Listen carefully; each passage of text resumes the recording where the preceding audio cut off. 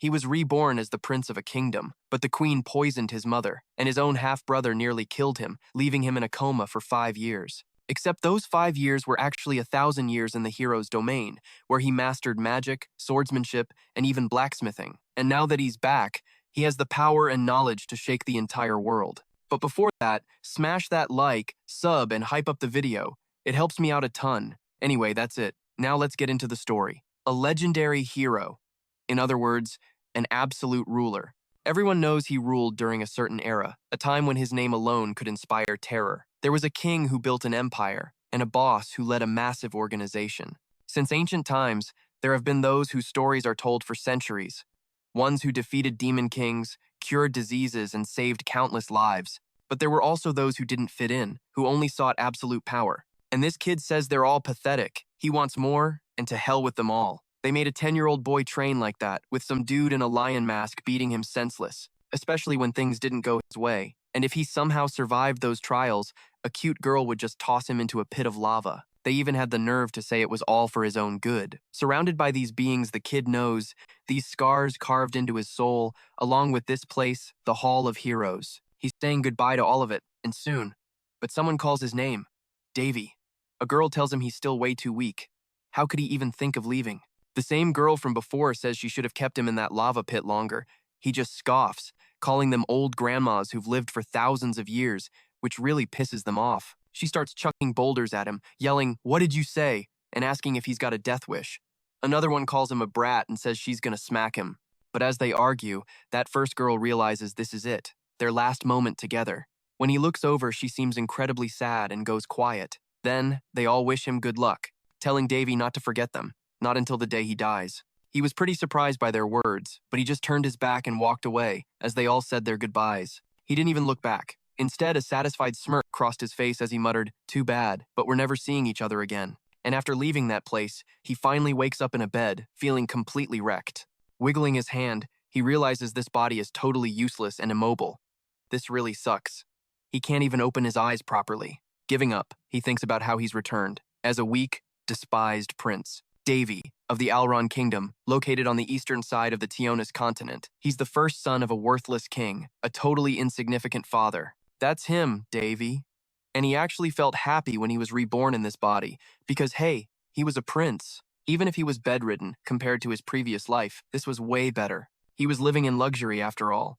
Except, no, he wasn't. He realizes how foolish he was back then, thinking the happiness he had would last forever. But living in such a peaceful world, he never saw the reality of his situation, as a prince holding a poisoned chalice. He was a target for countless enemies, all the time. And because he was weak, he was basically exiled by his own family. At some point, he was just left to die. He thinks, I definitely have to end this, because now he's going to reclaim his body. The rest can be dealt with later. With a small smirk, he promises they should all just wait, because he's going to crush every single one of them with this body, especially that kid who left him half dead. He's going to tear him apart piece by piece, with the same body that was trained by legends for 1,000 years. And with that, Davy remembers his past, when he was crying and someone approached him, asking if this was where the newbie was, and why he looked so serious. The person said he heard about his situation, and that it looked like they really did a number on him this time. It was quite a show, he'd said, but Davy just shot back that if he was here to mock him, he should just get it over with and leave, because he hadn't said anything wrong. They all forgot the times they laughed together. The moment they found out he was just a useless brat, they changed. They started looking at him like he was nothing but a worthless bug, and it made his skin crawl. But he was too scared to say anything back then. Still, he has no idea how sick he is of all this crap. He didn't ask to come here, so what the hell do they expect from him? But the man with the lion's mane says they'd probably be surprised by the truth, since they only live to inflate their own egos. Of course, deep down, the kid already knew that. He just asks, so what is a hero anyway? The man then asks if that isn't what they all spend their days and nights thinking about. He grabs the boy and tells him to cheer up. The boy asks what he means. The man says he's decided to give him a hand. And for starters, he has no reason to laugh at him, since none of this is his fault. He's going to help him, because now, they're family. Davy asks, family? What do you mean? I don't even know who you are. But the man just says his name is Hercules. In other words, he's a Survivorcirc expert. Davy was confused. Survivorcirc? What was he talking about? But the lion-maned hero declared that from this day forward, he would train his body, which left him even more lost. As he says, since that's the case, they should try to get along. And once again, he wakes up from that dream. He thinks, it's true, I really am back. Now, in the castle, someone is approaching him. He thinks about how it's been a while since he woke up. The person who's been taking care of him this whole time, the only one who's entered this room, was his maid. And of course, that's how it would be, since he's been in a coma for so long. He wonders if she's really just a maid, but figures she is. He should just be thankful he has at least one person looking after him. He cracks his eyes open to see if she's gone yet. Once he's sure she's left, he sits up. He thinks about how he has no strength to move freely, but at least he can get up on his own. That's good enough for now. Besides, there's something else he needs to check. He thinks that he'll finally know the truth, because he's always wondered what today's date was. And when he sees it, it's the year 278 of Ball Days. 6 years have passed since he was hit by that arrow. 6 years since the day he was stabbed in the back by that bastard. He thinks that he can't go back to being pathetic, and to prevent that, he needs to recover. Fast. So he decides to start now and uses the restore ability. But to his surprise, nothing happens. He wonders how this is possible. Is it really not going to work? And just like that, he remembers the past again. Someone telling him that, as he can see, his divine power is just average. She wasn't saying it was bad or anything, but he could still get way better in terms of power. Davy begs her not to lie to him just so he'll clean the temple, but she insists that's not it at all. He thinks about how divine power is the power of the god who governs purity and health. It's a sacred power given only to those beloved by the gods. And the one who taught him about it was Daphne, known as a person who was accepted by God. But how she used those powers was her own responsibility. In the end, after training relentlessly for hundreds of years, she acquired sacred power, while he just thinks this is going to be seriously annoying. The problem is, this body has become rigid after 6 years in bed. He's worried about losing all the experience he gained when he returned. But lucky for him, almost everything came back along with his soul. Anyway, it'll probably take some time before he can use his true strength. He tries using Restore, again and again. He can't believe this basic healing spell won't even work on his own body. He keeps trying. 1, 2, 3 times. The old him would have just given up, but he refuses to be that person anymore. He screams at his body to get up, before he destroys it himself. And just like that, Asus appears right in front of him. He's stunned, thinking it actually worked. He can't miss this chance. He unleashes Restore, and after using the skill, he manages to stand up, realizing he did it. He finally succeeded. With this, he can wield sacred power again. As for the rest of his abilities, he can get them back after a little rest. Now, he walks over to the window, looks out at the city, and thinks to himself, yeah, it's been a while. He stretches his arms out and starts yelling that with all his might, they should praise the sun. But to his absolute shock, that maid from before is right behind him. She drops a plate, and our boy just stares at her, realizing he messed up. The maid bursts into tears, asking how the prince is on his feet. He thinks, yep, he's dying of embarrassment right now. He rushes to help her, and back in bed, a doctor comes in saying this is truly strange. This is the royal physician, Ramses. He declares that the prince's condition is surprisingly good. He asks if there are any injuries he missed, but our guy says that besides being a little tired, he feels fine. The doctor says he understands. Meanwhile, our hero thinks that in his past life, he never would have imagined being rude to this old man. And even though he doesn't like it, he understands his current position. He is Davy, from the most insignificant branch of royalty in all the kingdoms, the son of Lenny Alishat and the nation's first prince. But from his side, a woman remarks that he's certainly persistent. Our boy glares, thinking that this beauty is the very person who poisoned his mother and took her place. The current queen, Arya Barriette, and even her sons are here. The second prince, Callias, and the third prince, Baris. They just stare down our hero. Her son sneers that he didn't expect him to be so stubborn, but she just asks if he saw who shot the arrow. Devi says he's not sure since the arrow came out of nowhere. Then he asks what kind of punishment they'd get for attempting to assassinate a prince. The question sends a shock through the younger boy, making him tremble. But the current queen just says no. Unfortunately, the case has already been closed, and that was the end of it. Then the doctor says the initial treatment is over. He just needs to call a priest for regular treatments, and he'll be better in a few days. Devi thanks him. The doctor says he'll take his leave and tells the maid to give him some food that's easy to digest, and she agrees. But the queen mutters from behind that it would have been better if he just died in his sleep. Our boy asks if she's disappointed that something unpleasant came back to life. That little prince sneers that it's shameful for the first prince to get attacked and fall into a coma. The queen just tells them it's time to go, calling him a disgrace to the kingdom, and a total joke. As they leave, our hero thinks that he used sacred magic right in front of them, but no one seemed to notice. It must be because their power levels are just that far apart. He lies back down and thinks about Arya Barriette, the daughter of a fallen family from the Ron kingdom. When he saw her face next to Callias, he wanted to kill them on the spot. But the feeling was surprisingly weak. Maybe it's because he spent so long in the temple, but it all feels meaningless. Still, he vows he will get his revenge. For now, he decides to take it easy and rest, wondering what his first meal will be. Now, a few days later, he's cut his hair and is training his body with whatever he can find. He thinks it's already been 15 days since he recovered his sacred powers. But time still feels like it's crawling by.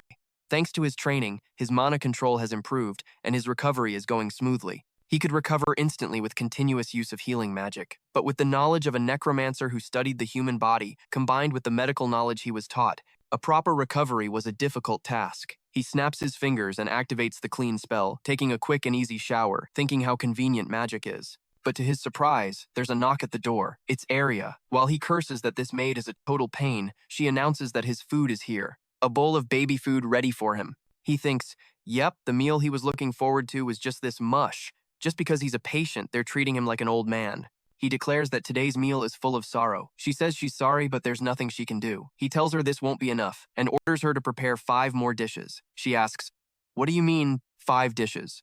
But he apologizes, saying no, he wants 10 dishes. He just says it's fine, and it'll all fit once he shoves it in his stomach. He thinks that even if it feels like his stomach might burst, thanks to restoration magic, the amount he can digest has tripled. He feels his soul returning to his body. But of course, like everyone, he needs the bathroom. That's the problem with his digestion being too fast. After he gets back, he puts on his glasses and says he really didn't expect this, having just discovered an unexpected truth. The maid says she's so sorry. He tells her it's okay, she didn't do anything wrong, and she doesn't have to worry about how much food he eats. Although, it's pretty obvious where the problem came from.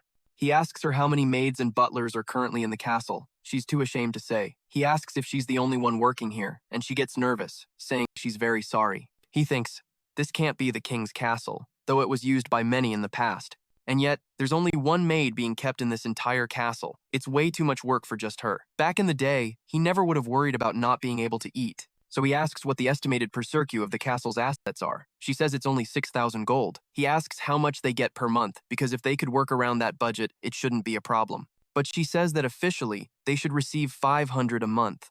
But the gold they actually get is less than 100.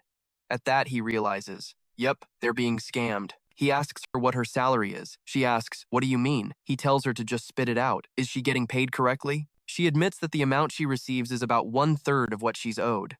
This shocks the main character, who thinks she might be nice, but she's a complete idiot. And maids are the property of the nobility. Aria is the daughter of an artist. Because of their poor circumstances, she became a maid, but she's taken care of him and the castle alone for the last 6 years without running away, even if it meant spending her own salary to do it. Devi cracks a small smile and tells her to go get the income she hasn't received, but she says she can't do that.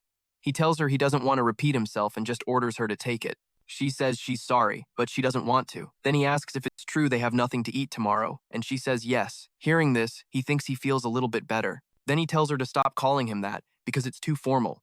She says she can't do that. He says if she keeps calling him Prince, it's just going to make him feel distant from her. This completely surprises the girl, while he thinks to himself, Otome, knowing he has at least one person on his side, is important. Model. Our hero heads toward the office, with this guy insisting that using accounted funds is impossible. All Davy can think is that Mustache is seriously getting on his nerves. So this is the finance department. He already had his suspicions, but the looks of pure contempt on their faces confirmed everything. Even Mustache Guy is giving him that look. But to their utter shock, our boy sits down on the sofa and tells him, don't screw with me, which completely stuns the little man. Davy gets straight to the point. The amount of gold we're owed is 500, so why are we only getting 100? But he claims it's the amount of gold left after deducting the necessary costs to maintain the castle. He even claims nobles from other castles are following his economic plan. But Davy says he's really starting to tick him off, and asks if that's why the castle he's maintaining has cracked floors and weeds growing everywhere. The garden is overgrown with weeds and the hills are on the verge of collapse. No matter how he looks at it, this place is a haunted wreck. He demands, how do you explain that? The old man begins to tremble under our hero's glare, thinking, does this even make sense? What kind of prince handles his own finances? He was just waiting to hear what kind of excuse the man would come up with. And then he says it. The use of the maintenance fund is not supervised by the finance department. And even if you keep this up, this is where we manage the budget, not a place to request money. The prince says he understands and wasn't aware. Whether it's here or on Earth, they all just pass the blame. He's done here, so now it's time to leave with Arya. But the old man asks if he's going to the maintenance department, and Davy asks why he would go there, since he's sure it'll be the same story. He bets they'll just blame someone else to buy time. He tells the old man to just buy something nice with the money in his pocket. As he walks through the castle, he thinks that of course the servants fled, with nobles like these running the show. And despite that, they make sure their own salaries are paid in full. The entire burden is carried by Arya alone. Arya asks if he's okay, but to her surprise, Davy asks her to bring him a sword. She stammers, A what? He tells her not to worry, that he has no intention of cutting anyone down, and asks if he scared her. But she goes ahead, saying she'll look for one, while he thinks to himself, that's right, he has no plans to cut down a person. What he's thinking about cutting are those things that can't even be called human. And so, now that he's in an unstable position, what would happen if he started killing servants and nobles for no reason? The answer is simple. They would call him a madman. He would be exiled immediately, and they would never accept something like that.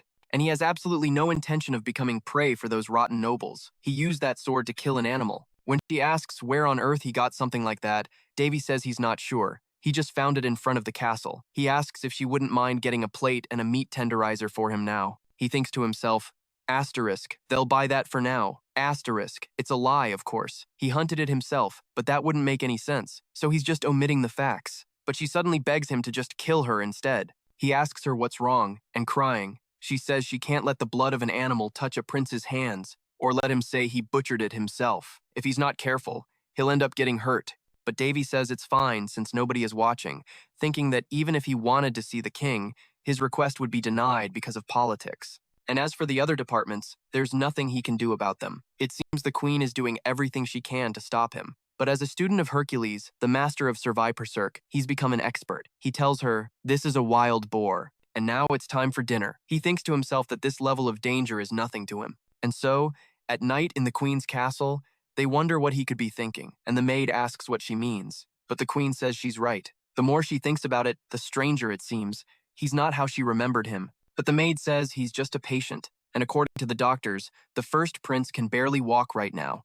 At this rate, it will take at least a year for him to fully recover. The queen asks if she's somehow wrong, calling her Shirl, and even if she may be an A-class informant for the Black Moon, she is nothing but a class maid in her presence. She thinks to herself that the Assassin's Guild residing in the capital of Ron is the Black Moon, and it's not that she doesn't trust her, but she just can't shake this feeling. And the first prince, whom even the king has abandoned, just as Shirl said, won't change anything even if he wakes up after 6 years, because she'll still have his life in her hands. That's how it should be, but she feels a certain unease. But that Shirl says her comrades act regardless of class, and if she continues to insult them, she could end up in a bad spot. But the queen says she was just expressing her concerns, and that's all. And it wasn't out of malice. She can stop Davy's plans at any moment, but if not, she'll end up paying the price and should keep that in mind. And she just tells her to leave now, while saying that no matter how she looks at it, it's better to get rid of dogs that don't obey. Meanwhile, our hero is eating the wild boar he caught for dinner, and Davy thinks to himself that it's like pulling a thread through hundreds of needles. Mana flows through the tunnel and creates a stream, very slowly and carefully. A girl's voice asks if he understood. The most difficult parts to reach are the veins and the brain, and if he doesn't want to go blind, he should never forget the paths she taught him. But the other girl started to laugh, saying that this is so much fun and he should have just died. Meanwhile, our hero thinks of a drunken priestess who could part the ocean with just a word, a necromancer who acts more like a priestess than the priestess herself, and a great mage whose staff is all you can see. And also, the hypocritical goddess sister, also known as Sister Rhea, told him that when he was participating in this experiment, she would do her best to complete the task that was assigned. And it's not like they were gathered there just to watch, so he could help too.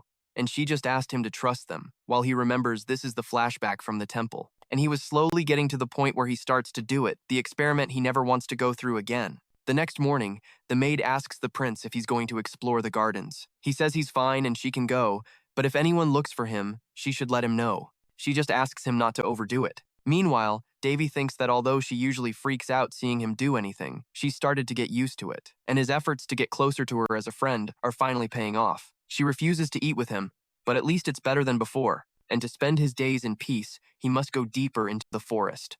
Sitting there, he's about to begin. Now the operation field has appeared in the barrier before him, and he thinks that as the air enters his lungs and nourishes him, he takes the mana of nature and exhales the dry air. This is mana breathing, the breathing technique of the god of magicians, that little brat Odin. And since there is a limit to the amount of mana his body can store, he needs to train and manage it daily. However, through this method, the mana that would normally take months to collect can be gathered in just a few days. It truly is a miraculous breathing technique. If the country found out about this, there would be a huge revolution. But he has zero intention of revealing his power to the world. Besides, it's not a feat just anyone can accomplish anyway. But to his utter shock, someone was watching from the shadows. He wonders who it could be. Although it's been a while since anyone spied on him, this is definitely the queen's handiwork. And if he were to investigate, it would only bring him trouble. So for now, he'll let it slide. In fact, it's more useful if they think the prince is weak and fragile. And thanks to his mana distortion field, he can train in peace. On top of that, the amount of mana he's been storing has grown quite a bit. He thinks to himself that now is the time to create times it asterisk, that damned mana circle. He remembers that priests can't use magic, and mages can't wield sacred powers, and necromancy is an outcast art that can't use either of them. And yet, he can command all three. It's all thanks to those crazy girls from the temple and two eccentric researchers. Just thinking about it makes him sick to his stomach. It was truly horrific. Normal mages carve a circle into their heart to channel mana, but unfortunately, that simple method could never handle the violent clash between necromancy and sacred power. If he even tried, his heart would probably be annihilated. A circle designed just for him, called the arterial circle. By combining the arteries all over his body, he creates an impenetrable circuit and unleashes his mana through it. And using his entire body as a circle, including his heart, not only stops the clash between necromancy and sacred power, it also yields some incredible results. However, since this is the closest he can get to total body modification, even a single mistake could lead to his death. He really didn't want to do this again, since he only succeeded last time thanks to the other 4 girls. And it really sucks. He wonders if he'll succeed this time, but a strange feeling washes over him. Remembering them all, he thinks that failing can't be any worse than spending 1,000 years in that temple. With a confident smirk, he declares he'll start with the blood, and he'll start right now. And just like that, the afternoon comes to a close. Arya notes that it's already past dinner time and the young master is late. He's often late, but he never misses a meal, and he told her not to disturb him, unless something major happened. But if something times happen to him, she wouldn't be able to help. But to her surprise, our boy appears right behind her, saying he thought he told her not to call him Prince, and when she turns, she's stunned to see Lord Davy. He asks if she was waiting for him, and she says yes, while he sighs that she's pretty resilient and it seems he has more work to do. As he hugs her, he just apologizes to Arya, saying he's at his limit, and then he collapses. And after that, back in his room, he opens his eyes and thinks that he was worried for nothing. Because in the end, she took care of him all night long. He remembers the one thing he was hesitant to do. The arterial circle was completed perfectly, and all 3 powers now flow through his veins. On top of that strange circle, there's another special effect. The maid begins to wake up, and seeing our boy awake, she wonders what's happening. While he thinks that it's limitless, just by moving a finger, he can use any simple spell, including restoration. So, he gives her a simple good morning, and after that, 5 months passed. She, overjoyed, tells him that there are herbs here. He says he understands and that he's fine with what they eat now, while she insists that she's truly grateful. And Davy thinks that it's been exactly 3 months since his arterial circle was completed. Their lives have stabilized, and someone has been leaving meat and vegetables at his castle. He started to think it was the queen's plan, but there's no way she would succeed every single time without a reason. He feels that someone is definitely helping him, but he can't tell who it is. And he thought about it all night, but he still couldn't figure it out. And he remembers sensing a presence and spreading his mana through the castle to find out who it is. An easy task, though he kept his distance from Arya so he wouldn't disturb her day. But just then, he senses someone approaching. Arya says they won't have any problems with food this time, and he just tells her to go now, while she asks where he's going. And Davy says that they're about to have guests, and she wonders who it could be. Our boy knows it's an informant from the queen, and now, in his room, that man examines him. And our boy asks, "So, do you think I'll get better soon?" And that guy says that since the prince has been bedridden for so long, it's far too dangerous to use his sacred powers on him. So he has to be grateful for what he has now. And Davy asks if that's really the case, while thinking that this is complete nonsense for a guy who didn't even use a healing spell, a supposed worshiper of God and the representative priest of this nation. To throw away your responsibilities and just follow orders is truly a disappointment. He should just stop sugarcoating things with his words. It's not like he can't heal him, he just doesn't want to. And Davy says he thought a silver weapon that was given to you by God would be able to heal. wounds this trivial in an instant, while he thinks that, contrary to what he believes, he's already completely healed. But the priest says he only says that because he doesn't understand. And Davy asks what it is he doesn't understand. And that guy says the use and knowledge of sacred power are given only to priests, and even for a prince, he shouldn't be so selfish. And so it's true that he's so much like Prince Callias. This leaves the maid furious, saying that he's in front of a prince and can't speak like that, while that priest asks how this maid dares to speak to him like that and slaps her. But Davy calls him you. That priest says that if he let a maid say whatever she wanted, it would also be a problem for him. Although she doesn't look like much, he grabs her by the chin and says that this girl has a beautiful smile, which makes Davy furious. And that guy says that since he came all this way, she should at least escort him to the door. And he says the examination is over and he'll come again in 15 days. And he asks the maid to please escort the priest out. And she says yes, completely embarrassed, while the priest just gives a shameless grin. After they leave, that priest corners Arya and tells her to remember this, that she has to come alone at night, and to remember that the prince's life is in the palm of his hand. He asks if she's a royal maid and why she would even care about this, since he's just a sick prince. And still in his room, our boy thinks he has a strange feeling that his body is getting cold. How should he explain it? This must be rage. He built up too much dignity in the temple to be shaken so easily. And Daphne's law says that he'd be less than an animal if he couldn't control his anger. But his thoughts are different. He grabs his sword and heads toward them. Those swordsmen ask who he is, but when they see him, they ask what the prince is doing there. While Davy thinks that appropriate anger is the source of life and can also be the guide to his objective. And with a small smile, he thinks that if laziness is the key to progress, then anger would be a fundamental force. And after taking down the two of them, that priest continues talking, saying that the prince's life is in his hands. And she asks if he's saying this is an assassination of royalty. But he asks what that has to do with him, since he's just a half-breed. And the queen would say he did the right thing, and asks her if she thinks anyone in this kingdom is on Prince Davy's side. He says that besides, who would dare to punish him? The hands and feet of the queen, the sheep of the good shepherd. But to his surprise, our boy, right behind his back, starts to laugh, saying that this is good. And the priest, terrified, looks back, and our boy says that he needed an excuse too, already cutting the man's face. And the priest asks how. But Davy asks Arya what the penalty for blasphemy against royalty is, while the priest says it can't be, and how he can even move. But Davy says that's precisely why he never rose from his low-class position. He never needed their holy magic to begin with. He asks Ames to recall what happened. She remembers his question and says the execution was immediate. Davy brought his sword down on that priest's head, but didn't slice clean through. The sight left a scar on her, but Davy claims Ren won't just sit back and watch. As for the Holy Land, Davy just smirks and thanks her for the warning. But he promises that if he dies, everyone on her side is going down with him. Back in the office, Ren smacks Davy across the face, screaming that he killed a disciple of the Holy Land like it was nothing. But our boy says the priest threatened his life, and he simply punished him according to the law. He asks if there's anything wrong with that, but she just tries to hit him again. He stops her, asking if she finds it funny. Before his coma, the kingdom's laws weren't nearly this brutal, and all of this has happened while His Majesty, the king, remains silent. But in his case, someone who punished a man for blasphemy against royalty is the one being penalized. He declares that it just doesn't make any sense. When did the status of royalty become so pathetic that even a low-class priest could try to intimidate him? But Ren demands to know how he dares diminish the royal authority. She yells that there's no proof, and no matter his reason for killing him, it's not something he can judge with that empty head of his. A complaint from the Holy Land is coming, and it'll be immediate. She sneers that he obviously inherited his mother's stupidity, but Davy agrees, saying of course he'll follow his mother. I'm a good-for-nothing, and my mom's a good-for-nothing. We're a perfect pair. But then our boy unleashes his powerful aura. He warns Her Majesty the Queen that it's unwise to speak ill of someone's parents to their face. The pressure alone leaves her trembling in fear. Instantly, her maids jump in front to shield the queen. Davy smirks at one of them, remarking on their loyalty. And though it would be more interesting if he pushed a little harder, he'll let it go for now. Saying too much is just another nail in a person's coffin. And if the queen tries to kill a royal, it's no different. The woman is shocked once again, thinking there's no way he knew Callias was the culprit.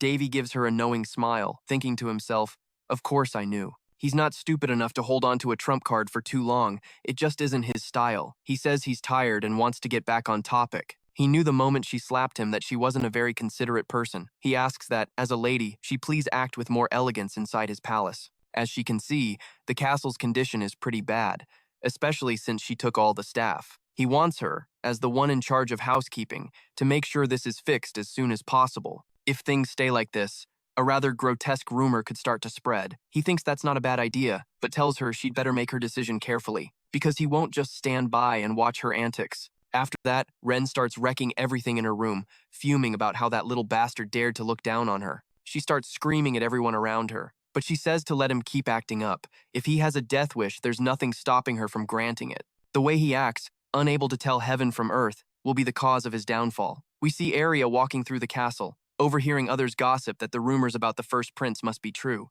There's no other explanation for his actions. Something must be wrong with his head after waking from the coma. Arya realizes that after dealing with the priest and warning the queen, the situation in the palace unfolded just as expected. Rumors began to spread that Prince Davy had gone insane, and since half the palace was loyal to Queen Ren, his reputation plummeted. But Arya goes to the prince, happily announcing that more gifts arrived today. Our boy asks, again, and she confirms it. He tells her he doesn't need any medicinal herbs. She insists that there must be people who know of his good nature. He turns to her, asking if his personality really seems that good to her. With a bright smile, she says yes. He thinks to himself that her immediate answer says it all, even after he killed a man right in front of her eyes. She truly is an incredible person. Just then, an old man approaches, asking for their pardon. He offers his greetings to the hope of the kingdom. This is Bepos, the Grand Chamberlain of the royal family's affiliates. The old man says they've brought the sinners, just as Her Majesty the Queen ordered. These people stole money from the palace expenses and then fled. Our boy says he understands and that he recognizes them all. He asks Bepos what the usual penalty is. The old man says it depends on his orders, but typically, the punishment is beheading them and their close family members. Hearing this, they immediately begin screaming for mercy, and Davy asks, "Is that right?" Now that he thinks about it, there's an interesting rumor going around. He believes they're calling him bloodthirsty. So, shouldn't he act the part? But they just plead for pity and beg him to spare their lives. And Davy tells Bepos to act now. They start screaming as Bepos orders them to be thrown in the cells. Not a single drop of water. Let them die for stealing the kingdom's precious money. Meanwhile, Davy thinks he might as well play along since things have gotten interesting. Bepos declares they will be beheaded in 10 days. The old man informs him that the vacant positions will be filled and allocated by noon. Davy says that's fine, and that he'll keep Arya as his personal maid. He also orders her salary to be increased to that of a high-class maid. The old man agrees.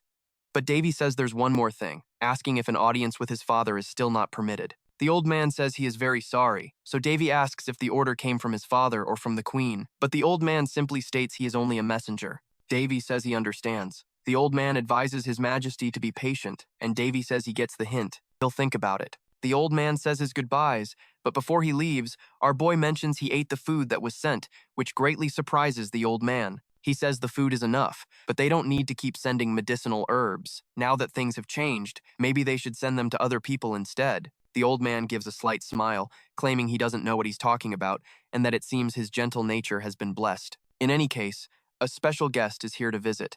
He will be taking his leave now. After he's gone, Davy thinks that he's a foolish old man, playing dumb even with clear evidence. The Grand Chamberlain Bepos, the head of all the king's staff. He saw him quite often when he was younger, and didn't realize there was anyone else on his side in this palace besides Arya. And he thinks, that's right. Didn't Bepos mention someone was waiting for him?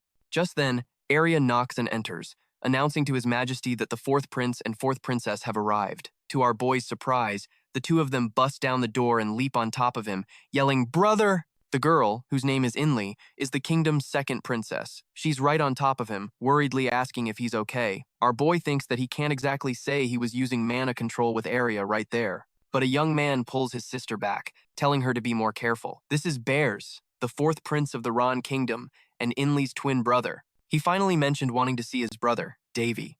The current ruler of the Ron kingdom is King Creonese, Alron. He has 3 wives, Queen Alinas Barrett, along with 2 other consorts. The first consort, Anisha, and the second, Alice.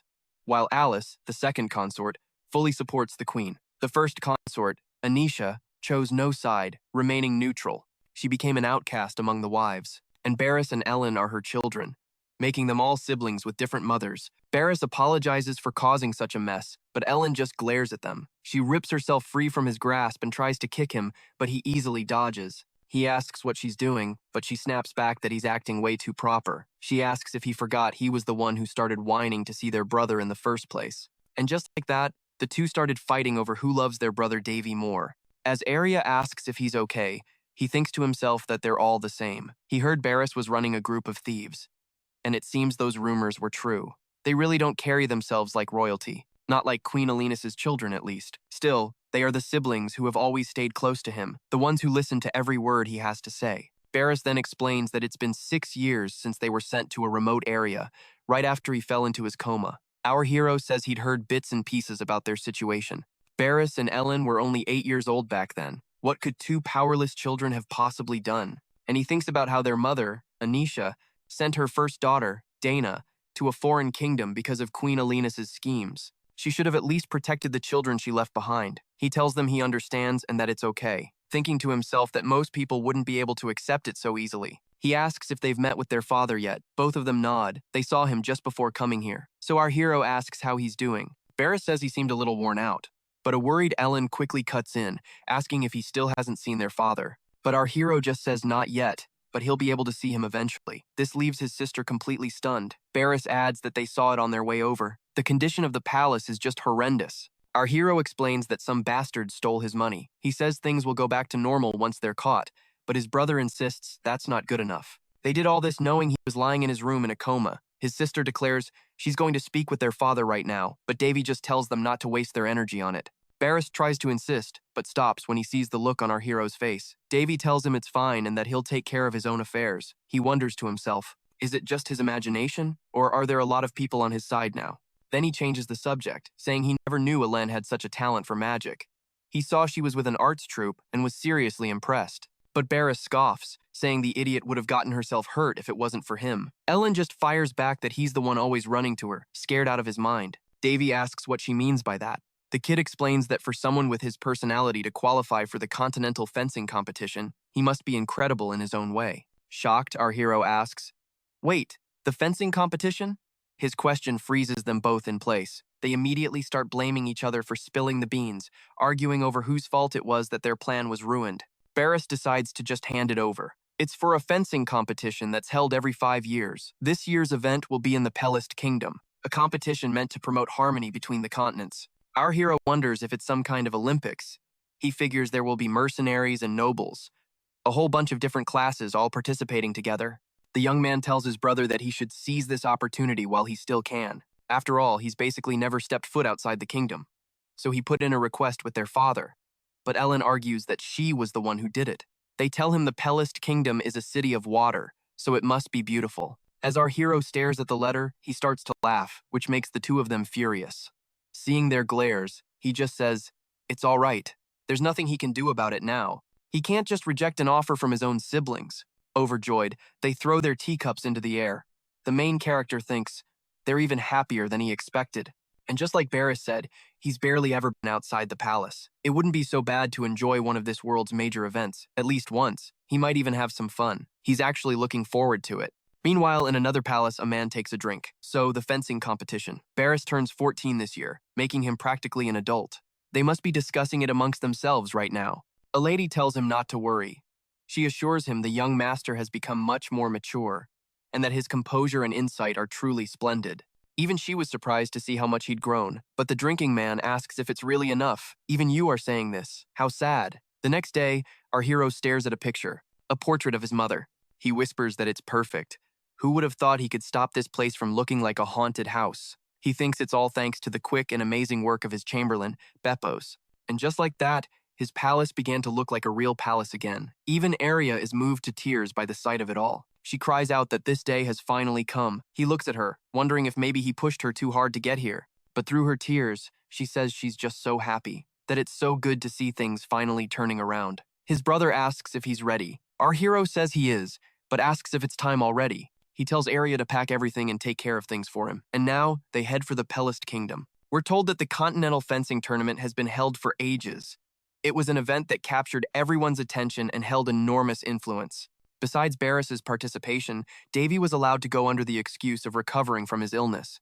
Even if Davy fails, should Barris achieve anything of note, the second Prince Callias's pathetic position will definitely be shaken. For some reason, the Queen easily agreed to let Barris compete. It's as if she's certain he won't accomplish anything, or perhaps she's plotting something else entirely. Just then, someone approaches. The crowd begins to bow and greet the king of the realm. Cryones Alron, the current king of the Ron kingdom. As our hero stares at the old man, he thinks, this person is supposed to be his father. It's the first time he's seen him since waking from his coma. The man who avoided him for the past 6 months. The king orders him to raise his head. He asks Barris if he's confident. The boy declares that he is, and that he will make sure to represent the kingdom well through his achievements. The king simply tells him to return safely. From a distance, he glances at our hero, and Davy just stares back with a serious expression. But the king simply turned away. It's good to see you are healthy. The main character's face remained a mask of stone. He wouldn't waste a single emotion on this man. Still, he had to wonder if this was really the current king. A man at the front announces that the 4th Prince Barris's participation in the tournament is of great importance. For that reason, they will lift the curfew and begin the Festi Perserk. Our hero thinks that there's not a single trace of his former heroic and trustworthy personality left. He's changed so much. It's like looking at an old lion, completely exhausted by everything. Later in the carriage, Barris asks if he's bored. He assures him that even though it might seem quiet, they've hired elite guards. Not even wild animals will be able to get close to them. His sister asks if something's bothering him, but Davy just brushes it off, telling them not to worry. His sister laughs, saying with wine this good, they don't have time for worries. Her brother warns her to drink responsibly, but she's lost in the moment, claiming she's never tasted something so fragrant. She asks where he found such a rare vintage, making our boy wonder. Was there a reason his mother left this specific wine for him? The twins hesitate, asking if they should really be drinking something so percircable. But Davy just smirks. Why would I leave it out if not to be enjoyed? And if not on a day like this, when would we ever drink it? His brother stares, saying he's changed so much. He used to treasure everything his mother left behind. Our boy thinks to himself that the little brats have sharp memories as they all drink deeper into the night. Later, as dusk settles, Barres announces they'll depart at dawn. It'll take another full day to reach the Pelis kingdom. He notes this is Davy's first time setting foot outside their lands. He asks if anything's on his mind, but our hero just says he's fine, impressed by the carriage's size. He asks how his sister is doing, and his brother sighs that she's off in another world, probably from drinking too much. Do you remember? He asks. You always said you wanted to camp out under the stars someday, just like we're doing right now. Though they tried to make the journey as short as possible, thinking it would be hard on him, our boy knows this trip could have been much faster on horseback. This sluggish pace, it's a test. They want to see just how far his patience stretches. While some things have clearly changed, maybe others haven't changed at all. He thanks his brother and bids him good night. As he walks off, his brother asks if he's going to rest, but our main character just looks up at the sky. The moon's brighter than usual tonight. He picks up a fallen branch. It would be a perfect night for a spar. One of the guards is rambling on. The red one is Cyrus, and the blue one is Crius. They call Cyrus the one who brightens the beginning, and Crius the one who illuminates the end. His companion scoffs that he knows a lot. The guard puffs his chest, saying it's common knowledge, and that a child couldn't possibly outsmart him. Another guard jokes he should save that talk for the ladies, when a voice cuts through the darkness, asking who he's muttering to. The guard jumps, thinking he's seen a ghost. But watching from the shadows, our hero knows the truth. It was his own intermediate-level phantom magic. He calmly assesses the situation. The twins hired 5 guards. 4 of them are elite, experienced swordsmen. It's enough, as long as nothing major happens. But he can feel it in the air. Of course, something was bound to happen, like an ambush from a band of assassins. And then he senses them. About 20 of them. They're planning to strike while everyone is asleep. They've even completely masked their bloodlust. He had to admit, they were good. This had that woman's fingerprints all over it. An opportunity to eliminate him, Barres, and Winley in one fell swoop. There was no way she'd let a chance like this slide. He wasn't exactly thrilled about exposing his true strength and raising suspicion, but as he thought about it, it didn't really matter. Gripping the branch in his hand, he scoffs. People who live by the sword, die by the sword. In a flash, the branch becomes a blade, tearing through 3 of the assassins. His thoughts are cold. If you don't have teeth, you use your gums. The words of his master, Pegasus Dokyun, echoed in his mind. Anything you hold can become a weapon. Never forget that. There are no rules in a real fight. Weapons are merely an extension of the body. Depending on your mindset, even a piece of cloth could become a peerless sword. He looked at the corpses, unimpressed. Is this really all they could handle? They weren't even close to Hermes, the master who taught him the hand of death. He sighs, what a bunch of boring bastards. I'm just asking to confirm. Did Queen Raline send you here? He tells them to scram if they're not going to answer. But as they hesitate, he appears behind one in an instant. Not that it would change anything anyway. He wonders what that woman was even trying to accomplish with this stunt. Killing 3 royals at once? The entire kingdom would be thrown into chaos. Even Ralines would have a hard time handling the fallout. So why? Why was she acting with such confidence? There had to be a reason. Elsewhere, a maid watches as several red candles flicker out. Back in the forest, our hero continues his hunt. He calls out to the remaining few, "Why haven't you run yet? Or have you not grasped the situation? Go. Tell that woman I will destroy everything she holds dear, even if she never bothers me again." The last three turn and bolt into the woods. Our hero lets out a chilling smile. "Did you really think I'd let you go just because I said so? It was a lie, you fools." In a blur of motion, one loses his head, and the other two are cut down. To the last one clinging to life, our hero kneels down. How could you believe such an obvious trick? The most fundamental principle for an assassin is patience. And for a perfect murder, it's a murder with no witnesses. A famous saying, isn't it? You should remember that. The man lunges in desperation. As he parries the attack, he says, "Attacking from the back is useless." But then he notices it. One of them is making a break for it while the others fought. He quickly dispatches the two in front of him. "You're not even worth my time," he thinks to himself. The target is marked. He prepared for this the moment he sensed them. Once they cross that line, there's no escape. With a simple snap of his fingers, the fleeing man's body is encased in ice, and he shatters on the forest floor. Our hero admits to himself, it was a bit of a brutal way to do it, but every master he ever had taught him the same thing. Finish what you start. Never show mercy to those who came to take your life. That's what they said. This was a fitting end. Whatever happens, as long as no one finds out, it's a perfect assassination. Back at the queen's palace, she demands a report. How did it go? The maid trembles, reporting that all the candles, the ones connected to the lives of her assassins, have been extinguished. The queen's voice is dangerously low. They were all killed? The maid nods. Yes. And what of those bastards? The maid reports they've just arrived in the Pelis kingdom. The queen slaps her across the face. So this is how you handle things? It was 3 children and 5 knights. Are you telling me 20 of my assassins were killed by them? Is the Black Moon Guild this pathetic?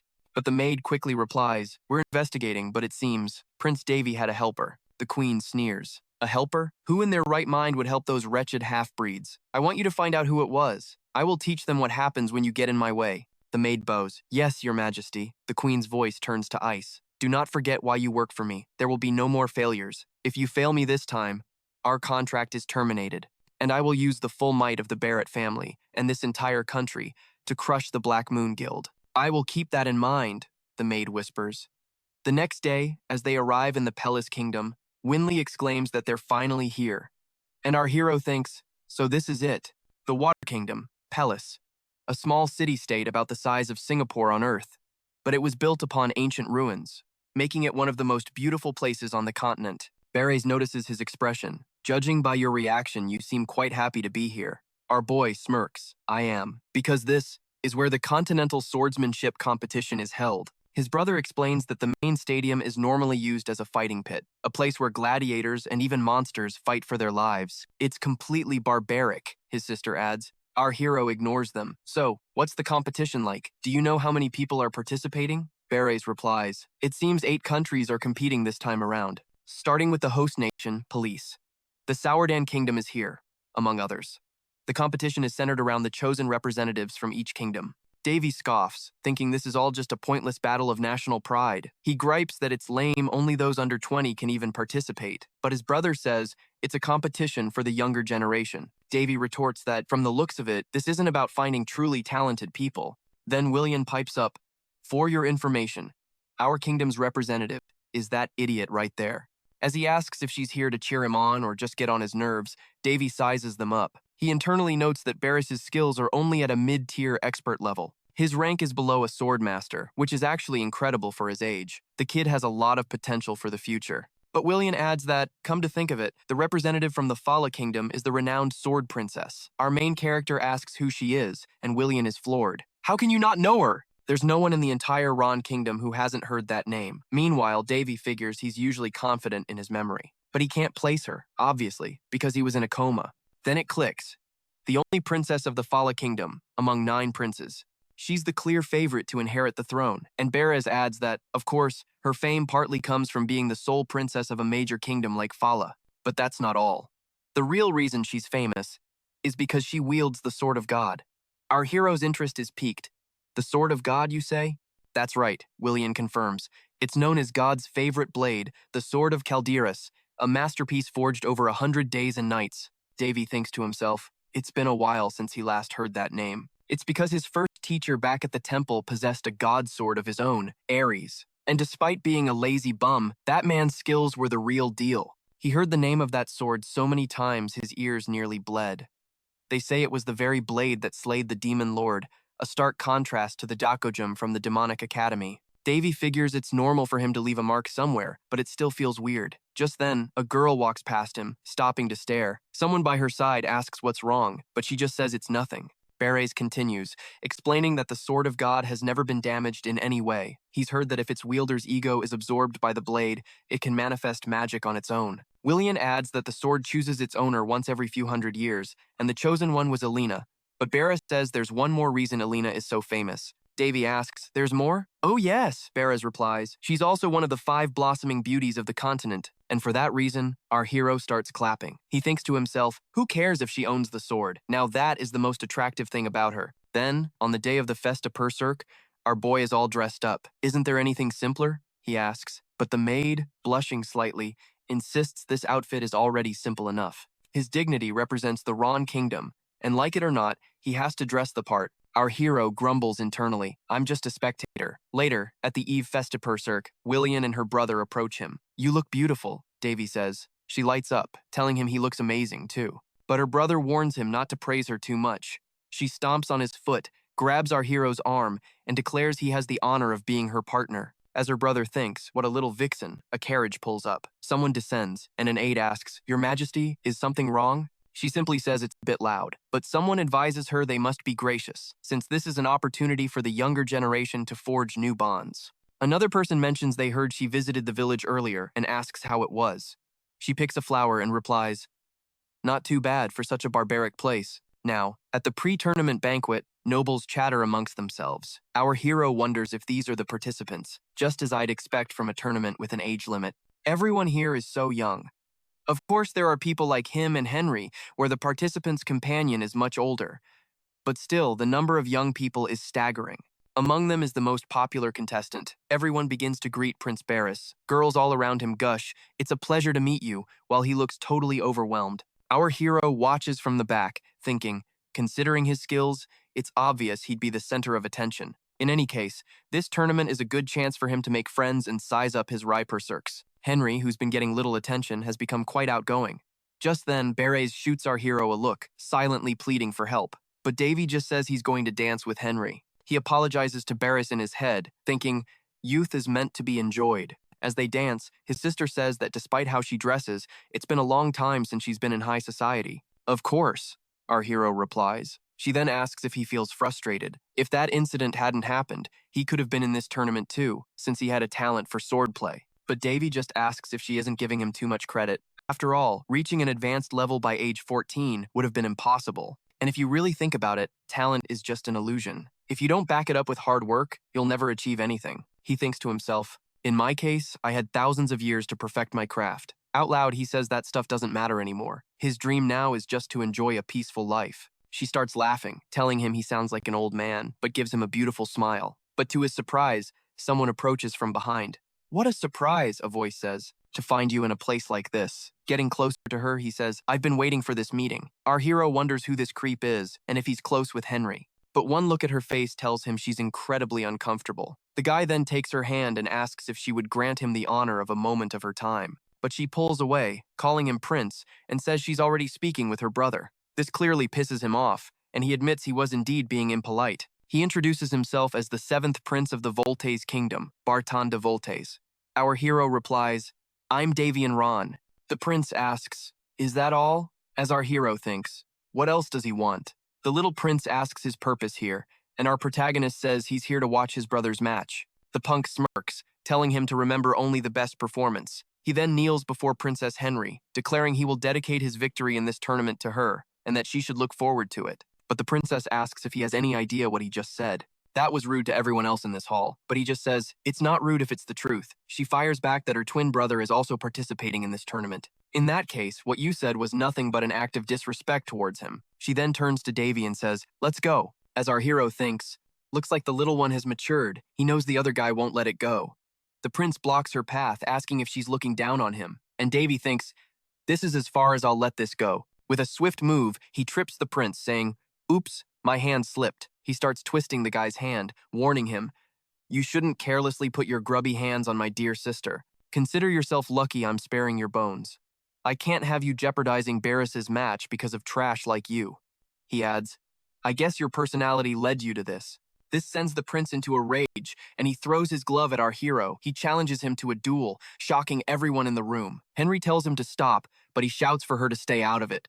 "This is a matter of my honor as a knight." But to everyone's utter shock, she steps forward, declaring that if the prince actually cared about honor, he'd know he just did something incredibly rude. And when they look, they see it's that girl from before. She says she's been watching the entire time. She's going to personally ask the prince if he thinks he has any right to speak of honor, which completely stuns our boy, who can only stare and whisper the name, Harris. And so the legend is told of the sword god, Harris, an ancient hero who founded the Fallen Empire, which became one of the continent's 3 great powers. He was the true master of the sacred sword of Calderis and the founder of the now-forgotten Claymore swordsmanship. Those who perfected his art could supposedly unleash massive damage with a single swing of their blade. For that pompous old man, a power like that was something truly epic. And after he utters the name Harris, she glares at him, completely surprised. But the crowd starts whispering that this is Helena of the Fallen Empire, and our boy realizes he just screwed up, big time. But for Helena of Fallen, the bearer of the sacred sword, how could she look so much like Harris? Harris was handsome, sure, but he was definitely a man. For Harris to now be a woman with such a high status, it must be a mistake. But she approaches him and asks what he just said. Our hero plays it off, saying it was nothing and just asks for forgiveness, but she gives him a doubtful look before telling him to just forget it. He just cracks a small smile, wondering what the hell just happened. His brother rushes over and asks what that was all about. But then, that girl walks right up to the prince and says, "You were rude to the lady and her partner.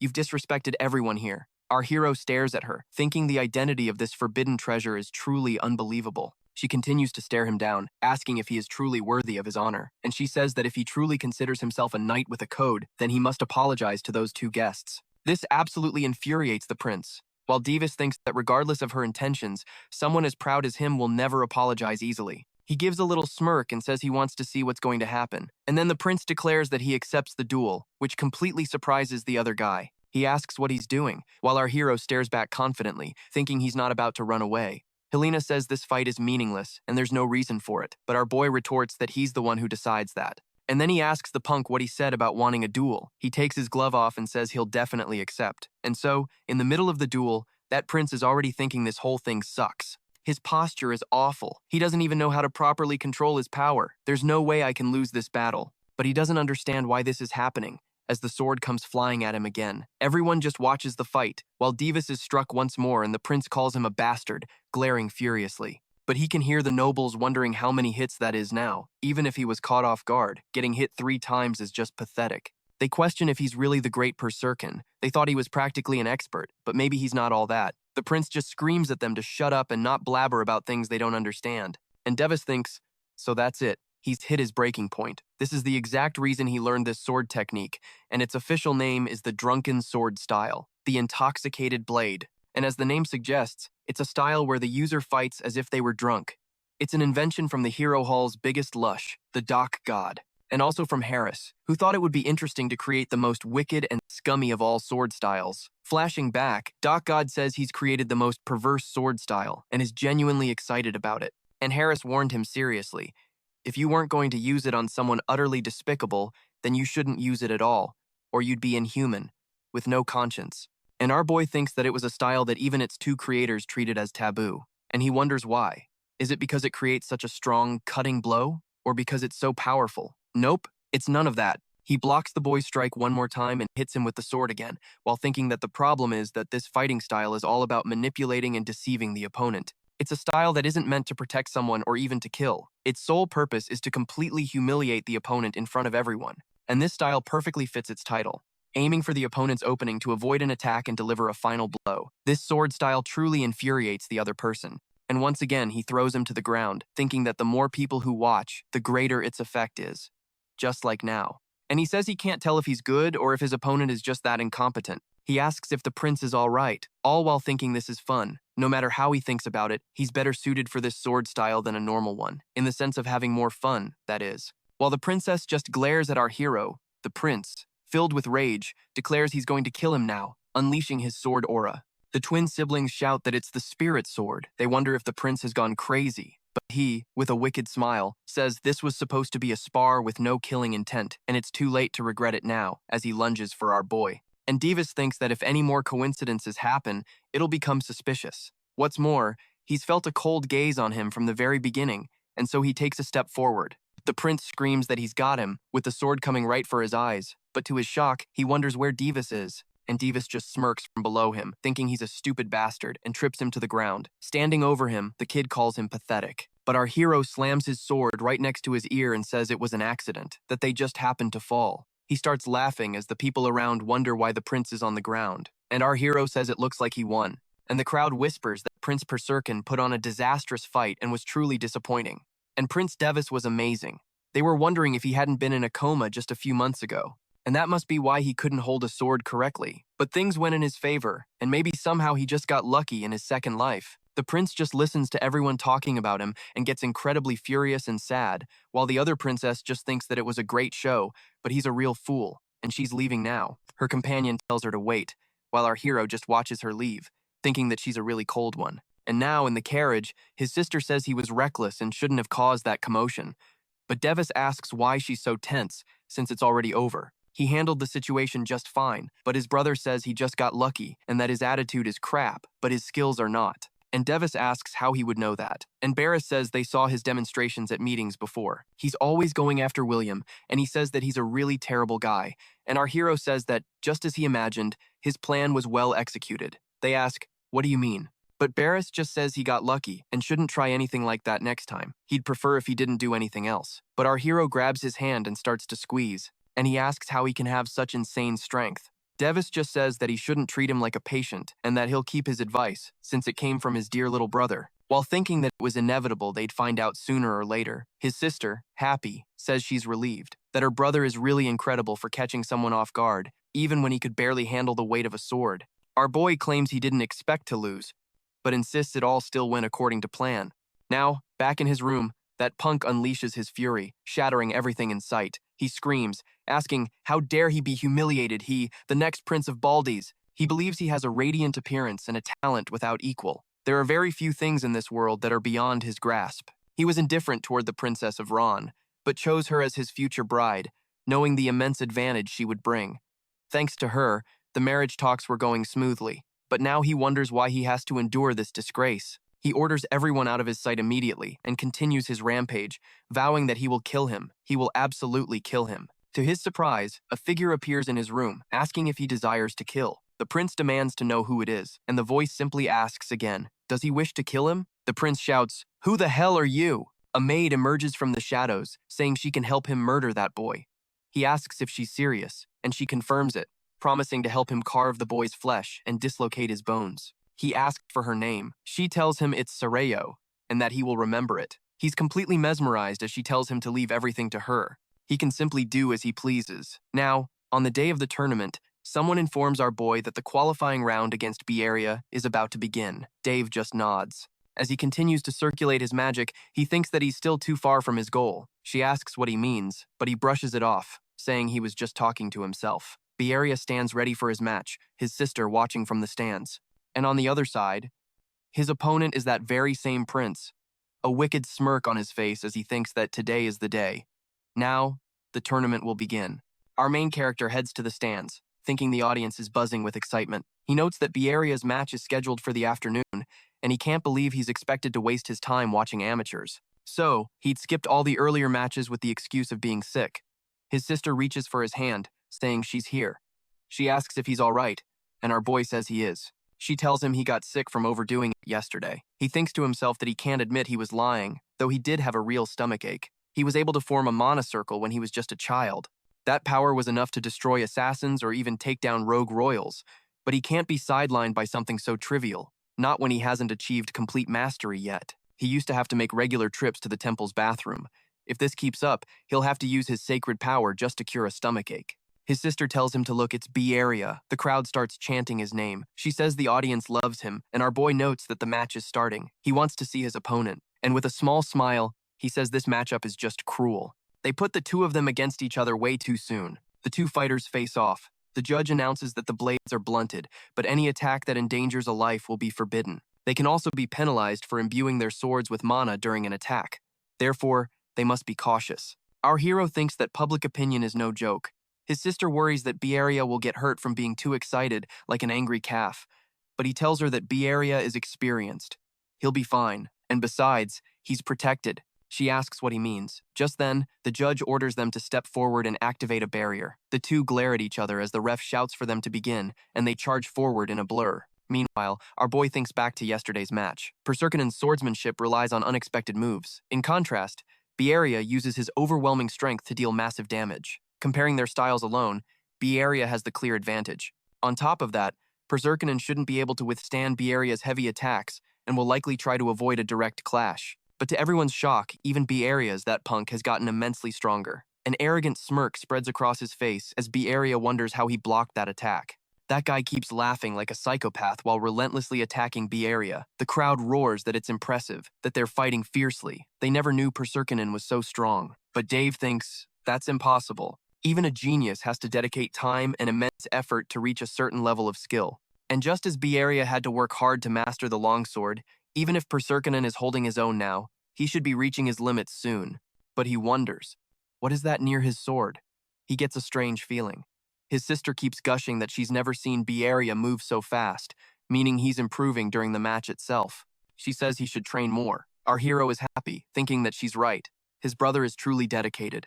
He remembers the past, when his mother said he would become a knight when he grew up. He thinks Bieria must have invited him to show him how much he's improved. It's been years, and he can see the incredible effort he's put in. But what about him? This sword technique can't be acquired in such a short time. It's like Perserkinen is a completely different person from yesterday. And then there's that strange sensation, a very dangerous feeling.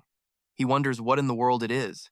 Now, Bieria is confident he can win this fight, but he never expected Perserkinen to withstand his longsword. He's persistent, and not a bad opponent, but his movements are weird, so he must stay on alert. He decides to end this now and see if Perserkinen can withstand his finishing blow. High above him, ready to strike, Perserkinen flashes a psychopathic grin. Bieria wonders if he's trying to die. He stops his attack instantly and begins setting up his next combo. But to his shock, that punk unleashes a stream of mana. The sword touches his chest as Bieria thinks, I'm going to die. The scene flashes back to the night before, with Dave's brother training with his sword. Dave approaches him, asking if everything's all right. He says he couldn't sleep because of him. His brother apologizes, and Dave mentions that Inley is already asleep, yet the main attraction of tomorrow's matches is still awake. His brother admits he couldn't sleep.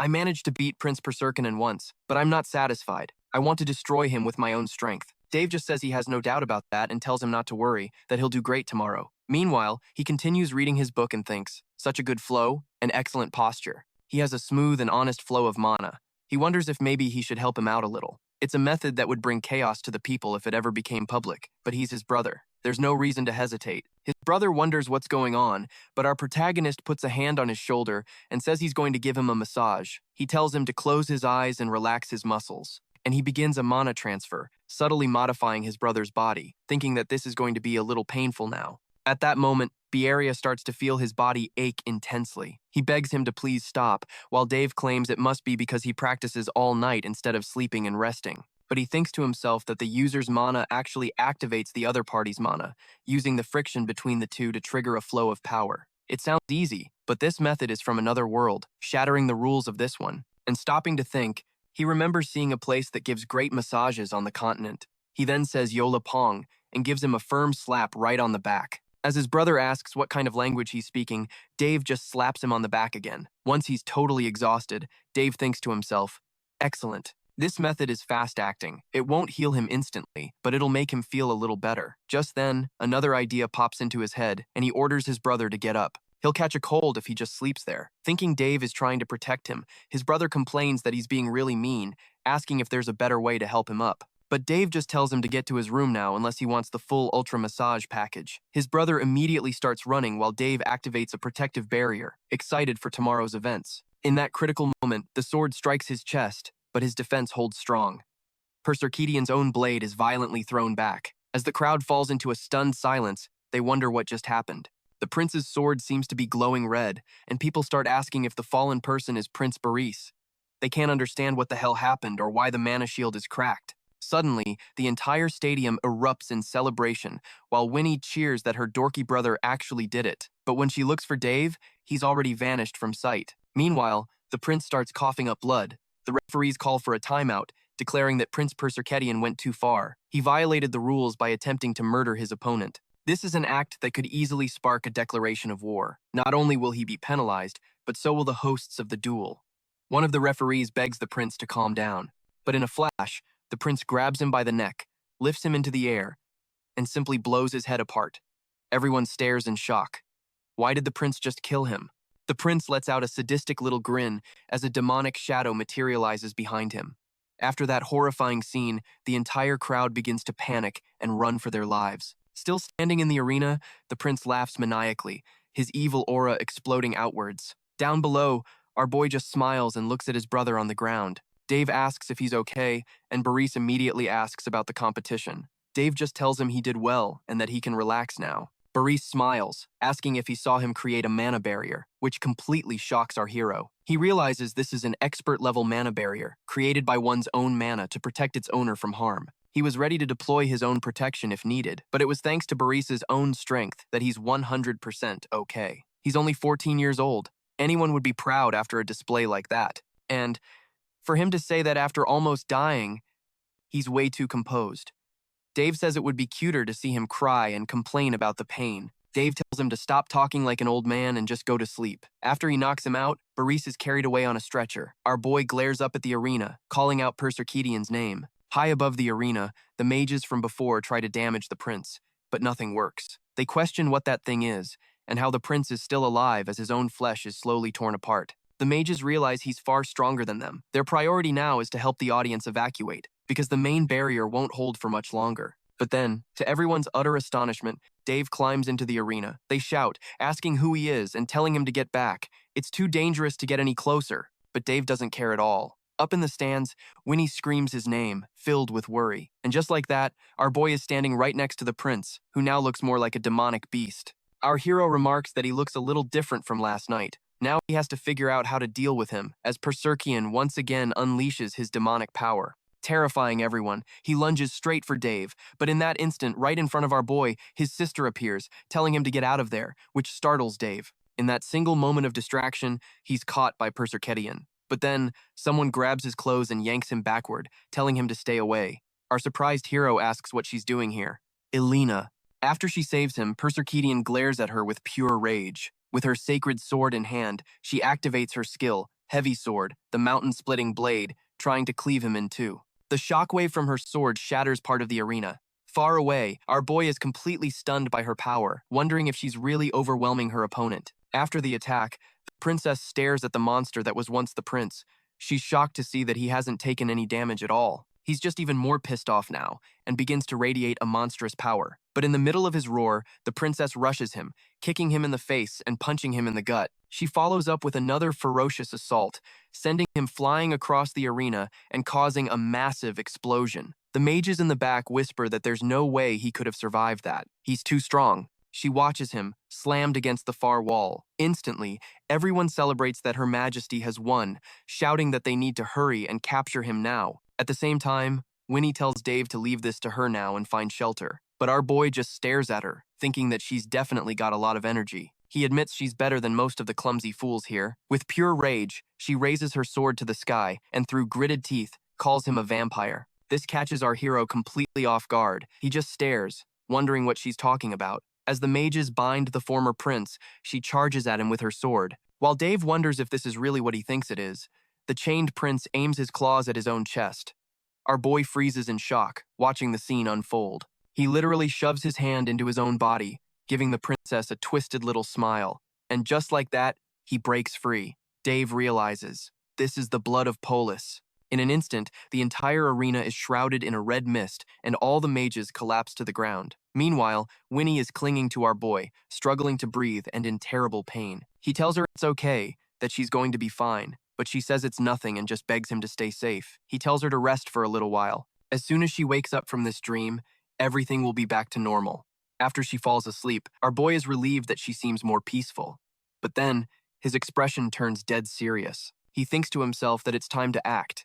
If he doesn't move now, the necromantic mana will mix with the air, which will be very bad. His mind is screaming at him, saying it's had enough of this. When he reaches a point where he can connect with his mana, that power starts to become its own being. And as he knows, he has 3 different powers, each with its own incredibly annoying personality. His necromantic mana is basically a psychopath, so it's the most effective to use. On the other hand, his normal mana is a total tsundere, making it difficult to deal with. But once you start to depend on it, it works just fine, as if nothing was ever wrong. And finally, there's his sacred power, which is the most stubborn of them all. The sacred power has zero intention of listening to him, and is by far the laziest personality he has. He wonders when the hell this sacred power is finally going to activate. He thinks that unless he causes a huge scene like this, it won't even show up. And just then, a brilliant glow appears before him. He realizes the sacred mana has finally arrived, as angels surround him and his sister. With that, a blinding light fills the sky. He says this should keep him out of trouble for a while, and now that he can see it again, it's pretty terrifying. He steps down from the stands to face the monster. He says that now, with no one watching, the real fight can begin. But to his shock, the princess staggers to her feet, still gasping for air. She stares at Davy, completely bewildered. A sense of dread washes over Davy. This is the worst possible scenario. To think someone could actually maintain their consciousness after being exposed to the blood of Polis. So this is L'Espinel de Fallen. They don't call her the bearer of the divine sword for nothing.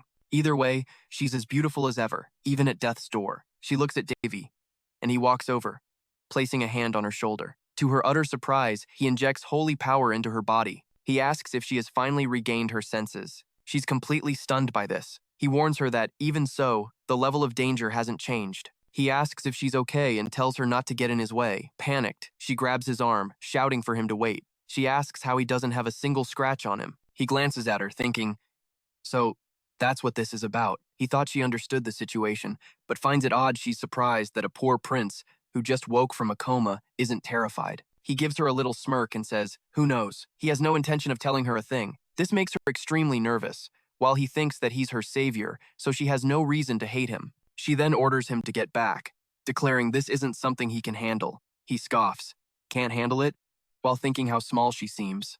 And she insists he's right.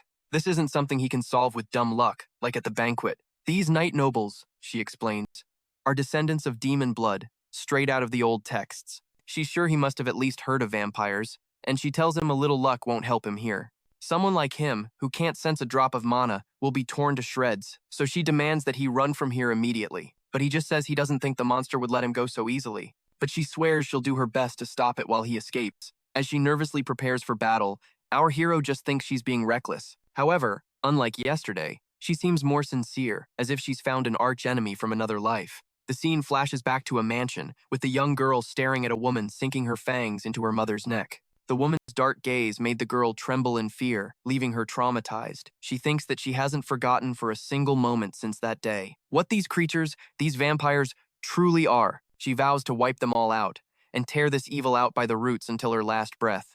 The demon begins to exude its power as she gets agitated, ready to charge at it. But just then, she takes a sharp blow to the neck and crumples to the ground, defenseless.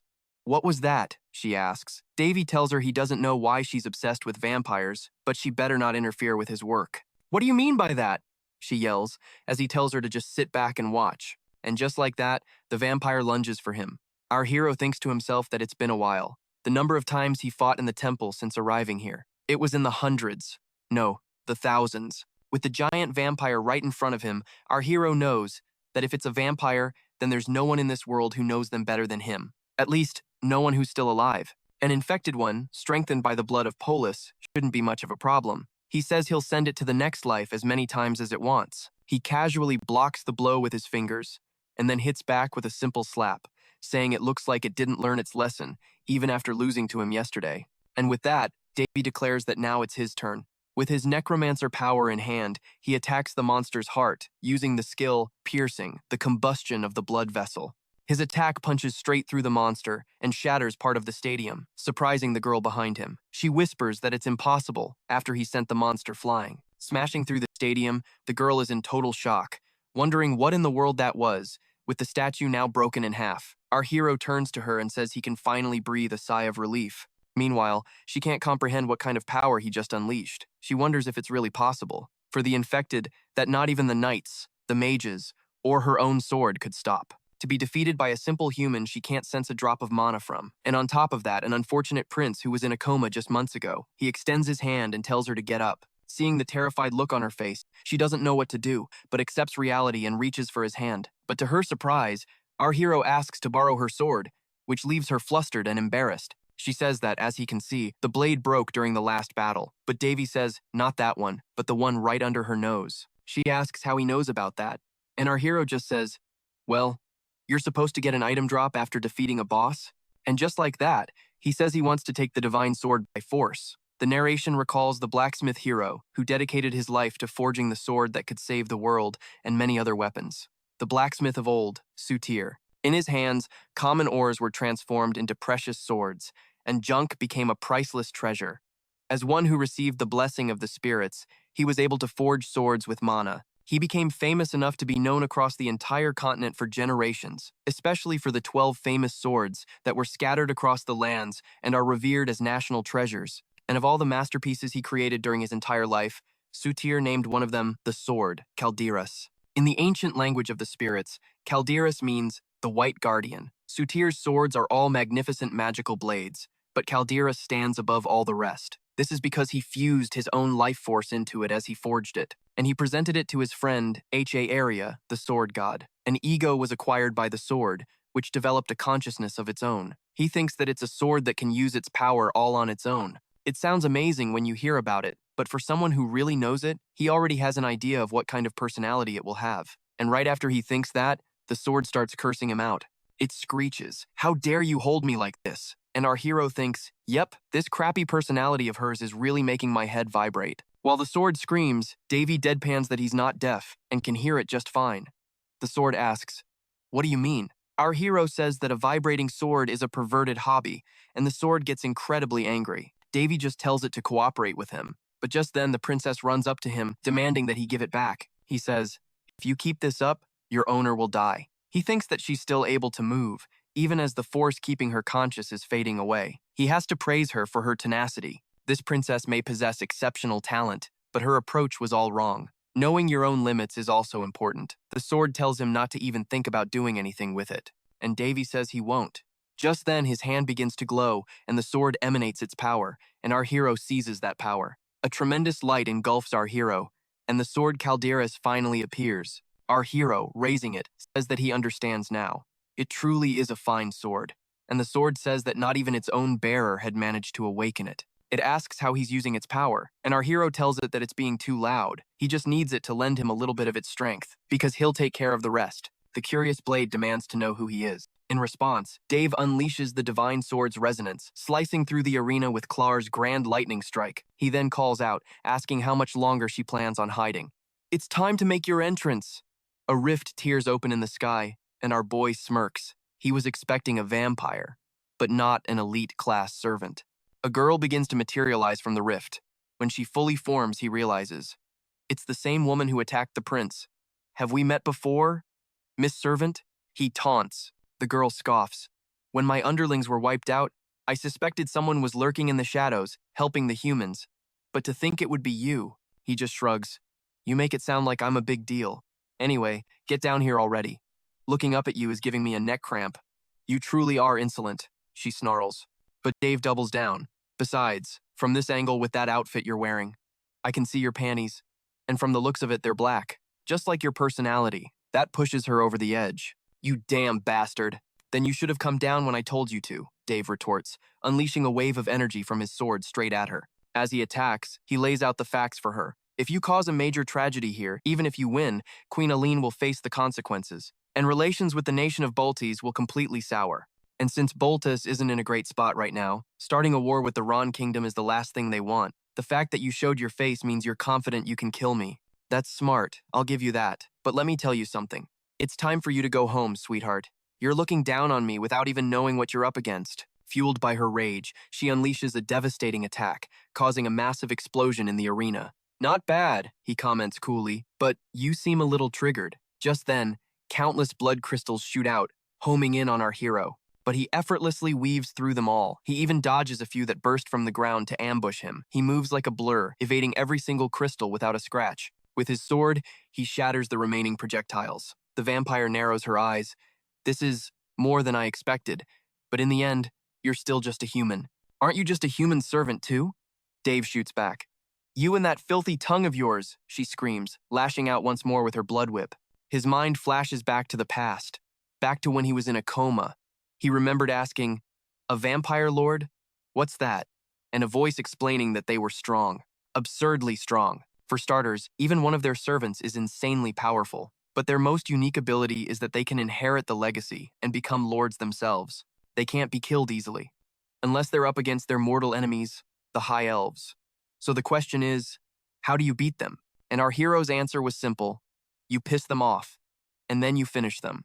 Harris had explained that no matter the creature, once it loses its cool, its movements become predictable. This is super effective against vampires, since they have an incredible amount of pride. The higher their rank, the easier it is to get under their skin. Dave had called the strategy pretty dumb, but Harris insisted, all that matters is that you win. Dave now realizes those were the same words the sword god told him before he vanished. He thinks about how much the fallen kingdom trusted Harris. What would they think if they knew the real him? Snapping back to reality, he dodges another one of her strikes. He presses the attack, swinging his sword, but she blocks every blow with an unseen force. He's taken aback for a moment. So, this is the blood barrier. The sword speaks to him in his mind. She's a vampire countess. She's young, but considering her bloodline, she has the potential to become a lord. Then we need to deal with her right now, Dave declares. Is that even possible? The sword asks with doubt. As they speak, he sidesteps another deadly attack. The vampire smirks. Your composure won't save you. There's only one end for you. Even that girl who wielded the sword god's techniques was no match for me. If you want a peaceful death, just stand still and accept your punishment, Prince Dave. But Dave pays her no mind, continuing to evade every move. He feints, turning his back as if to retreat. She scoffs, calling him a fool. But to her shock, he uses the moment to leap onto her whip, launching himself high into the air. Did you really defeat the sword god's techniques? He asks from above. I think you got the wrong idea just from watching that girl. The true technique of the sword god isn't about swinging a sword thousands of times. It was a routine so brutal you couldn't even call it training. And honestly, it was incredibly boring. Let me tell you, our hero declares, the real technique isn't pretty at all. And he unleashes the grand power of Cleor upon her, the Great Mountain Splitter technique. The overwhelming power leaves her completely stunned. What is this? In an instant, her blood barrier shatters. She's slammed into the ground, obliterating another section of the arena. Looking at the result of his technique, Dave grins. Fantastic. Now I get why those guys always go for the most expensive items, he muses. The sword lets out a laugh. I have no idea what you're talking about, it says, as memories of its past begin to surface. He tells the sword, you seem to enjoy chatting. I know materializing your power after a few thousand years is exciting, but you should probably calm down a little. But the sword is far too curious. Anyway, who are you exactly? Who are you to wield my powers so effortlessly? You also act like you've known me before. Dave just shuts it down. Just stick to the contract. Is it really necessary to dig into my past? What's that supposed to mean? She presses. Our hero wonders. Would the sword even believe him if he said he was the disciple of its original master? He'd be lucky if it didn't try to kill him on the spot for insulting its master. That vampire escaped, the sword informs him. Let her go, Dave says, his eyes fixed on the remaining crystal. We don't have a way to track her right now anyway. The sword identifies it. That's blood powder. It's been ages since I last saw this stuff. Still as disgusting as ever. It hasn't grown since its core was destroyed in the blast. But the remnants of the bloodstone won't stop until every human in here is dead. Since it's weakened, we could probably cleanse it in a few months. With a large-scale purification, a spell of level 6 or higher, our hero thinks about the worst part. Anyone who was exposed for too long is going to get infected. The humans outside are obviously in an uproar, the sword adds. I'm not certain, but I'd bet this entire place is already in chaos. Thinking about it, you're pretty lucky. For someone so young, your power is already at a master's level. It seems your power level is high enough to resist the blood powder's influence. A master? What are you talking about? Dave asks. But he knows. She's not entirely wrong. He says he just needs a bit more time to retract the sword's aura, thinking to himself that he didn't get this strong through any normal means. A master, he thinks? The training to reach this higher level. It was all thanks to the insane doping regimen he put himself through. The sword, shocked, asks, seriously, what are you?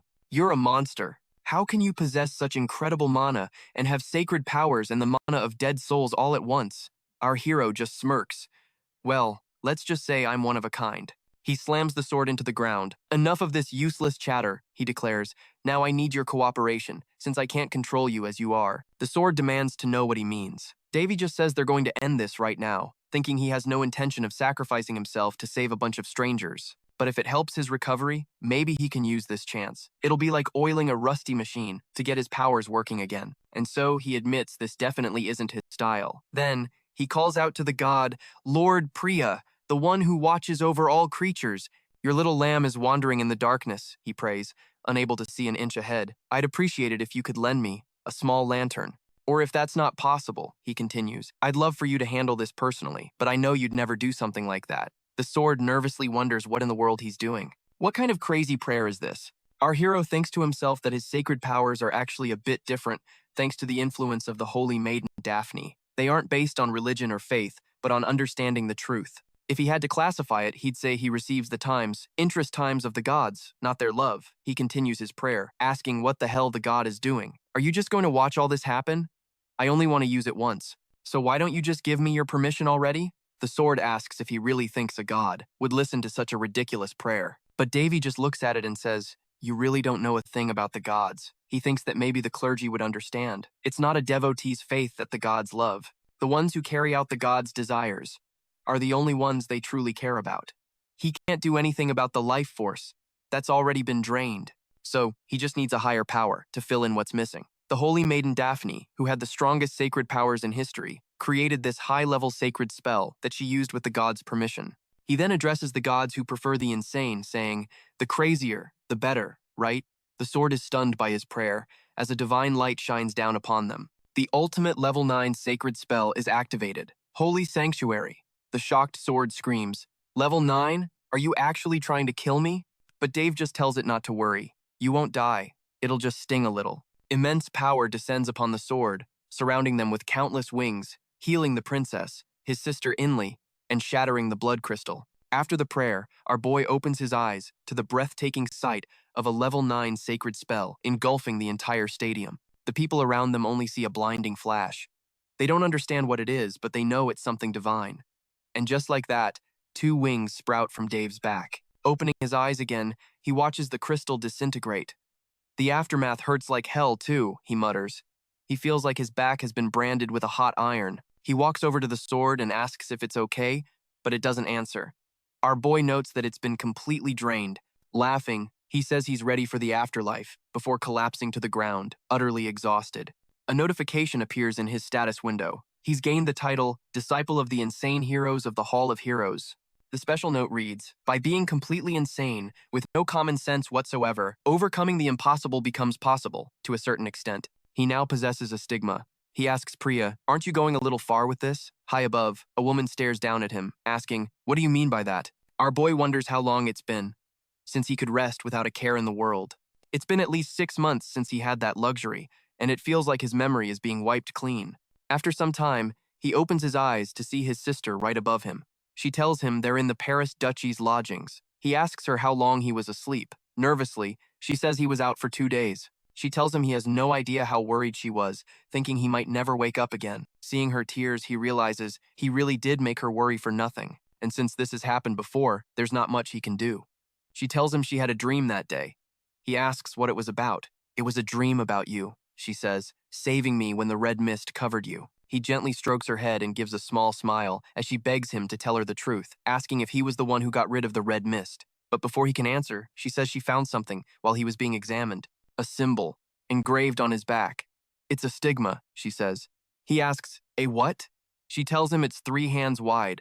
Our boy thinks to himself that the tearing sensation must have been the stigma being created. This never happened when he was in the temple. As expected, the gods are ruthless with living beings. Still, he wonders if the stigma's size isn't a bit much. She explains that a high-ranking priest who treated him found it. Because of that, the entire duchy is in an uproar. Ever since the red mist was purified, the area where he was found was overflowing with sacred energy. With him having a stigma on top of that, it's total chaos. Our hero isn't surprised that everyone is panicking. And unlike faithful priests, a stigma basically proves he's been chosen by the gods. Dave realizes she's asking if he has any idea about the truth. He thinks that even though this brought an end to the disaster, it seems not much is known beyond the stigma itself. He wonders what to do. He still hasn't decided whether to act openly or hide his powers. He doesn't know what would happen if he revealed them. It could accidentally make things worse and cause trouble for others, especially after what just happened. He can only imagine it would cause a lot more problems. He apologizes, saying he was unconscious,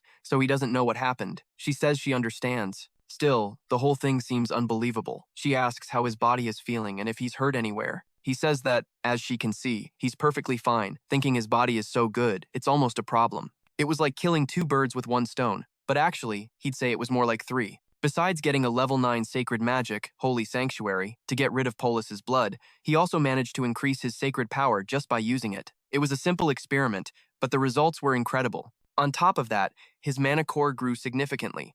Everything from his normal mana to his necromantic mana saw a boost, even if it wasn't a game changer. But now, he can wield an aura blade that is uniquely his own. And of course, since his sacred power was so low to begin with, it saw the biggest increase of the 3. So this is the power of the stigma, he thinks. He just needs a chance to raise it.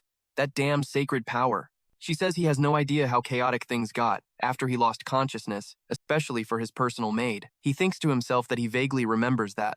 She continues, "On top of that, Princess L'Espinel suddenly came looking for you. She was insisting she'd take you to a proper doctor. His sister doesn't get why the princess was so angry. He tells her she did a great job and that she must be tired from taking care of him. He says she can rest now because he has something he needs to think about." She says okay and tells him not to worry about Baris as he's already been discharged. The competition has been on hold since that day. It's going to be a little noisy from now on, but he should get some proper rest. He agrees, waving goodbye to her. What if he checks out his sister's info? He sees she's a special 3rd circle mage. Our boy thinks this is totally like a game, but he has no clue why something like this just appeared. Maybe it's because he prayed to Dionysus, or because he used that magic meant for an astral body. Whatever the reason, it seems way too complicated. Suddenly, someone speaks to him. On the other hand, he kinda likes being able to see another person's psychological state. This startles our boy, who whips his head around, wondering where that voice is coming from. He then asks who it is. That's when this person dares to reveal herself and appear before him. He doesn't know if she's a fool or just brave, but he'll snatch her up in an instant. Then the voice tells him she's right there, just below him. And when our boy looks down, this woman says she's shocked that her seal was broken. Not intentionally, but if this is God's will, then she'll accept it. And now, flashing back to the past, our boy saw his friends painting someone. He had asked who it was, and the painter had asked Dave what it looked like to him. And our boy had said the handles on her head looked ergonomic, and her blood-red eyes reminded him of a demon. And despite her beauty, he'd say she was high class. The painter said he was probably the only one who'd call Horn's handles, but he was right, she is a demon. And Dave asked why he decided to paint a demon's portrait, and just seeing how detailed it was, it seemed she'd left a huge impression on him. And that guy asked if she wasn't beautiful, and that she was so much more than those idiots having fun at the party. He painted her more than 1,000 times, so much that she was burned into his memory, and her name is Berserk. And way back, when she still looked human, he adopted her and personally taught her the way of the sword. And just as the legends foretold, he raised her to put an end to the Great War, and he was the one who personally struck down and sealed the sovereign demon of the abyss inside his sword, Berserk von Fallen. And our boy asks if she's really the demon sovereign Berserk. She says it seems he knows her, and as expected, those eyes don't deceive her. She asks him why he's so lost in thought, while our boy just says that she is really, really small. And just like that, Dave ties her up. She says he's a truly ill-mannered young man and that she has no interest in these things, unlike him. While he asks if she thinks they're playing around, she asks if they've met before, since there shouldn't be any reason for them to have a bad relationship. He tells her to explain the situation, and she says the two of them are linked to each other and that she was going to tell him, whether he wanted it or not.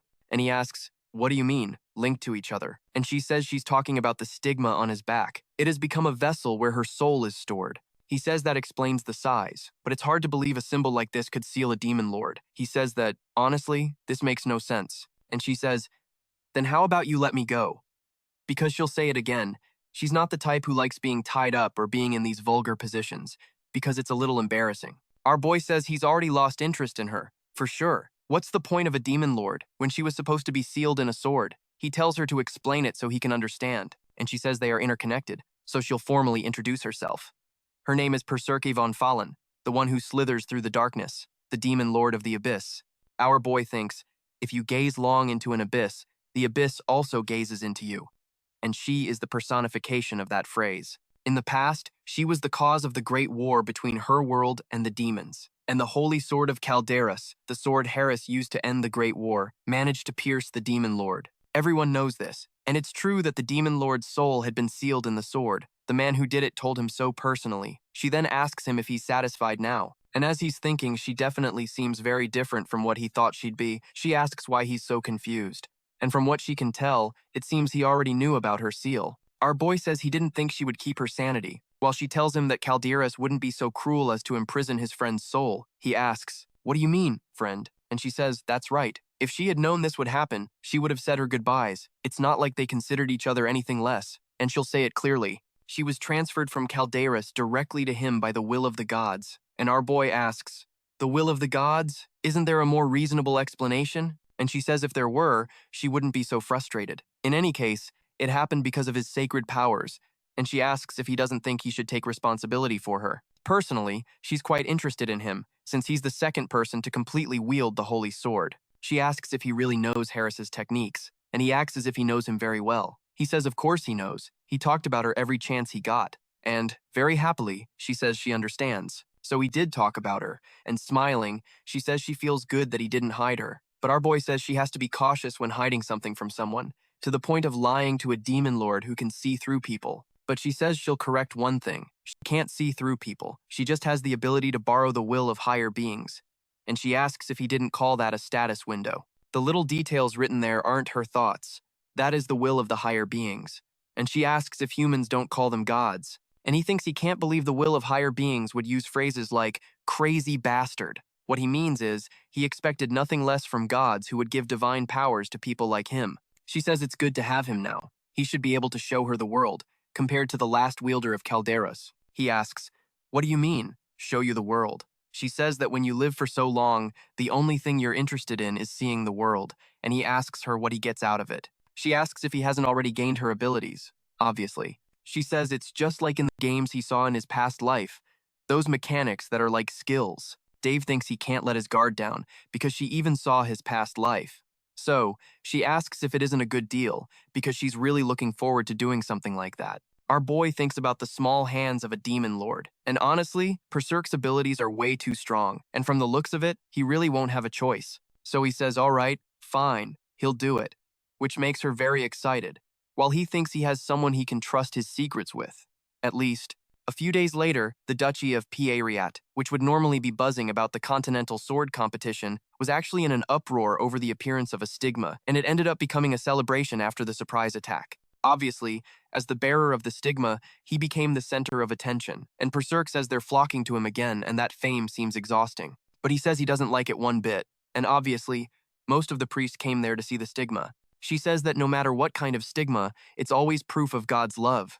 She thinks their obsession is justified. He just tells her not to say that, because that stuff gives him the creeps. He thinks that in the last 300 to 400 years, there have only been 3 saint candidates, and a stigma is even rarer. If this keeps up, he might be sold off to the Holy Kingdom. He says that's it, a final decision has been made. He goes to Willen and Basiri, telling them to pack their things immediately. "What do you mean?" they ask. Our boy just scoffs, saying the details are a pain to explain. Simon wonders if the recent visits are bugging him, but Will snaps back, annoyed. "It's not like we're trashing the place, so I don't get why they keep showing up. This place isn't some holy ground, you know?" But Davy just grins. Technically, it is a sacred site, even if it's temporary. To be precise, it's probably about half the city.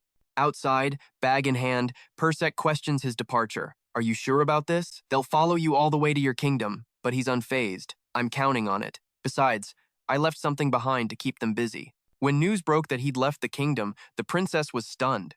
"He actually fled?" she demanded. She glares at her maid for an answer, who timidly replies, "Yes, Your Highness." Rage consumed her. "He didn't just dump all his duties on me. He spread those ridiculous rumors and then took off with his brothers." She seethes, remembering the incident. During that crisis, he somehow beat the enemy with the sacred sword, and on top of that, they're saying his stigma was only revealed because of the sword's hidden power. She shoots to her feet, her voice sharp. "It's all a lie. He did all of it on his own," the maid thinks to herself. She's served the princess for years, but no one would recognize her now, not acting like this. The true face of the cold, aloof princess of a fallen kingdom, On, was actually aggressive and completely unhinged. "Get the soldiers ready, immediately!" As fast as humanly possible. Later that night, in the carriage, his brothers are fast asleep. Persek watches them. You know, you really seem like a good brother. Then she asks, do you have any regrets? He looks at her, confused. Regrets about what? About Calderas, she clarifies. I thought you'd be more interested in it. Besides its original master, you're the only one who knows that sword's true nature. In fact, she continues, you're probably the only one left. And you're definitely the most worthy. Davy's thoughts drift. Asterisk, she's right. Asterisk, asterisk. Calderas is a masterpiece. A blade anyone would kill to possess. Asterisk, asterisk. But I wouldn't be able to handle its immense sacred power. Not until I recover my own strength. Asterisk. Persek insists, I'm sure you could take it if you wanted, but he shakes his head. It's not mine. The thought is tempting, but I don't take what doesn't belong to me. Besides, Calderas and I don't really get along. Persek raises an eyebrow. A sword can. Not get along with you? Davy thinks to himself. Asterisk. Honestly, I'm not the great sword type anyway, and I can't take it with me, because there's already another blade I'm after. Asterisk. It sounds like you have a plan, Persek notes. Our hero smirks. You didn't know? Honestly, no. Even when I look into your mind, there are places even I can't see. He seems surprised. There are places the Demon Queen of the Abyss can't see? He waves it off. Forget the boring details. Anyway, she asks, what's your next move? Now that you have the stigma, your enemies can't just act recklessly. In my opinion, it would be a lot of fun to just crush them now. But Davy shakes his head. I never move without a plan. The nobles, led by Duke Vara, hold way too much power in this kingdom. Far more than Queen Linus. That's why the royal family can't just punish them recklessly, and taking them out one by one would take forever. It's the reason the queen is still so arrogant. However, I've already found a solution. Back at the castle, Duke Beria apologizes. I have brought you humiliation, your majesty. But the king dismisses it. No, you're not to blame. The fault lies with King Voltes for defying the Union of Nations. It's a relief you returned unharmed. I also heard. You obtained a stigma, Davy adds. It seems one as worthy as him has piqued the gods' interest. This is wonderful news, the king exclaims. He turns to his queen. Don't you agree? The queen forces a smile. Yes, indeed, truly wonderful. Our hero looks at her deadpan. You really think so? She glares daggers at him, absolutely furious. Of course I do, she spits out, thinking, asterisk, damn brat, asterisk. A son's happiness is his mother's happiness too. The king turns back to Duke Beria. These actions cannot be taken lightly. We must submit a petition against the Voltes kingdom to the Union. The Duke bows. Without a doubt, your majesty. With that, the king dismisses them. You must be tired from your long journey. Go and rest. But Davy, stay a while longer. Later, as the two share tea, Davy speaks up. It took you nearly half a year to summon me after I woke up. In fact, this is the very first time. The king's expression is somber. Do you hold a grudge against me? Our hero's reply is blunt. I see no reason to lie. How long has it been since we last spoke? Though it seems you've been watching over me. Through the head chamberlain. The king looks surprised. So you knew. I have good instincts. Our hero replies coolly. The king sighs. It seems I was right then. He thinks to himself. Asterisk, no parent in this world fails to notice a change in their child. It was clear Davy was different after waking from his coma. I'm not worthy of being called his father. Asterisk. So, Davy says, breaking the silence. You wanted to see me? I've been thinking about this for a long time. There's something I need to ask you. His mind flashes back to a time when he begged his father to save his mother's life. Didn't you hear about her condition? He asks, his voice trembling. It wasn't a disease. It was poison. But the king just shoved him away and ordered him to leave without another word. Asterisk. 4 years later, asterisk Davy recalls, asterisk when I was 9, I found out who was behind my mother's assassination. Asterisk. Asterisk. But the king just avoided the topic, using his illness as an excuse. Asterisk. Davy looks his father in the eye. How did you feel after abandoning my mother? The woman you once claimed to love? He presses on, his voice laced with ice. You chose the kingdom over her. To stabilize your rule, you cast my mother aside and married the enemy. The king cuts in, his voice heavy with guilt. Don't blame her. I am the one at fault. But our hero scoffs. I'm not interested in some tragic love story. What I want to know is, did you feel anything at all? Asterisk. Even after 1,000 years, some memories fade in an instant. Asterisk, he continues. My mother called out your name, even on her deathbed. That's how she died, asking me to forgive her, as tears streamed down her face. Asterisk, that's why. Asterisk, our hero thinks. Asterisk, I needed to hear the truth from this man's own lips. Asterisk, The king's answer is unexpected. Become king, he admits. I couldn't be a great king and a good father. I lacked the conviction and the power. I was ignorant and incapable. A king is forced to make decisions on things he knows nothing about. So, live quietly, grow strong, so strong that no one can ever stand in your way. Asterisk. So that's all you have to say to me? Asterisk, Davy thinks, as the king pleads with him. Asterisk. It's just as I suspected. Asterisk. Asterisk. He hasn't completely forgotten Mother, but he's still a damn irresponsible coward. Asterisk, Davy speaks, his voice firm. They say the son is like the father, but not me. A king who abandons his family for the kingdom, that's not the kind of man I want to be. So, I'll walk a completely different path. You're telling me to become king, a shining position that countless people would kill for? He turns his back on his father. You can keep your crown and give it to someone else. I wouldn't take it even if you paid me. After he storms out, Persek appears. You can be incredibly harsh sometimes, but Davy is resolute. There was a reason for it today. Persek just smiles. You know, I saw everything, right? Our hero says it doesn't matter what she saw, because the outcome would have been exactly the same. Besides, it's not like she couldn't already see everything. He heads over to Arya, telling her he's turning in for the night and to make sure no one gets inside. With that, he steps onto his balcony, saying it's time to go straight down the rabbit hole. The scene shifts to the Hani Kingdom, on the estate of the Black Moon Guild, where someone is yelling that Shirley has apparently gone missing. The aide confirms it. She vanished without a trace. His boss then asks if her assassins also disappeared a few days ago. The aide reports that, according to the intel, they failed their mission to assassinate Prince Dave, Prince Barris, and Princess Winley. This man with the scar over his eye is the chief of the Black Moon Guild's Hani Kingdom division. Next to him, someone starts laughing, mocking that headquarters' so-called best intelligence groups don't seem so special after all. But the chief warns him to watch his mouth if he wants to keep on living.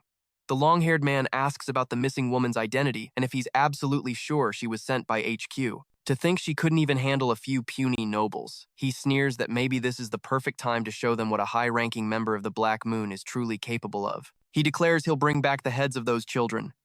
And Shirley's, too. He's going to put on an execution worthy of the kingdom's greatest assassin, and they should all be ready to watch. The aide asks if it's really okay to just let him go off like that. The chief just says to let him be, all while thinking that she might be labeled a high-ranking member. But Shirley's skills were far beyond that title. Most agents knew it instinctively that woman was extremely dangerous, and someone like her failed her mission and is now missing. Worried, he realizes something is terribly wrong. He needs to reassess the situation and get out of there as fast as possible. And so, he slams the button under his desk, but doesn't understand why no one is answering his call. He starts to panic, thinking he's totally screwed, and shoots up from his seat. He hears a crash and a voice from behind tells him to calm down. He sees his aide lying dead on the floor. The voice says that getting up will only cause more trouble, then slams him against the desk, remarking, "So you really are just a human. But I thought you were a vampire." The chief demands to know what those idiots outside are doing and starts screaming that there's an intruder. But as soon as he looks outside, he sees every single one of them collapsed on the ground. The voice right behind him says it doesn't matter how loud he screams, because no one can help him now. The chief thinks to himself, yeah, this guy is definitely strong. He quickly asks who sent him. Was it the Russo Guild or the box? But he figures that's not it. They don't have the power to completely wipe out his guild in a single day. If it wasn't them, only one other name comes to mind. He asks if it was headquarters. The intruder's voice turns cold. Do you want to live? If so, I need some information from you. The chief then asks if he was just a client. If he wanted information, he could have followed the standard procedures. But our hero cuts him off, stating this kind of information isn't available for sale. The chief, absolutely furious, starts screaming at him to just spit out what he really wants. Dave says that since he insists, he'll tell him. As he lets him go, he says he's not going to ask for much. He wants a list of all the nobles who follow Duke Beretta, the man who holds massive influence in the kingdom. And he wants all the information about the crimes they've committed, which leaves the chief completely stunned. Our hero continues, explaining he's positive Duke Beretta keeps these reports somewhere to keep his puppets on a tight leash, and he's certain they're stored right here. The frantic chief asks how he could possibly know that, and who is he? As he almost turns around, our hero's voice stops him cold. Don't turn around. With our hero placing a single finger on his head, the chief feels like his neck is in a guillotine, about to be dropped. While he wonders if this man is truly a master assassin, Dave, from behind him, says that was his only warning. He has a gift for knowing when people are lying, so it would be a good idea not to try and deceive him. The decision is his. The chief, sweating bullets, thinks this is impossible. How can a master assassin exist in this tiny kingdom? Dave just tells him to think fast. And with that, The chief handed over everything.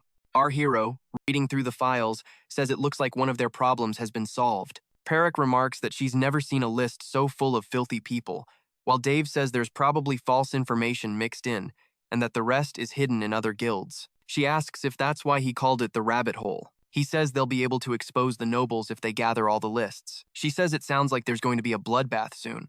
Our hero, smiling, says it's not a good idea to kill them all. He has to act as honorably as possible. She asks what that even means, and he explains that no matter how prestigious a noble is, they always have political enemies. Just like his mother's former knight, one of the 3 sword masters of the Hani kingdom, Marquis Patrice. In his office, he reads the information and is left completely shocked, shouting for his butler and demanding to know who just entered his room. Perek observes that as night arrives, the city lights reveal the immensity of countless unrevealed lives. Our hero wonders where on earth he's heard that phrase, just as she says she wants to ask him something. He tells her to go on, and smiling, she asks what he desires. Our hero says there's no point in asking when she already knows, but she argues it's more profound when the person says it themselves. He says it's pretty obvious, to keep his family safe, never go hungry, have a roof over his head, stay out of trouble, and live a long and healthy life. She says that's something you don't hear from royalty, and asks if he isn't already living like that. He asks, does it look like it? After laughing hard, she says not at all, and that he's actually really funny. He says he's leaving the kingdom soon, and while it might be small, he has a piece of land that was given to him for being a member of the royal family. He's going to head there to live a quiet life, make a lot of money, and pick up a hobby so he can create something special there too. He asks what she thinks about building the most advanced city on the continent, and she admits that's one heck of a goal. She asks, and what about revenge? He says he'll get it along the way, but it's not his main objective, and he can't dedicate his whole life just to that. He needs to move forward too. She argues it would be faster if he just became king and changed the kingdom, but he says a king could never live a quiet life. So she asks if managing a territory is any different. He says of course it is, since there are shortcuts you can take when managing a territory, things a king can't do. What he's going to do is build a place to call his home. The next day, someone tells Her Majesty that Prince Dave is the pride of the kingdom for having a stigma and asks why not reward him for achieving such a great merit. The queen asks, a reward, you say? The woman points out that Prince Dave has already received a territory and is now healthy again, so why not send him to manage that territory? The nobles begin to wonder, what is the queen suddenly talking about? He thought she was actually going to praise the first prince, but inside, she's fuming. The assassination attempt failed, and her best follower, Shirley, has disappeared. If she had come back in a normal state, she would have branded him as insane and had him locked away. But things got complicated because of that stigma. She thinks that this isn't the time to worry about it. And last night, the intelligence guild where the Duke kept his information was attacked. Not just one location, but all 7 branches of the guild. And they were all wiped out in a single night. She remembers her chief's warning. You can't do this, Your Majesty. That monster is an assassin beyond compare. It's useless to even try hunting him. Not a single agent in this kingdom is strong enough to take him down, she thinks to herself. They're all idiots. He should understand just how persecuable that information truly is. And if that intel falls into the wrong hands, it could be used to frame Marquess Patrice for treason against the crown. He might be the one behind it all. She isn't sure yet, but her 6th sense has never failed her. She feels it in her bones. The one causing this confusion and the one backing the prince are the same person. And if that's the case, then the solution is simple. All she has to do is get rid of him now. Since the assassins were annihilated, only one option remains, forcing him out legally. He looks to the side, thinking, so that's the plan. She's certain this is the only way, but she never imagined the king would agree so easily. To her shock, the king says, it is true. The queen is stunned. He continues, saying it isn't right for an uncrowned adult prince to live in the palace. His mind is made up. They will begin preparations at once, which terrifies her. He summons the head chamberlain and orders him to bring the prince. Meanwhile, Rest wonders what the king is plotting. Our hero walks in, thinking, I expected this. Since the king saw his existence as a ticking time bomb, they would soon decide his stay at the palace was no longer ideal. The king will tell him to go develop the land he was given, to prove his worth.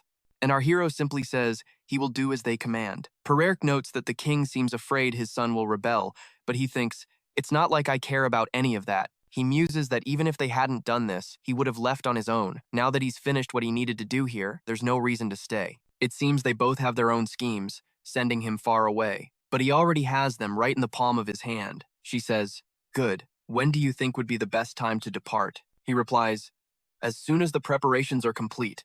She says that everything has become a huge mess, and many lives could be lost because of what he's done.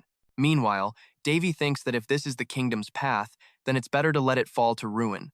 What's needed is a complete overhaul before the next king takes the throne. There's no way he can hand over this filthy reality to Beres, and it would be a bonus if he got the chance to bury his enemy in the process. As he leaves the palace, his two siblings rush to his side, asking why he has to leave and what's going on. And to the territory of Rains, of all places. Our hero notes that the rumors have already spread, but Beres says she will go to His Majesty right now and put a stop to this. But Davy tells them that leaving the palace was his own wish. He asks them not to worry. He may look weak, but he is a stigma wielder. All he wants is for them to trust him. With a heavy heart, his brother tells him he must promise to ask for their help, even for the smallest problem. They will do everything in their power to aid him. Davy says that even if the territory of Rains isn't the best place in the world, people still live there. He'll invite them for a visit as soon as he transforms it into a great place to live. He returns to his home and tells Arya to go to the Ministry of Finance and the Department of Territorial Administration. She is to bring him every document she can find on the Rains territory. She asks what kind of documents she should look for. Davy just tells her to bring them all. If she tells them who sent her, they'll surely hand over everything without a second thought. He thinks to himself, yes, if you know yourself and your enemy. Pereire completes the phrase, you can win 100% of your battles. She remarks that the phrase is fascinating, something said by someone in her past life, but she just laughs and says it's quite interesting. He asks what is, and she says his mother loved eccentric things. She asks, isn't he the possessor of great power and skill, yet he hasn't become arrogant? That's what's interesting. He asks her if she's feeling empathy for the qualities of others. She replies that he's quite passive compared to her mother, so maybe she is. A few hours later, Arya arrives at the office with all the documents. He notes that she was quick and asks if this is everything. She confirms it is. They said these were the only remaining documents on the Rains territory. He thinks, yes, just as I'd expect from a remote village, but this might be for the best. It means it's a blank slate, a perfect territory to develop. He's actually looking forward to it. But as he reads, Pererke looks over his shoulder and grows very curious. She thinks, so, it's a cursed land. To think he'd be given something like this. The next day, Arya is handling various arrangements when Pererke asks if this is everyone who's going. Our hero says that's right, it can't be helped. Not a single knight or noble has sworn loyalty to him. But just then, someone calls out, Your Highness. It's Patrice, greeting the young son of the kingdom. Our hero tells him to rise, addressing him as Marquess. Patrice says that he heard he was departing. Our hero states that it's only right for a prince who won't be crowned to leave the palace, but Patrice insists he could become the crown prince in the future, if he so desires. Davy just wonders if that could really happen. Patrice simply stares at him and says he has truly grown up. If the late queen could see him now, she would be so proud. Our hero says he was a disobedient child to his mother. Patrice replies that if that were the case, then he himself should be buried for failing to protect him. Davy says, of course not. He thinks to himself that Marquess Patrice must have discovered he was collecting evidence on his mother's killer when he infiltrated his mansion. Unlike someone who gave up on everything after her death, this man is truly a good person, and Patrice tells him to be sure to contact him whenever he's in trouble. He says he will help him to the best of his ability. Davy replies that if news spreads that the Marquess, who has remained neutral, is now backing him, it will cause chaos. But Patrice says that if he didn't, then this old man's vow would end up becoming a lie. Davy says he will transform this territory into a habitable place. It won't be difficult. So he hopes he will fulfill his duty here, thinking, leave that to me. He must make sure to shake up those blood-sucking nobles of the kingdom because he will be the one to deliver the final blow. He says he has taken up enough of his time and is now leaving for his territory. He thinks it will take a day to reach the territory through the Mana portal. The territory of Rains is quite close to the capital, so they should be able to get there without getting too bored. Pererke is sleeping beautifully, and Davy thinks the term sleeping beauty fits her perfectly. Davy thinks he's discovered something about Pererke. Her sleeping habits. She is probably in a small form because her magical power is so low. He jokes that his legs are expensive. She mumbles that his thighs are firm and soft, perfect for sleeping. He covers her with a small blanket, thinking she really is laid back. Right beside him, a guard informs His Highness that they will soon arrive at his territory, the territory of Rains, the desolate land. It is located in the east of the kingdom, a barren territory without even a single mine nearby, and it's inhabited by monsters. The only advantage is that it's a large piece of land where the highway to the capital passes through. And if the roads are improved, it could become a major transportation hub. But that's for an ordinary domain. This place is known as the Cursed Land, a barren wasteland plagued by endless drought, a dying territory. That's the reputation this land carries now. a domain that withered away in 5 years despite a decade of management, and the cause of the drought remains a mystery. It's said that a strange power, combined with the long droughts, scorched the soil and caused the land's death. The curse is unidentifiable and cannot be purified. He states that he dislikes all the question marks. Persiker asks if it's a curse, then, a cruel kind of hex that spreads slowly but surely, without end. Davy says he never knew such magic still existed in this world, while she speculates that a citizen must have meddled with a spirit medium. Our hero thinks to himself, it's obvious. The rain's territory is meant to prosper. He extends his hand, activating a third-order sacred spell, purification, but nothing happens. She notes that this won't be easy. A long-term curse is incredibly difficult to break. Our hero replies that the territory itself feels the same way. He realizes that information on this kind of curse is as scarce as knowledge on black magic, and the black mages themselves vanished long ago. So a grand curse like this is a complete unknown. He murmurs that things always change, past or present. Just then, a voice shouts for them to halt. From this point on is the rain's territory. Identify yourselves. Our hero takes in the ruins around them, with only a few guards protecting the border. Persiker scoffs that their management is truly weak. He wonders if he should be thankful there are guards at all, since this is a place where monsters often appear. If people weren't vigilant, it would be a disaster. After a brief conversation, the guards up ahead tell them to wait while they go speak with the captain. The guard is determined to make the prince wait, but our hero says that's enough. He hasn't officially received the orders to administer the territory yet. He tells them to keep it down, because from now on, they're family. Just like that, the guards rush to welcome His Highness, begging for forgiveness for greeting him so late. Our hero spots their trembling hands and wonders what that's all about. Glancing over, he asks when the message of his airy purser came through. The man, shaking, says it was 2 days ago, and then begs him to please end his life. But to his absolute surprise, Davy asks if monsters attack during that time, which completely stuns the guard, who asks, "What do you mean?" Our boy says it seems they'll have to end the curse and deal with the goblins first. This guard says his name is Momar, and he's been the acting captain while the Lord was away. He asks for forgiveness, as he has been taking care of the territory. Our hero observes his information, a 42-year-old man. His title is Captain of the Rain's Watch, and his status is utterly exhausted. The special notes say he is a master swordsman who has trained everyone like a knight. Our hero asks, "Seeing as you've maintained the territory, does that mean you can read?" The captain replies that he was able to learn a little by observing. And Davy thinks, yes, he is a talented man, The captain begins, "Now that your highness is here," but Davy cuts him off. "I'll be leaving things to you in the future too." His words shock everyone. "You have worked hard until now. Starting today, the watch will be officially promoted to the official guard. Mr. Berna, who used to be a lieutenant general, will help you with your work going forward. He must be sure to organize his team properly." But the stunned man says he's just a commoner born here. To his surprise, our hero interrupts again. "I will use anyone who has skills.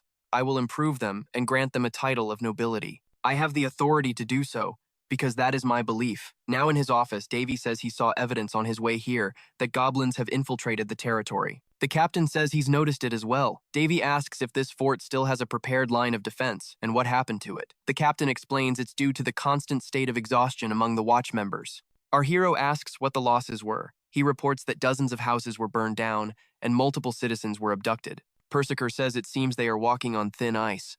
From now on, this land must be the top priority. She asks what the current problems are. The captain says they have enough provisions to last until winter. The problem is that this year's harvest was smaller than ever. Our boy wonders how he can use the fortune he took from the palace. Persiker says that even if he uses it to repair the castle walls, they will only last for 2 years at most. She teases that he's probably falling for her and wants to make her his secretary, but she says she'll have to refuse since it would cut into her sleep schedule. With that, our hero throws a sack on the table. When it's opened, platinum coins spill out. Davy declares that he is to go to the merchants and buy all the provisions and materials they will need. "And you will tell them it is for me. I want Mr. Spales and Holton to go with Mr. Montes. That should be enough to sustain us for now." The lady asks His Majesty how he got so much money. He just tells them not to worry, saying the money was legally obtained, while thinking that he acted like a righteous thief and cleaned out the intelligence guild. Persiker deadpans. First of all, there is no justice in being a thief. That's just called robbery. The first prince's chief attendant, Beryl, says he should go with them as well and find furniture for His Majesty in no more than 3 days. Our hero says he's counting on him. "From now on, we will get things organized. You are to leave the minimum number of people here to protect the territory, while you gather the rest of the knights and watchmen." The captain asks, What do you mean? The now former captain asks, what for? Our hero asks if saving people in the shortest time possible isn't for the best. Now on a platform, our hero thanks everyone for gathering. My name is Davy Aron. I have been appointed the lord of this territory. And as you already know, many citizens were attacked and kidnapped by goblins the previous night.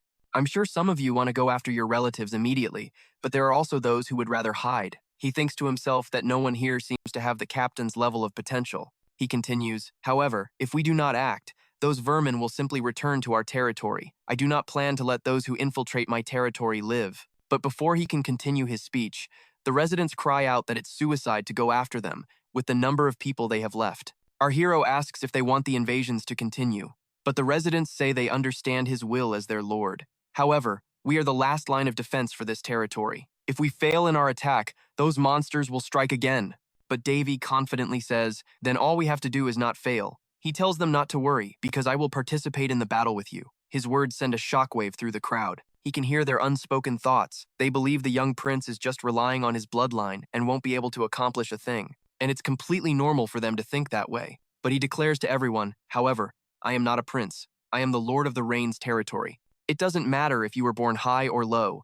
From this day forward, every citizen is your family, and he refuses to let his family die like this. If they won't believe in him, then he'll believe in the power that God himself granted. It might be a hard road, but he demands they follow him. He knows they're being crushed by those scumbags, and he will give his own life to protect every last one of them. So they better not even think about dying without his permission.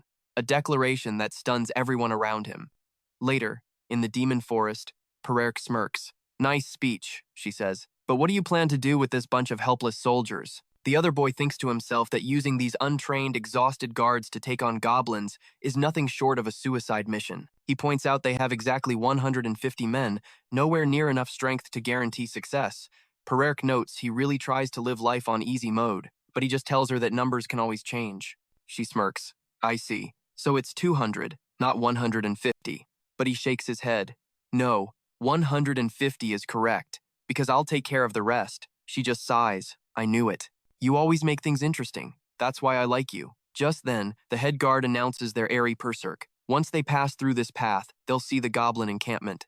Our hero wonders if this is an abandoned village. He thought orcs and goblins were supposed to be at war with each other. So how is this possible? But a guard behind him explains it was a ghost town. The watchman reported those bastards have been gathering there for the past few days. The archer at his side grits his teeth, saying these are the monsters who killed Lin. Our main character puts a hand on his shoulder. Are you angry? Do you want to kill them? Every single soldier roars, yes. Hearing this, Dev's voice rings out. Do you want to fight for those who have fallen? Full of conviction, they scream for revenge. He didn't think they'd be so determined for people who weren't even their own family. With his bow drawn, he declares that he's chosen the right battlefield. He lets an arrow fly toward a lone goblin scout. The creature looks up just in time for the arrow to pierce its skull, its body exploding in a torrent of flames. But the guards panic, telling His Majesty they can't possibly launch a frontal assault.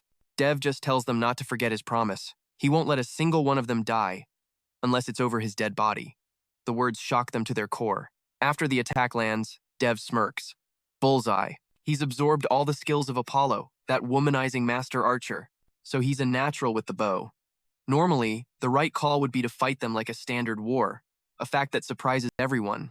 But Dev thinks to himself that he's the kind of person who cleans the whole room the moment he sees a speck of dust. To everyone's astonishment, he begins to glow with an insane intensity. They all wonder what's happening as our hero declares he will command them. By his authority as their lord, he announces that today, they will have their revenge on the goblins. With a wave of his hand, he buffs all their stats. Agility, fortitude, stone skin, energy boost, mana shield, and divine blessing. Everything you could possibly imagine. The little demon at his side just watches it all unfold. Dev thinks that since they're here, he might as well act like a genius general. After receiving blessings they've never seen before, the soldiers become wild with excitement, brimming with confidence for the fight. He even granted them the amplification effect of holy glory. Dev muses that buffs like these aren't easy to come by anywhere in the world.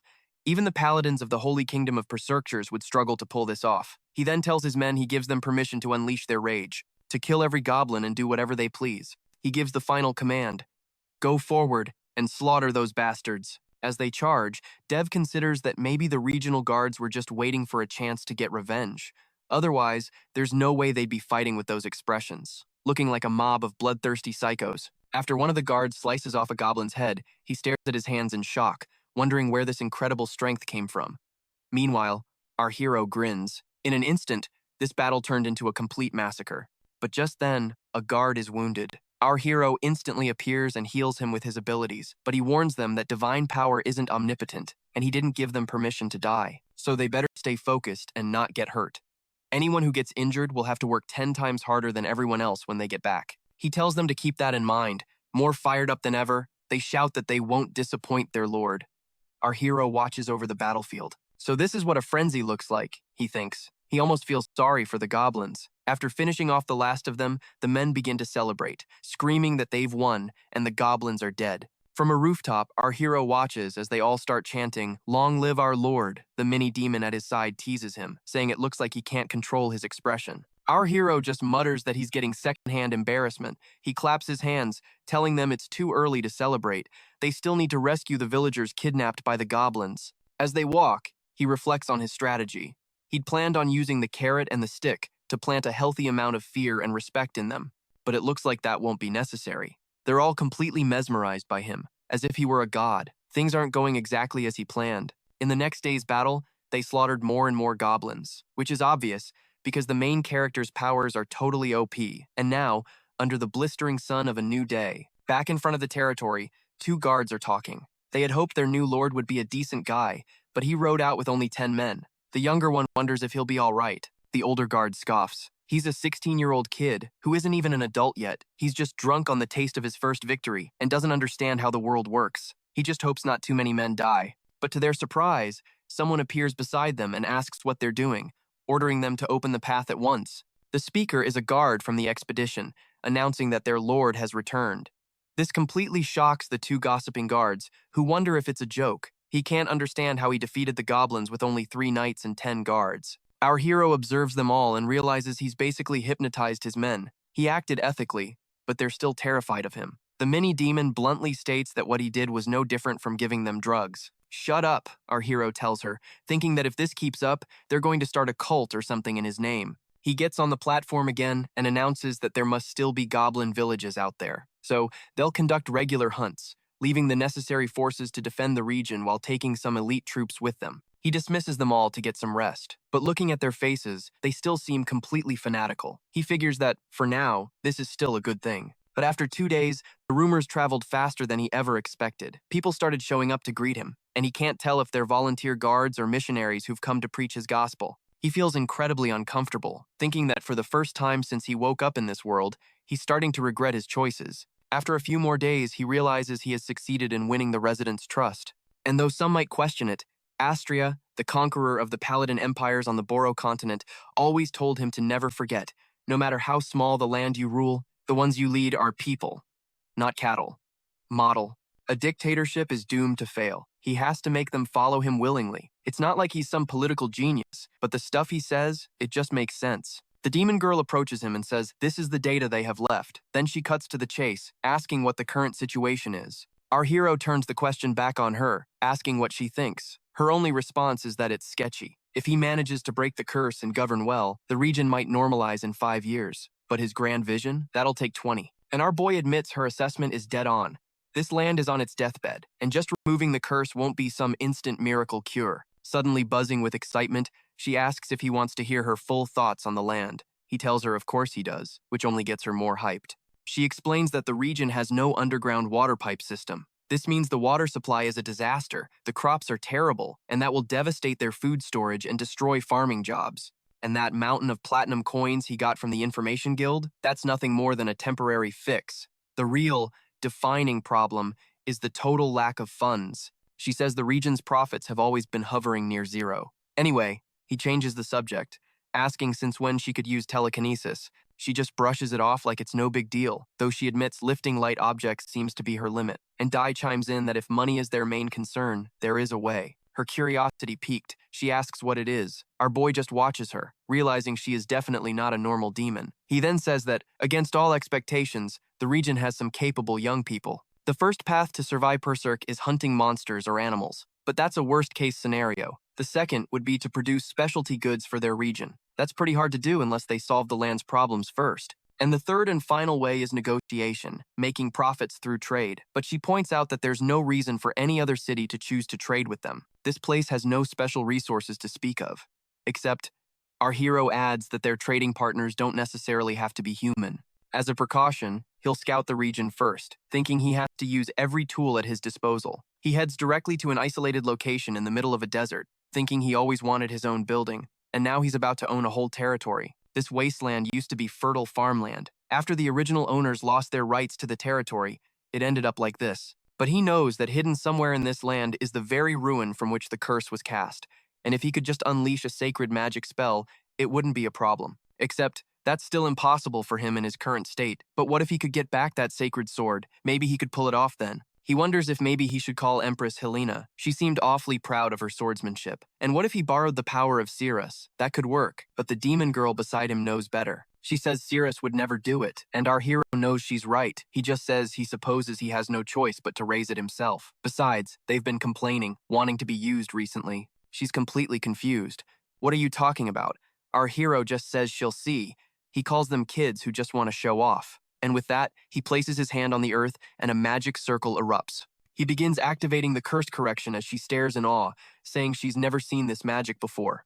Our hero thinks to himself, of course she hasn't. The creator of this spell is royal, from a different continent. It's known as the C++ language of curse spells. And curses are just magic, specifically programmed using numerical equations and mana arrangements. Dark mages usually have to use various artifacts or spend a ton of time just to cast a single curse. She realizes this magic will help them find the curse's conditions, as well as the ruin where it was cast. Our hero confirms that's exactly right. After activating the magic, a screen appears, filled with code. They ask what it is, and our boy just says they were about to begin. He's dead serious. He tells Perk to calm down and not ask questions, but Dai is totally shocked, staring at the screen and asking if this is really a curse. What do you mean? He asks, surprised.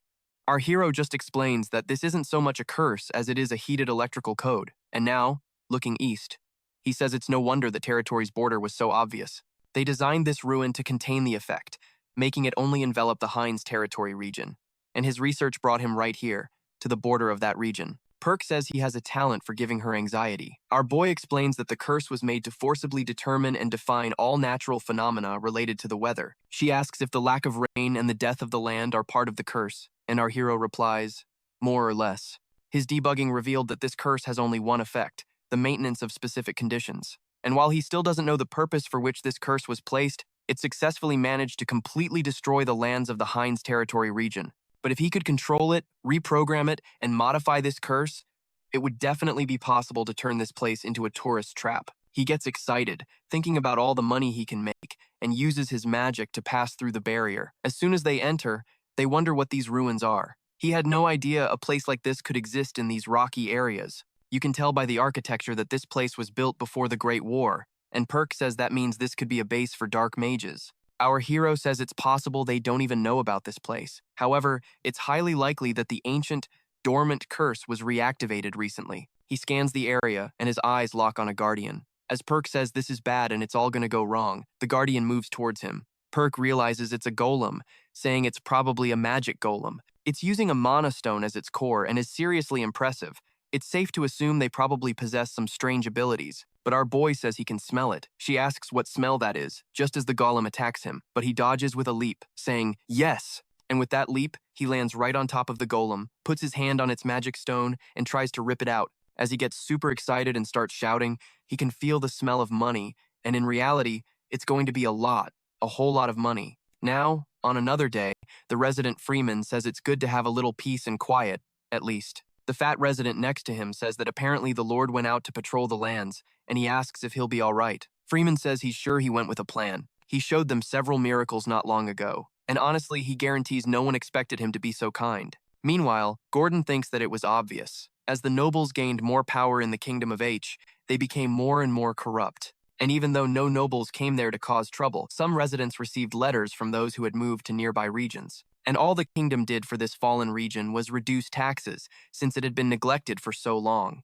But out of nowhere, they sent a boy who was supposedly going to be their lord. The adults of the city came to the conclusion that he must have lost a political battle and was forced to come there, and this was common in these cases. For someone in that position to come and relieve their anger on the residents, they'd be lying if they said they weren't feeling anxious, but in reality, there was nothing they could do. The goblin attacks were becoming more frequent at that time, and they couldn't afford to have other concerns. Eventually, the goblins grew so bold, they started snatching townspeople right from their homes. Back then, a rescue mission was completely unthinkable. But just when all hope was lost, he appeared. The kingdom's first prince, and the new lord of the Heinz territory. With sweat pouring down their faces, the people had no idea what to expect. They worried he might punish the captain of the guard after learning how bad things had gotten. Some even swore they'd rebel if he did.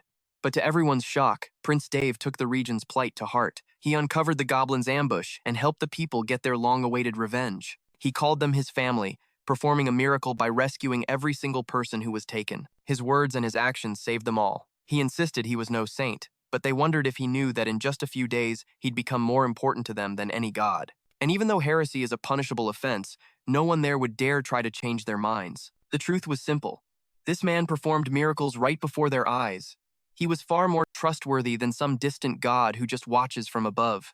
And so, Gordon tells Lord Freeman he's grateful the prince handled the goblins, but he still wonders if there's any real hope for their lands. Freeman is left speechless. He reflects that for ages, the region has been a barren wasteland known only as the Land of Death. Even the area around the castle, the last place to get any rain, is starting to wither. Countless priests, mages, and alchemists came to investigate, but every single one gave up and left. Their conclusion was always the same. This was not a problem humans could solve. So Dave admits there's not much he can do about the rain. It seems they've been cursed by the heavens themselves. Gordon asks if this is truly the end, once the land dries up for good. The system chimes in for Dave, explaining that spirit stones are naturally condensed masses of mana. Compared to regular mana stones of the same size, they're hundreds of times more potent. After prying out another spirit stone, he's covered in grime from the battle. "Whoa, that was intense," he says. Persek just smirks, telling him he really needs to redefine intense. An ecstatic Dave doesn't care though. He just wants to know how much they'll sell for. Normally, spirit stones are only found in tiny amounts within ancient ruins, and even those are worth hundreds of gold coins each. With stones this massive, they wonder just how rich he'll be. But Persek warns him that selling these without a plan could cause chaos, leading him toward an altar with a truly gigantic stone. So, this is the core of the curse, he realizes. It'd be a nightmare if this thing ever got out. Nations would go to war over it. But its purity is absolutely insane. If I could tap into this condensed magic, I could easily cast ninth circle spells. He then begins to weave another spell around the stone. Persek notes that the magical encryption on it is nothing like what she saw outside. Someone went to a lot of trouble to create it, all just to dry up one territory. Dave finds it suspicious, feeling something else must have happened on these lands. Persek asks if he can even handle something this complex. It won't be easy, he admits, but if I can find the pattern, I can modify the spell. As he begins analyzing the stone, he notices something. What's this? The moment he touches it, the entire space transforms, turning crimson as magic circles materialize. Runic codes swirl around them and Persek shouts, "It worked!" But then she asks what he changed. Our main character just smiles. They've had a drought for years. I figured a little rain might be nice. He then strips off his shirt, ready to get to work on the massive stone. Meanwhile, around the city, clouds begin to gather. The people look up in disbelief as rain suddenly begins to fall within the territory. The downpour grows stronger, transforming the dead, infertile soil, elsewhere. A nobleman fumes that the situation is terrible. This is the worst-case scenario, growls Duke Pelutres, of all people. Another man agrees. At this rate, it's only a matter of time before the nobility is purged. An older lord asks if there's a way to dispose of the evidence they hold. They confirm the situation is dire. Once an opportunity arrives, the lower-ranking nobles will be used as scapegoats, forcing those in hiding to finally show themselves. Someone else asks what Her Highness, the Queen, plans to do about all this. He can't make sense of it. Prince Dave managed to manifest a stigma, but he's just a boy who can't even handle sacred power. Not only did the stigma manifest somewhere other than his fists, but it also appears to be unstable.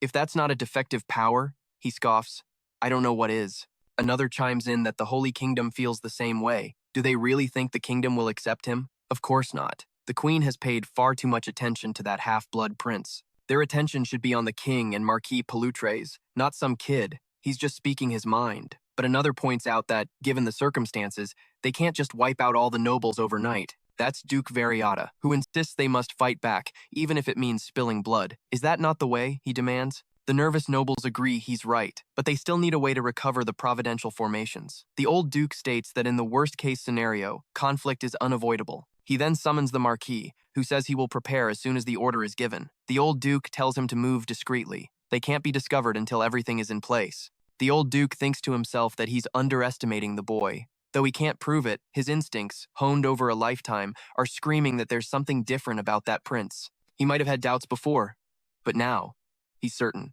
The moment Prince Dave gains any real power or political backing, he won't hesitate to show his fangs. Still, not even he can do anything about the Heinz territory, a hopeless land of death, a puzzle that the continent's greatest mages have failed to solve. He scoffs, wondering what a boy could possibly do in a place where it never even rains. But what he doesn't know is that at this very moment, a torrential downpour is soaking the territory. As the people wonder where this rain came from, our hero, back in the ruins, figures it will take a few more days of rain before they can start planting again. Persic then asks what he's learned about the massive spirit stone. He explains that it's basically a status board, connected to all the spirit stones scattered across the land. It allows him to monitor the environmental conditions of the entire territory, and while it's still a little unstable, he can control the mana array to change the weather at will. Persic is amazed, saying the spirit stone's power is incredible, but she adds that he's the real monster for being able to pull this off with his bag full of spirit stones. Meanwhile, Persic decides to use her share to expand her storage compartment. For now, Dave tells her they just need to wait patiently for the land to finally heal. And just like that, a week went by. The town's residents all left the castle and headed for the lands. The story goes they looked like lunatics in some kind of cult, and there was a huge crowd of them. The old folks outside say they couldn't just stay home when there's so much work to do. They all start chatting like they're old friends. Our guy says what they're about to do is pretty simple. Yesterday, he had the guards mark the borders around the region. Now they're going to completely clear these lands. They'll work for 4 days. If any of them think they can't handle it, they should feel free to bail, but he assures them there will be breaks. How much you get paid depends on how you work, but at least they'll be getting paid.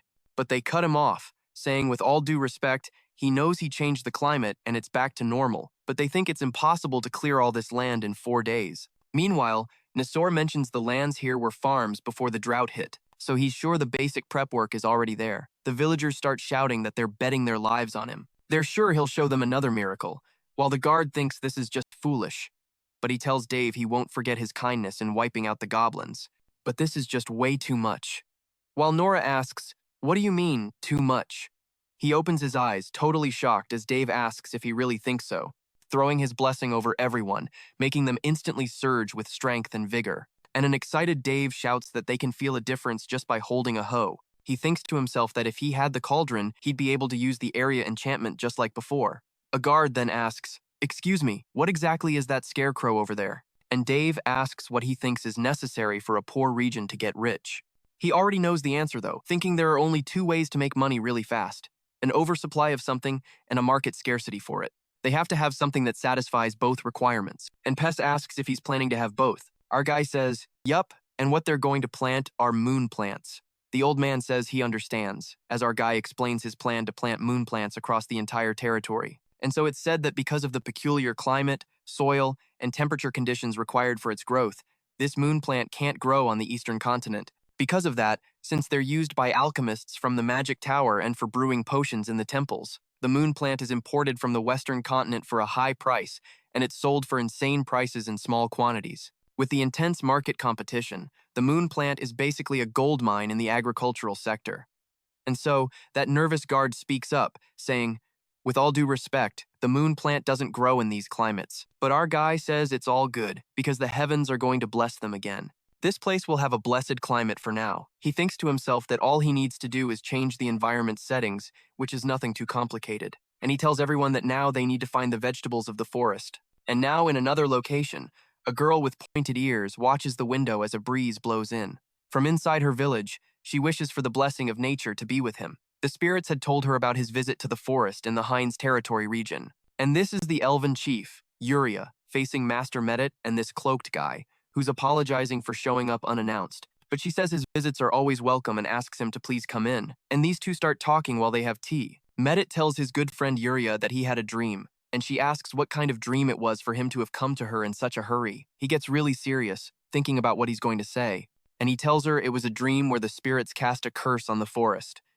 It was a really strange dream. which leaves her shaken. She stares at him while saying he told her this a long time ago, that the actions of spirits are the works of the natural order and something irreversible and totally natural. But it says that even so, the forest is drying up, and it's happening all over. And he wants to go back there, back to their home next to the sacred tree. But she calls him Master Medit and says that for them, this is their home now, and she is no longer wanted in that place. And she asks him to please take the others who are here, so they won't be affected by the spirit's curse. But he gets really annoyed, asking if she's really going to stay there and die like this. But she tells him that would just be a part of the natural order and is super calm about it. She asks, who knows? Maybe there's someone who can save me from this place. And she says this wind is really lush, and that it's a sign that luck is coming her way. She then asks Master Medit, putting that aside, how is the tea? He starts to drink it, while she mentions that this time she prepared it with grasshopper wings. He spits it out immediately in shock, thinking she's completely insane. For a moment, he'd forgotten why she's called a heretic among her own people. She's like a psychopath, too. She keeps talking, saying she feels like they'll have a very special guest today. And our guy is walking through that forest while Pes says she never thought anyone could live there, much less elves. The records say that ever since the Great Incident about 300 years ago, the elves went into hiding, and there are many who don't even know they exist. Our guy says he should consider himself lucky, because while they were dealing with the goblins, he discovered some spirits that came to watch them. If there are spirits nearby, that means there are also elves. Pes asks if he'll be alright, because it would be better to avoid them. But our guy says that if they find them, it'll be even better. But she says she's not a big fan of them, because they're very stubborn and demanding. Our guy says the archer god Apollon already humiliated the entire elven race. Just looking at it, his memories made him want to stay away from these people. But he walks through the forest and says, so this is the elven forest. He starts petting the animals, and they flock around him as if they're being drawn to him. Our guy tells Pes that the spirits here are affected by his affinity with spirits, and probably like him more than some of the elves. They could never be compared to him, who lived in a pit of lava to increase his affinity with fire. And that was training worthy of a hero, something that transcends races. The master of spiritual magic, Empress Yuriana, who has a contract with 3 spirit kings, was born human. Pes asks why it seems like they're so close to him, and our guy asks if she's jealous. Meanwhile, she's dejected, wondering why they would choose him if he also possesses death mana. So she asks him how he plans to find a moon plant. Dave says he could find the seeds on his own, but when he says that, he notices something strange as a spirit comes up to him, handing him a moon plant. Pes asks if that's what she thinks it is, and our guy says, yup, exactly. This is a moon plant seed, and I was guided directly to the moon goddess's garden. He thanks the spirit for showing him the way, and Pes's eyes go wide, super excited. There are so many moon plants in there, more than enough to plant across the whole region. She stares at our guy, full of doubt, wondering what he is. But on the other hand, Dave thinks that because of the spirituality contained in his mana, divinity, and authoritative mana, anyone with enough power can summon spirits, although their capabilities depend on their spiritual affinity. At this point, it's safe to say there's not a single spirit in this world he can't summon. The Spirit King, though? Yeah, that one's still a bit of a challenge. Perk asks if he's for real using spiritual mana, and if he wants to forge a contract with a spirit. But our boy simply says this is the lunar goddess's garden. Just like the name implies, it already belongs to a spirit. So taking anything from here would obviously tick off its guardian. He tells her to just stand back and watch. Then, our main character begins to speak in the ancient tongue of spirits, asking if anyone is there, if they can hear his call. His voice reverberates through the entire cavern, touching earth, wind, fire, and water. The elemental spirits themselves guide him as he communicates in their native language. He tells Perk they've given him permission to take the plants, but they need to move fast before any elves spot them. Perk immediately teases him, asking where all his earlier courage went. You getting scared now, she asks. But our guy just says it's always smarter to avoid a pointless conflict. But unbeknownst to them, someone was watching from the shadows, whispering, incredible. Med wondered what she was even talking about. Just being granted the blessing to enter the garden was a miracle in itself. But this human, he faced and communicated with the spirits of nature, and even won their permission without any consequence. And on top of it all, he was just a boy. The lunar goddess's garden is a sacred place to the elves, and a human just communed with the spirits to take flowers from such a place. Her companions asked what she was going to do. If she tried to explain this unbelievable situation to her master, he would never believe it. She calls out to him, Master. Med asks what's wrong and why she looks so troubled. With a pained expression, she asks why he isn't drinking his tea. In her head, she was panicking. She'd worked so hard to make that tea for her master. After finding the plumpest grasshopper carcasses and removing their wings, she let their bodies dry for a week before fermenting them. And now her master was ignoring all her efforts. Looking heartbroken, she asks if it's really that horrible. She says not to worry, she can always make another batch. But he begs her not to, thinking to himself that times is exactly the problem. She'll eat literally anything, as long as it's healthy and tastes good to her. So she changes the subject, asking him what he thinks is more probable. A human who tricked the elves and entered the lunar goddess's garden to communicate with spirits, or a great being awakening from its ancient slumber. Med asks what on earth she's talking about, but seeing her dead serious face, he asks what she's getting at. But he says, well, if they're only talking about probability, then he chooses the latter. Even though so much time has passed since the dragons disappeared, and they're now considered just legends, they definitely existed. But a human doing all that? Not a chance. There have been a few oddities here and there, but never to the point where a human could actually see nature spirits. It's much harder for them, since they have a high affinity for chaos. So then, I'm right, she concludes. He asks what she's talking about. She replies that she'll have to leave the village for a while. He asks her again what in the world she's talking about, and she tells him she's found the way to save their village. Now, back in his territory, they begin planting the lunar flora. Our boy notes that the job was supposed to take 4 days, but it was finished in just half a day. The guard at his side says everyone was highly motivated to repay him for everything he's done. Davy thinks to himself that they actually did it. They're looking to the future and are totally committed to producing the lunar plant. He remembers when he first asked the citizens to plant it. He heard the same doubts all over the region, people asking what they even planted and if it would actually grow. Davy knows that lunar flora takes a long time to bloom, around 4 to 5 months. It also requires the skills of a spirit to even produce flowers, but it's the leaves they sell, not the blossoms. The guard asks if everything is okay. They don't have much knowledge about planting these lunar plants, so they don't know much. Our boy asks what he wants to know, and the guard tells him that the plants are slowly drying out. But our hero just tells him to wait, because the heavens will soon bless them with rain. A few days later, with the temperature soaring, our guy says it'll start to cool down tomorrow morning, knowing they were all worried about the drought. And then, just as he said, it started raining the very next day. Without them knowing how this whole situation would end, 4 months passed in the blink of an eye. And in the middle of a party for nobles, they start gossiping that a small nation in the east, the Hund Kingdom, has apparently started cultivating the lunar plant. They ask what kind of insane sovereign is allowing such absurd experiments.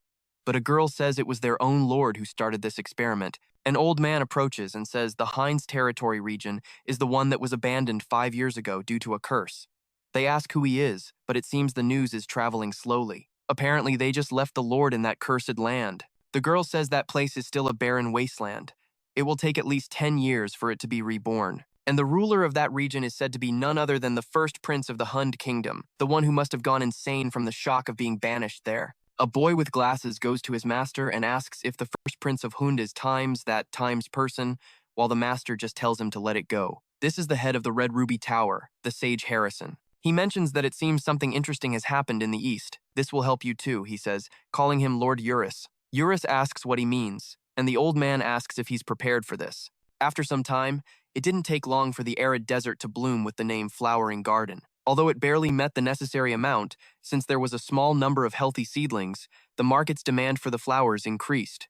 Med says they have around 20,000 lunar plants in stock. Our hero says he plans on taking about 10,000 of them. At the current market price, 4 leaves cost 100 gold coins. 10,000 leaves would cost 250,000 gold coins. That's equipercent to a revenue of 5,000 platinum coins. To put that in perspective, a normal family can be fed for 2 weeks with a few gold coins, and if they cut back on spending, they can live comfortably for a whole month on 4 to 5 gold coins. Perk says that's amazing and it'll be so much fun once they sell it all. Our guy says yes, because unlike the spirit stones, they will announce the lunar plants as their official business. Thanks to the rumors he intentionally spread, he was considered a fool for wanting to do the impossible, but it worked out perfectly. In their eyes, he was just some idiot who wasn't worth their time. But thanks to that, his operation proceeded smoothly, without any interruptions. Perk says he must know that trick won't work twice. Our boy says that's why they're going to make the most of it. The preparations are already complete. And now, they are going to cause an uproar across the entire continent. He thinks that this smells like a lot, and I mean a times lot asterisk, of money. He thinks that lunar plants were sold on the market about twice a month. The amount sold wasn't small, but it was still insufficient for the eastern and western continents to use. The main ingredient is the catalyst used for magic and alchemy. Plus, it's a necessary ingredient for creating potions in the church. So this is great news for them. Model. And with that news, another rumor spread like wildfire that Davy, the mastermind behind the moon plant, had fallen gravely ill, while some just called him a fool blinded by money. But sometimes, it's a necessary evil. One lady complained that it's unheard of for product demand to just drop off. However, the high price is due to limited availability. It's only natural for prices to crash once supply increases. So if they start handing it out without restrictions, the moon plant's Persecu will obviously tank, and that's the last thing they want. He has no intention of starving to death in this world. Right at his castle gates, a massive crowd was forming, all worried about their lord, as a guard reported everyone outside wanted to meet with him. Our boy figured the news had spread, and the entire region had descended into chaos. Merchant guilds, specialists from the towers, alchemy organizations, and even a small number of clerics from the region had all migrated there, bringing over 200 people. And now these lands are practically overflowing with them. She asked him what they were going to do. While supposedly bedridden, he told her to inform everyone that he wasn't well and that they could leave. But she shot back that she'd already tried that. They just wanted to see the products. He thought to himself, what a bunch of barbarians. And with that, he announced a meeting. Our boy asked the guard how the other men were holding up, and he reported they were working hard but were desperately short-handed. It's nearly impossible to manage a huge number of people who suddenly swarmed the area. The old butler chimed in that on the paperwork side, it was also pure chaos, since there was no clear manual or precedent. Our hero ordered him to kick out anyone who seemed suspicious. The butler asked if he was sure, while Dave insisted he had to do it before something big happened. At the end of the day, he held the advantage. So there was no reason to be understanding with every single one of them. But of course, he had to be appropriately polite to maintain good relations. He asked if the housing situation had been taken care of. The butler confirmed they were modifying certain buildings, but it was nowhere near enough. Our boy said he understood, telling them to use the tents they'd purchased a while ago, set up small camps, and sell the tents to them, and he could even change the prices. The old man said he'd do it immediately, but as they were leaving, our main character told Miter to wait. Miter asked what was wrong, as our boy said he needed to have a little word with him. A few hours later, he returned to his post and was greeted by his men welcoming back their chief. But they corrected themselves, saying he was the captain now, and invited him for a drink. But he told them maybe next time. Walking to his room, he thought about how exhausted he was, training in the morning with Mr. Berna and managing the troops in the afternoon. He was even taking etiquette lessons with the Lord's godmother, and was completely swamped. He wondered if he'd ever been this busy in his entire life. Just then, a knock came at the door. Someone was there to see the captain. He asked who it was, and a smarmy-looking guy excused himself, saying his name was Rollis, a fourth-class specialist from the Green Tower. He apologized for bothering him and commented that his management of the situation was impeccable. He was sure it must have been chaos with so many people crammed into such a small area, but he saw that the captain had protected the region exceptionally well before the Lord arrived. The captain replied that it was all thanks to the Lord, and Rollis added that Lord Dave must feel very lucky to have a brave and reliable man like him, while the captain simply replied that he's just a humble knight. Meanwhile, he was thinking that this guy sounded like a total lunatic, so he asked what brought him there. Rollis said he wanted to meet the Lord, but everything was locked down with extreme security. He asked if there was any way to meet with the Lord in private, but the captain told him he didn't think that was possible. He was currently bedridden from overwork. Rollis acted shocked, saying that was terrible. The captain apologized and said he knew it might be important business, but his Lord's health came first.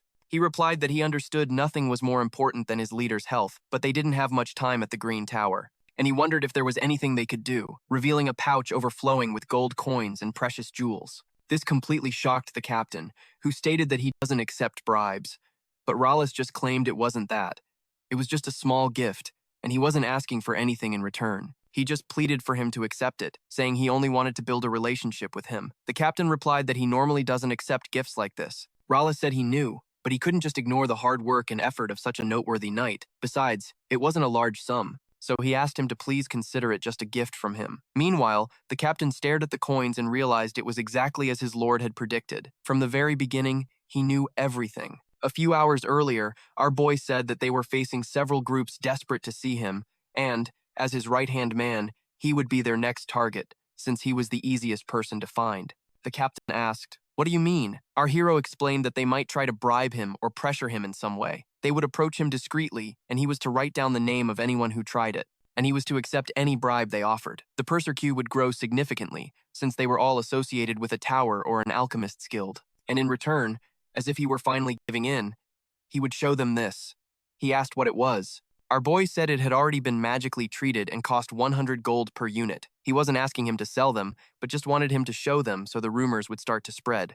The objective was to raise the product's purser queue as much as possible, while limiting it to their region for as long as they could. As soon as he showed the product, Rallis was completely stunned. The captain explained that this was the complete product, already harvested and packaged, and he believed there was no harm in showing it since it would be on sale soon. Rallis thought that without a doubt, it was amazing quality, and he had certainly never seen anything like it before, not even on the Western continent. In terms of effectiveness, it couldn't even be compared to the products from the West. He had to get one, even if it meant using a bribe. Rallis commented that you could tell it was of immense quality just by the way it was glowing. The captain told him not to be surprised, as his lord personally put in the effort to produce it, and most of their products were on this same level of quality as well. Anything inferior to this was discarded and used as fertilizer, which absolutely shocked Rallis. He exclaimed that these products were incredibly precious, while the captain mentioned they had approximately 10,000. 1,000 units are ready for sale. Rallis thought that if they harvested 10 to 20,000, that meant half the crop was already gone.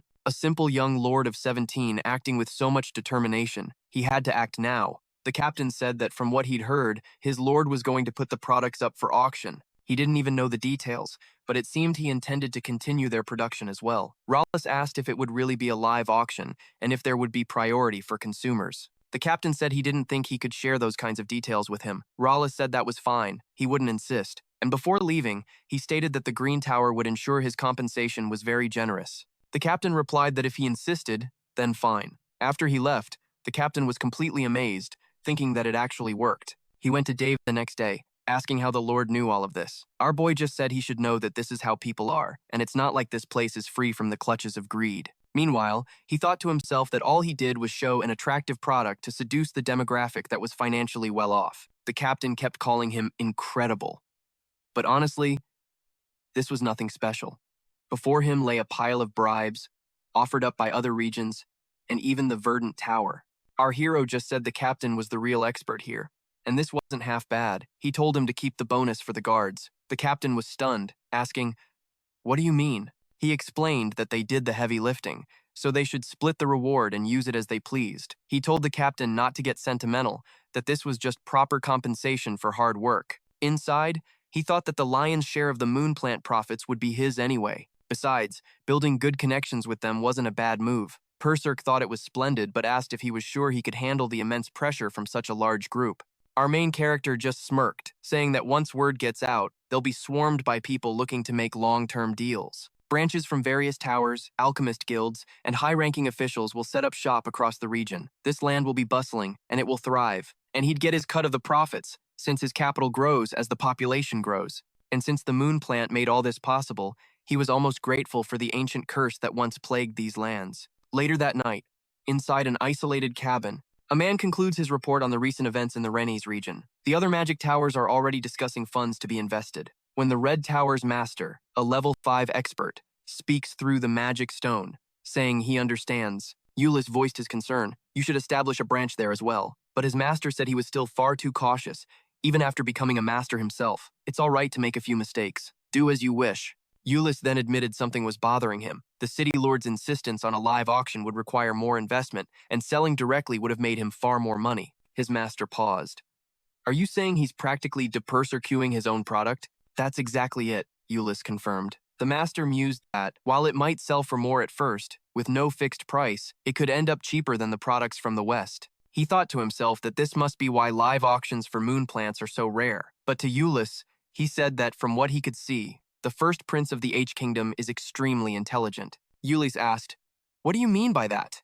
The master replied with a question, What is your estimate of the population in Hein's territory? Ulyss said it couldn't be more than a few hundred. But in that moment, something clicked. The master explained that purchases can only be made within the region. He's engineering its growth while securing as much investment capital as possible. It's rare to see a city with so many powerful groups in one place, from magic and alchemy towers to countless merchant guilds. The Hein's territory region's only true advantage is its convenient transport routes, making it a prime commercial hub. Ulyss was amazed, but asked, what if the merchant groups just buy everything to resell it? But his master cut him off, explaining that's precisely why they won't increase the production of their goods. They'll gather as much cash as they can as fast as possible, while also setting something aside for the future. And there's one other thing, he added. The prince is acting as if he has nothing to lose, even if things go wrong. That could only mean that the moon plant's production is just the beginning for him. Ulyss asked, Are you saying he has more cards left to play? The old master confirmed that he did. If I can figure this out, others with sharp eyes will see it too. And even if he's bluffing, there's little to lose. You must understand by now that you have to build a good relationship with this young man. Eulis agreed. Yes, I'll meet with him personally as soon as I can. His master simply told him to try and get an hour of his time. He too wanted to meet this brave and intelligent boy.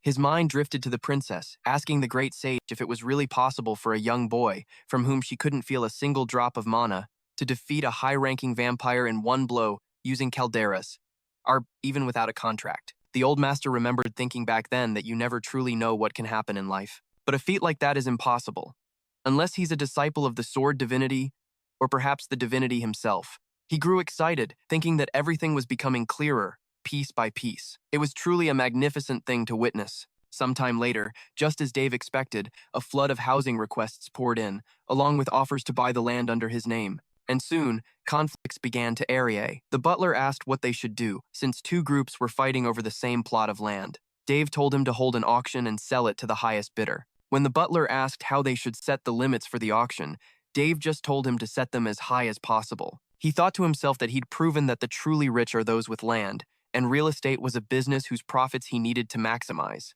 Following him, Purser commented that she could never get used to his evil smile. Just then, the butler announced that a letter had arrived for him. Dave asked if it was important enough for him to look at, and the old man replied that it came from the royal palace. The news surprised Dave. The next morning, the auction began. The man on stage asked, "Shall we begin? The session now starts at 90 gold." One of the rich men bid 95, while Alice bid 100, and another followed with 110. Someone told him to take it easy, that his bank account was getting lighter, but Alas simply advised him to follow his own advice and stop messing with him. "You're going to lose," he said, offering 130. The other guy shot back that Alas was the one who started it. On the podium, the auctioneer thought that things were heating up, but he just kept going. Confidently, he announced that the bid was at 130. If no one else bid in the next 3 seconds, it would be sold for 130 gold. As several men began to fight over the lands, the nervous auctioneer raised his gavel. But to everyone's surprise, at the last second, someone raised their hand. A few hours later, Dave heard the news and asked if they had really paid 150 per box. The butler confirmed it was true. The Aliu merchant group had bought 5,000 units with priority. Dave thought that, thanks to the butler, they had pulled a huge amount of profit from the auction, and the empty houses had all been bought in the blink of an eye. The butler added that the rest was sold for 130 each, and 500,000 units were sold, just as he'd instructed, and they spread the products among each organization. Our hero declared it was great. This was a huge victory and an enormous success. If things keep up like this, the revenue in the Heinz Territory region will be around 1.05 million. This prompted Dave to tell everyone that they would continue the moon plant's production, but they would not increase the quantity produced. They were to set aside some lands to plant other things and return the other plots to their current owners. He thought that having too much of anything isn't good. They needed to maintain a balance between supply and demand. He then told the butler that he wanted him to take a look at the region's infrastructure. They would only fix the places they couldn't use, and a complete overhaul would happen as soon as he returned. The butler and captain both said they understood. Meanwhile, our hero thought about the royal invitation he'd received a few days before the auction. What was written inside was simple. They were praising him for his achievements, which the H-Kingdom, as well as the Eastern Continent, had failed to see. And they wanted to congratulate him properly. He was to return to the kingdom for a brief visit. As soon as he received the invitation, he burned it, wondering how they dared, after kicking him out, to now try and take something from him. He figures they're probably caught in a struggle with Marquis Palters and are desperate for support, and our protagonist can't help but think, isn't this all just a little too convenient? This guy actually dared to stamp his seal over the kings, as if he himself were the monarch. But it didn't matter. He was already moving forward with the next phase of his plan anyway. He has to head there now. His destiny lies in the same direction as the kingdom, and it certainly won't hurt to pay them a little visit. His mind flashes back to when he was in a coma. A voice told him he had created a secret dungeon in the basement of his last residence. Inside lies a creation he couldn't finish before he died. And if our hero finds it, he's been asked to complete it. He can do whatever he wants once it's finished. He could even claim it as his own work, or sell it for an insane price. He remembers asking if it was really okay to entrust him with something so important, fearing he'd screw it all up. But his friend told him to trust himself, that he's more dedicated than anyone, and he'll understand the moment he finds it. As long as he finishes the job, he can do whatever he wants. And now, on the day he's set to leave for the kingdom, the butler asks if he's sure he doesn't want an escort. Our protagonist simply says yes, because the butler should know exactly who he is. He just tells him to be careful. Our hero then asks him to watch over Arya, since she tends to overwork herself. He needs to make sure she gets some rest too. The old man agrees, saying she's a truly special child. He knows she's royalty, but for a baron's daughter, her talent is just incredible. Teaching her has been a joy, almost like teaching his own granddaughter. Our hero thinks to himself that the old man seems to enjoy her antics. He announces he's leaving. With Purse by his side, she asks if taking a different route to the royal road wouldn't be faster. But our hero says they have a stop to make on the way to the kingdom, a place that's also a famous landmark. It's one of the few breathtaking landscapes in Kingdom H, a region the entire Continental Alliance has worked to preserve. This is the homeland of Shiraste the blacksmith, the Valachat region. Perse, completely stunned, asks, Shiraste? You don't mean Shuri I'm thinking of, do you? Our hero confirms it's Eris's father. She must have met him before, being Eris's friend. His legacy remains there. He even adds that it was forged from the same materials as the holy sword, Calderas. So, this has to be something incredible. The legacy of the Shuri. He can't wait to find it, but he has no idea if he'll even be welcome there. They say even mountains and rivers change over decades. That place was Shirasti's home over 1,000 years ago.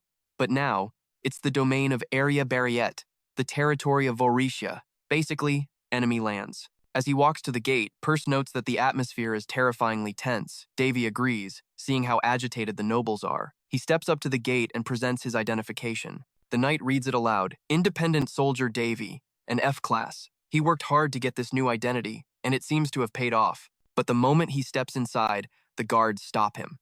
One of them tells him to turn around, sneering that he must be here to explore the newly discovered labyrinth. He's warned not to stick his nose where it doesn't belong and to leave immediately. As our hero glares at them, two cocky guards wonder what all the commotion is about. After being denied entry, he calmly sits down, thinking, this is the land of Duke Voresha, a high noble. This is going to be a problem. Just then, an old man approaches our hero. Excuse me, he says, you must not be from around here if you don't understand what's happening. Our hero asks what he means. The old man says it's nothing special, and tells him to just look over there. He sees someone slipping money to a guard and realizes they're demanding tolls. Perse whispers that they're corrupt. The old man explains, this is just how things are here. Our hero thinks that this practice was abolished years ago. The old man, noticing his cold, emotionless eyes, steps closer and tells him to give this to them, and they'll let him pass. He says it might not be much, but it should be enough to get in. He urges him to just hand it over and avoid any trouble. The old man says Davy reminds him so much of his grandson, and that he can just have the money. Our hero is genuinely surprised by the old man's kindness. He says he appreciates the gesture, but asks him to please keep the money. Buy something for your grandson, he says. I don't think I'll be needing something like this. The old man is left in shock by what he's about to witness. Our hero walks straight up to the guards, who tell him they already ordered him to leave. But our hero just tells him to get out of the way. The guard scoffs. What? Our hero states coldly that tolls cannot be demanded from citizens unless required for a specific event. Therefore, what they're doing is illegal. They just scratch their heads, wondering what this brat is talking about. But Davy, his voice laced with fury, tells them if they don't want to die, this is their last chance before he enforces national law. Hand over all the money you've collected and admit your crimes. He thinks it sounds a little cheesy, but who cares? It's just procedure, like reading them their rights. The guard points his sword at our hero's throat and asks who the hell he thinks he is. Does he really think he's some big shot they can't just kill? Our hero calmly replies, so you have no intention of following the law. They sneer back that here, they only follow the laws of Duke Vorisha. Our hero simply says, I see. The old man shouts, you bastard, stop it. He's just a kid. The guard turns on him asking who the hell this old geezer is and tells him to get lost, ready to strike him down. But to the guard's shock, our hero stops the blow with a single kick, sending the sword flying. You pointed your blade, he says, his voice dripping with venom, at a completely unarmed old man. You're absolute trash. Forcibly taking money from a citizen of your own kingdom is the same as stealing from the nation itself. As the sword falls, he catches it and declares, the punishment for that is immediate execution, before slicing the guard's head clean off. He announces that the punishment applies to everyone involved, but it doesn't have to end this way. Go and get your boss, right now. The other guards ignore him, pointing their weapons and calling him a lunatic. Our hero just asks if they really want to add a few more charges to their sentence. It was wrong of me to lie about my identity, but what you're doing is enough to have 3 generations of your family sentenced. The guards just stare, asking what he's talking about. You bastard, one shouts. But in a flash, a spray of blood erupts. It wasn't our hero who was cut, but the guard's own hand that goes flying. Our hero warns, It'll be your head next time. Don't make me repeat myself. Get your boss. Now, just then, their commander appears, demanding to know what's going on. Greetings, Viscount, they shout as he asks who's causing trouble. Our hero casually tosses a medallion at him. You should choose your next actions carefully, he warns. Just because you don't see guards by my side doesn't mean I can't defend myself. A soldier screams in recognition. That's an identification pendant from the Demetrio family. The Viscount, overcome with fear, falls to his knees before the first prince, Davy. Our hero says, "Good. At least you recognize it." The Viscount begs for forgiveness, claiming the region is in a dire financial situation. But our hero retorts, "What about the 1,000 Days and Nights market, designated as a treasure by the Continental Alliance?" The Viscount sputters that this isn't fair. He can't just show up in disguise when there's no other royalty from the kingdom present. "Who would come here unannounced to prosecute someone?" he demands. "You came without a warrant. This is an abuse of power." Our hero coolly replies, "So you want me to bring a warrant?" The Viscount sneers that Duke Voritia will never let this stand. Our hero thinks to himself, so that's how he wants to play this. He realizes that when corruption runs this deep, even inspectors are afraid to do their jobs, fearing retaliation. The Viscount says, "Please, allow me to escort you to my mansion." But our hero cuts him off. "So, you're a Viscount?" He asks if the man has heard the rumors. "What rumors?" he asks nervously. Our hero leans in. "You haven't heard? I'm bloodthirsty." The Viscount can only ask what he means before his head is separated from his shoulders. Perce calmly notes, so he chose to shorten his final words. After Davy finishes the noble, he travels on in a carriage driven by the old man. The man explains it had been 10 years of peace until Baron Alexad of the former royal family passed away. That's when refugees from the Hines territory region began flocking here, and it became a serious problem. The people who tried to help them were punished, he says with a heavy heart, that he lost his own son that way. Davy explains himself. He says looking at the old man reminded him of his son, not his grandson, and apologizes for his harsh words. But our boy insists he wasn't being rude at all. From what he can tell, his son was a very kind man too. The elder admits he just couldn't stay silent in the face of injustice. Percerc tells him it was an admirable thing to do. They arrive before a lone gravestone, where the old man reveals they've reached the ruins of Valhalla Gate, the historic site of the 1,000-Day and 1,000-Night market. Percerc asks if he's sure this won't cause problems with the Viscount, but our hero says the Duke can't afford to waste his attention on a place like this. Overjoyed, the old man thanks him for saving his life and avenging his son, vowing to never forget this debt. Percerc, being kind, simply tells him to continue living as the righteous man he is. As they depart, Percerc notes what a truly sad story that was. Percerc agrees, but promises better things are on the horizon. She feels a premonition that something huge is about to happen. He just smiles and says she'll see for herself soon enough. Now deep in the ruins, our main character makes his way through the rubble. He climbs to the highest point to get a bird's-eye view while Percerc yells for him to get down. But he's absolutely floored by the sheer scale of the ruins, noticing details everywhere. Percerc, trailing behind him, hates to be a buzzkill, but asks if this is really getting them anywhere. Just looking around for stuff seems pointless. Our boy agrees that it might seem that way, before muttering, "Area 1 to 7, then Area 23 to 11. She walks over to him and asks what he's doing. "What's with all those notes?" Percerc reveals that it's a form of cryptography. She just looks at him blankly. "A what?" A spark of excitement hits him as he finally gets it. He realizes this entire place has been encoded. From up high, you can see all sorts of hidden patterns. He explains the code was created by Shuri, and though others knew it in the past, he must be the only person alive who can read it now. Then he points to a specific spot. The code points to only one thing. He walks toward an object and declares there's an entrance through the anvil in the center. To get in, they need a special rune. With that, he places his hand upon the anvil. He excitedly thinks about the creator's testament to his people, promising a massive fortune to whoever found his legacy. As it activates, the floor splits right down the middle. Our hero can't help but think, man, that old geezer was seriously twisted and cruel. Now inside the secret chamber, Percerc remarks on the insane effort it must have taken to build this underground passage.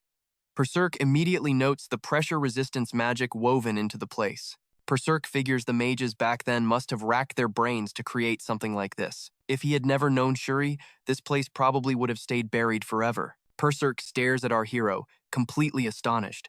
A small smile spreads across her face as she admits, "You're not wrong about that."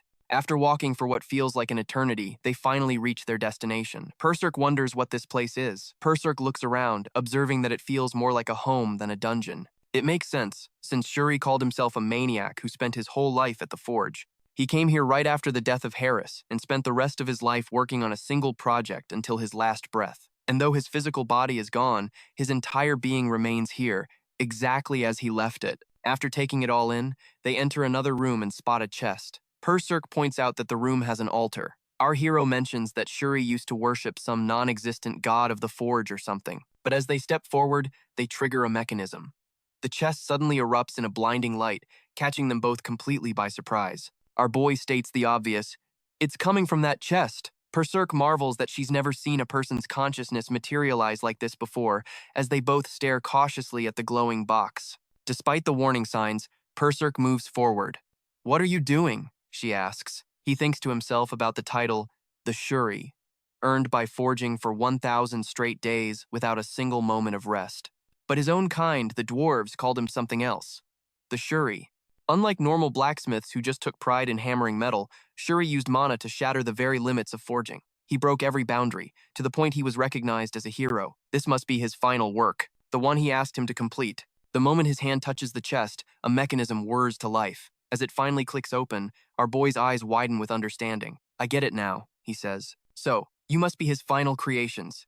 The nameless crimson sword that exterminates the living, and the azure sword that eradicates the dead. The so-called twin blades that, even at the very end, he couldn't manage to complete." Perserk observes the two swords, thinking their title is none and their status is uncommon. They're 90% finished. He realizes their manifestations exist, but they haven't been awakened yet. "What is this? What does that mean?" he wonders. Beside him, Perserk says she finally understands the wailing sounds from before. Our hero nods. "Yeah, I expected as much. But still, this is so like Shuri. These are living swords, just like Kaldras. And Kaldras, the holy sword, is the greatest blade Shuri ever created in his life, but it was forged using the physical molds and diagrams from his master, Harris. These two swords are completely different. This is the one and only masterpiece from the great smith Shuri that didn't take a swordmaster into account. They were made by him, and for him alone, created to find their own masters by themselves." Our hero grins, knowing these are an incredible find. Perserk says they already look complete, but Perserk shakes his head. Not yet. The final touches haven't been added. They still need to be worked. He picks up both blades and says he needs fire.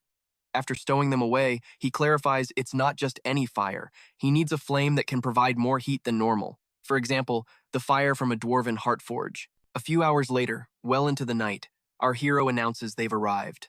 A mage up ahead tells him that if he follows the main road, he'll reach the square, and wishes him a pleasant trip. Perserk thanks him, his mind already racing about the royal summons and what could be waiting inside. Perserk teases him for his weird habit of asking questions he already knows the answers to. "Anyway, they probably just want to reward you," she says. But that's a total no-brainer. His moongrass business is a literal goose that lays golden eggs. In just a few months, he's made more money than the entire kingdom made in a year, and the taxes he paid were astronomical. They'll definitely try to convince him to nationalize his business to make the kingdom richer, or, to be more specific, to make the nobles richer. "And you already know that," she adds. Our hero thinks to himself that, honestly, it's a bit shocking to have drawn this much attention from the whole continent. He finally arrives at the palace. At that very moment, a butler greets him. "You are welcome." "It's been a while," our hero replies, addressing him as Vespers. The butler agrees, noting that he's grown taller. He says he's heard the rumors, and that he's made quite a success with his business in the province. Perserk, with a cheerful smile, says the heavens must have blessed him, but the butler's tone shifts. The climate in this place, however, is no joke. The butler reveals that some confidential ledgers were stolen. Our boy plays dumb. Vespers explains that the king was enraged, and all the nobles involved have been stripped of their titles and will be executed. Shocked, Perserk asks if the king really went that far. The butler informs him the king has just retired for the night, so he'll have to give his greetings tomorrow. Perserk thinks, "Damn, that's ruthless." It seems the king was holding back this whole time and just decided to finally let loose. And even though Marquis Palutres gathered tons of information, progress this massive wouldn't have been possible without the king's direct help. He knew things were getting seriously complicated. But just then, a voice popped up behind Davy, asking if he was the one making all that noise. What shocked our guy was that he knew that voice, the voice of his blonde-haired brother. The blonde calls him Callius and tells the butler it looks like his brother has something to say, so the old man can leave. After the butler leaves, this Callius dude just grins and walks up to our hero, acting all tough. He says Davy got a big head just from closing one deal, and if a commoner like him could do it, then anyone could. It didn't matter who it was. He shouldn't get so proud over nothing. It was just a lucky break. But our hero fires back, saying so that's what he wanted to say. He must be pretty jealous, and he doesn't even get how huge his achievement really was. That's exactly why everyone calls him an idiot, because he always has to run to area barriet for everything. This completely sets Callias off, who lunges to grab Davy, but Davy shuts down the attack and asks if he's crazy. He must be delusional from everyone gassing up his ego, but Davy can't think of anyone dumber than him. Everything he has was just handed to him, and since he's not smart, he could at least have some common sense. Callias, totally pissed, asks how he dared to insult him. Our hero thinks to himself that if he wasn't such an idiot, he wouldn't have shot that arrow at him 6 years ago. And now that he thinks about it, he gets even more angry. He dodges the next blow, grabs Callias by the arm, and slams him face first into the floor. After Callias eats dirt, our guy says he should be aware that the things he says could reflect badly on the king. He's always going on about commoners this and commoners that, but half the blood in his own veins is from the king of this realm. And then he just steps on his throat, making Callias gasp for air. After he gets up, our guy asks if he got hurt or something. But seeing a crying Callias, he just says, "Guess you're not okay." Then he flicks him on the forehead, telling him to take that, making Callias scream in pain. Callias, trembling from the pain, asks what he did to him. Our boy asks, "What do you mean? You want me to hit you again?" That makes Callias shake with fear. He starts running, screaming that Davy will see, and that he's going to take everything he's proud of. As our hero watches him run off with his tail between his legs, Perch asks if he's really letting him go with just a flick. But Davy says, "Of course not." With a devilish grin, he says he just played with him a little. Seeing that smile, she says she doesn't know what he did, but it must be something malicious. She adds that, if possible, he should try not to smile like that. It's super scary. Our guy gets embarrassed, wondering if it's really that weird. She says anyway. She wants to know what he did to his brother. He explains that he put a curse on him, the strongest in the entire country, one that can't even be cured by magic. She asks what he did to make it so powerful, but Davy just says there's one more thing. He gave him a little present. She asks what he means by that. He just tells her she'll see at the meeting tomorrow. And now at the meeting, the young lords are discussing things, with one of them saying they should take a cut from each province to fund the business's growth. As they talk, the king looks extremely unhappy with all of it. Perch, at his side, notes they're all just talking amongst themselves, not even including him, even though the whole business is his. She knows Mark is absent, but looking at them, royalty and nobles all seem the same, blinded by greed. And she's genuinely worried about the future of this country. Meanwhile, our hero says maybe he should start a restaurant next, adding that the most profitable businesses are in food and water. She tells him he's truly one of a kind. Just then, the king orders everyone to stop. He says they should first reward Prince Davy. He was the one who brought this blessing to their land. At that, our hero stands up, while the king says he created something incredible with no support at all.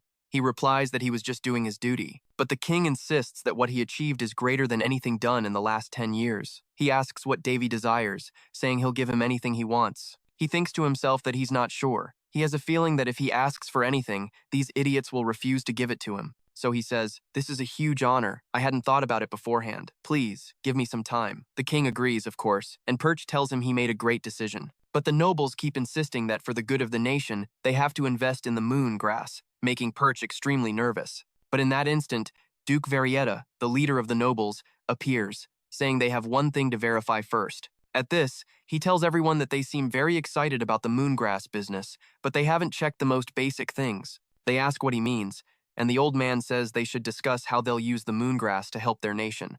They agree, saying yes, it's a revolutionary business. Then Varietta asks, so why are they trying to chain this business to the nation without even consulting Lord Davy, who created it?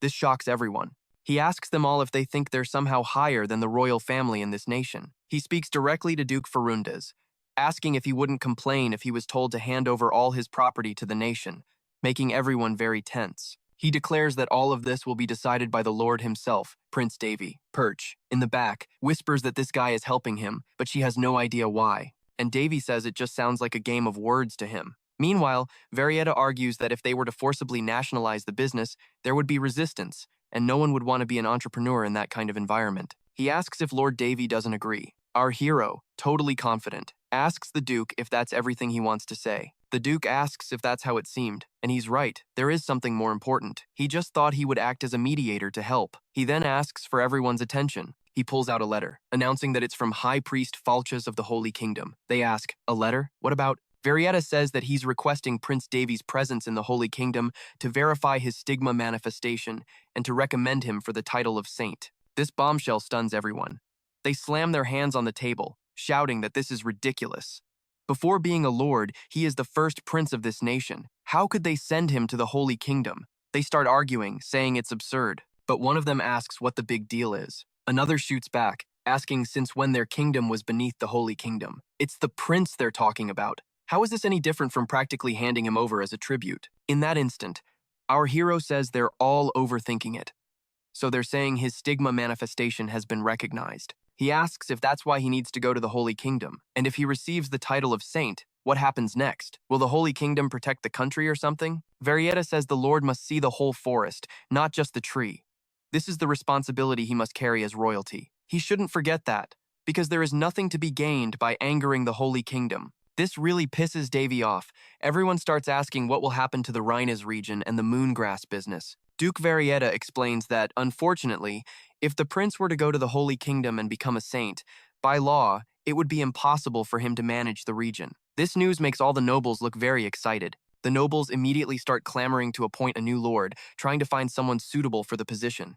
And as they throw names around, Perce just thinks to herself, they're all a bunch of idiots. Davy, however, is thrilled. This is getting more and more interesting. This is exactly why he never wanted to nationalize the business. A duke then steps forward, announcing he has one more thing to say. He declares that right now, the Hines territory region is more critical than any other territory in the nation. Because of that, they can't just put anybody in charge. And if he could make a recommendation, the perfect person for such a high-stakes position is Callias, the second prince of the kingdom. And Davy knew it. The whole plan was to privatize the business, hand it over to Arya Barriette's grandson, Callias, and then rake in all the profits for himself. That was the Duke's grand scheme. For all his big talk, it was the same old garbage the other nobles spout. At that, Callias steps forward, walking toward the king and shooting our boy a sadistic little smirk. As Davy watches, Callias kneels confidently before the king. And with a wide grin, he suddenly starts clucking like a chicken, shocking the entire hall into silence. The Duke looks absolutely furious. All the nobles and the queen demand to know what he's doing. In the corner, Perce just starts cracking up while Callias, completely mortified, wonders what is happening. He tries to speak, but all that comes out is the sound of a chicken. He just keeps on clucking, leaving everyone completely stunned. Perce is loving this, laughing right in his face and telling him how funny it is. Davy mutters that maybe she's overdoing it a little. He wonders what the heck he's even doing. Is he taking this prank too far? With a hand over his mouth, Callias can't explain. The more he tries to talk, the more he sounds like a chicken, which horrifies the Duke, who demands to know how he dares mock the national conference. But the prince just pleads for them to believe him. He would never do this. But the more he speaks, the more he imitates different animals. Now he's barking like a dog, which pushes the king's fury over the edge. He roars that he's heard enough and orders Callias out of his sight. He calls the guards to arrest the second prince and put him on probation until he changes his mind. But Callias just screams for them to stop, still barking like a dog and clucking like a chicken, while the king's rage burns. He starts to struggle, telling the guards not to touch him. But in that instant, his hat goes flying. To the absolute shock of every noble there, they stare in horror at the scene. Even Perce is stunned. How did he end up like this in just one day, she wonders. Meanwhile, a thrilled Davy thinks to himself, this is the power of the greatest curse in the country. Light reveals the shiny, bald head of Callias. Seeing that pathetic display, the Duke is in shock, as our boy states that he doesn't think Callias is nearly mature enough to govern a territory yet. The Duke glares at Davy, stunned, speechless, while our boy just flashes him a smile. He rises to his feet, addressing Duke Varietta, and asks, since when a duke's position is higher than a king's? He asks him what this is all about. Our boy says he'll ask the same thing, just with different words. He asks if this country belongs to the Duke. Varietta claims of course not, and that he's misunderstood. All of his actions were for the good of the country, for Kingdom R. Our boy fires back, asking why he's the one holding a letter from the Holy Kingdom that not even the king has seen. Varietta is silent. Davy adds that he's just spouting the same nonsense as the others. The old man tells him to hold his tongue, but Davy doesn't care, and says there's an old saying, never put the cart before the horse. The Duke sputters that they're in the national conference and asks what he means by that. Our boy points right at him and says, then in this all-important conference, what did you accomplish today? You sold out this country at the request of the Holy Kingdom and used that chance to try and take his territory of Hines territory. And no matter how he looks at it, the Duke is no different from the other greedy nobles. Varietta then asks what the prince's solution is. Our boy states that the key is how they handle the Holy Kingdom's request. The king asks if he has an idea, Our boy replies that in the end, even the Holy Kingdom is a place where humans live. He then takes out a crystal ball, and a transmission flickers to life on its surface. A voice says that he received a claim from Prince Davy. He introduces himself as Father Van, from the administrative department of the Holy Kingdom. Our boy apologizes for the interruption and asks about the Pope's decision, which shocks all the nobles. Meanwhile, our boy thinks, that's right, even if the Holy Kingdom is God's territory, it's still just a place where humans live. And on top of that, they have a need to do business. And even though a high priest outranks the king of a small kingdom, the person he contacted was the highest authority in the Holy Kingdom. And this priest says this was all the work of the high priest alone. He also made it clear that nothing like this will ever happen again, which surprises everyone. After the meeting, our boy is talking with Father Velia. He says Davy did a good job, while the priest admits he never thought Kingdom H would consider sending the second prince to their Holy Kingdom. In the end, it wouldn't be bad for them, but long term, it wouldn't be very beneficial either. Davy says he'll continue to leave things in his hands, thinking about a key fact he told the Pope. If either of them, the Heinz Territory region or himself, were to fall to one side or the other, the cultivation of moongrass would become impossible. And naturally, someone in the Pope's position understood that immediately. The priest then mentions the promised item, and Davy says he hasn't forgotten. He will set aside a specific amount to send to the Holy Kingdom, and will also dedicate a portion of land to cultivate and sell exclusively to them. The priest says, this is very good news indeed. He thanks him for his efforts, and says the Pope has asked him to continue selling them a large quantity. Davy, happy, thinks that this exchange is pretty materialistic and seems to have ulterior motives, but in the end, it doesn't matter. If they want special treatment, they have to give him something in return. After all, this business was built on that idea from the start. If they're all going to jump into the rain to get wet, no one can point fingers at each other. They're all going down together, because this is the famous drag everyone else with you business model. And after the call ends, they wonder what will happen. In the end, he got a great result, and nothing else matters. And now, through the crystal ball, he makes another call to a very distressed Amor, who is begging for help. He tells her that a prince's assistant shouldn't say things like that. The butler behind her apologizes for the shameful display. Then, he asks how the conference went. Our boy says it went fine and the problem was solved easily. He asks how things are going there with the guests. The old man says they're staying in temporary tents and have already secured construction licenses, so group projects should begin soon. However, regarding the infrastructure improvement problem, even after checking His Highness's plans, they don't think they can do it easily.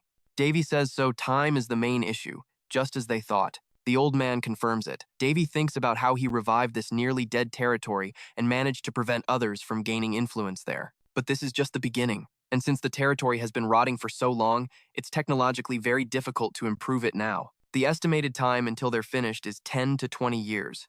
And this is not a problem they can just solve with money. And Davy says he has plenty of money, but nowhere to use it. But he thinks it's time to launch his second business, and asks if our guy is serious about this. Our boy confirms it. He believes the skills and tech from the continent's greatest engineers will be perfect. And even though he knows they're a petty species, he has an offer they can't possibly refuse. The old man asks which great engineers he's talking about. Meanwhile, our hero thinks to himself, this is like trading corn for diamonds. And what's better than a trade that promises a huge return with almost zero risk? With that, he headed for the mountains. His companion warns him they'll soon reach Yellow Rock territory and begs His Highness to please be careful. He agrees, thinking about the Yellow Rock tribe. It's a village of dwarves located north of the kingdom's territory. These dwarves are known as the continent's finest little engineers. Because they're way stronger than humans and have insane heat resistance, they were basically born to be master craftsmen. Compared to elves, who are only seen in legends, dwarves still have some contact with humans, living in tribes near volcanoes and mines. However, they have little interest in other races, so they limit outside influence, even from the king.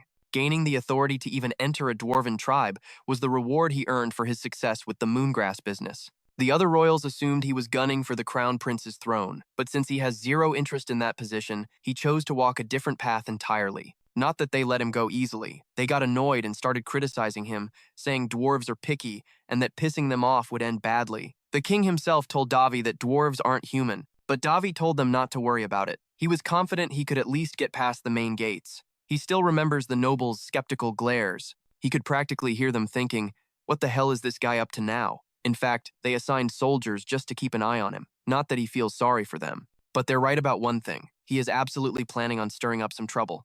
Now, standing before the gate, his guards announce they're from the kingdom and request permission to enter the Yellow Rock tribe.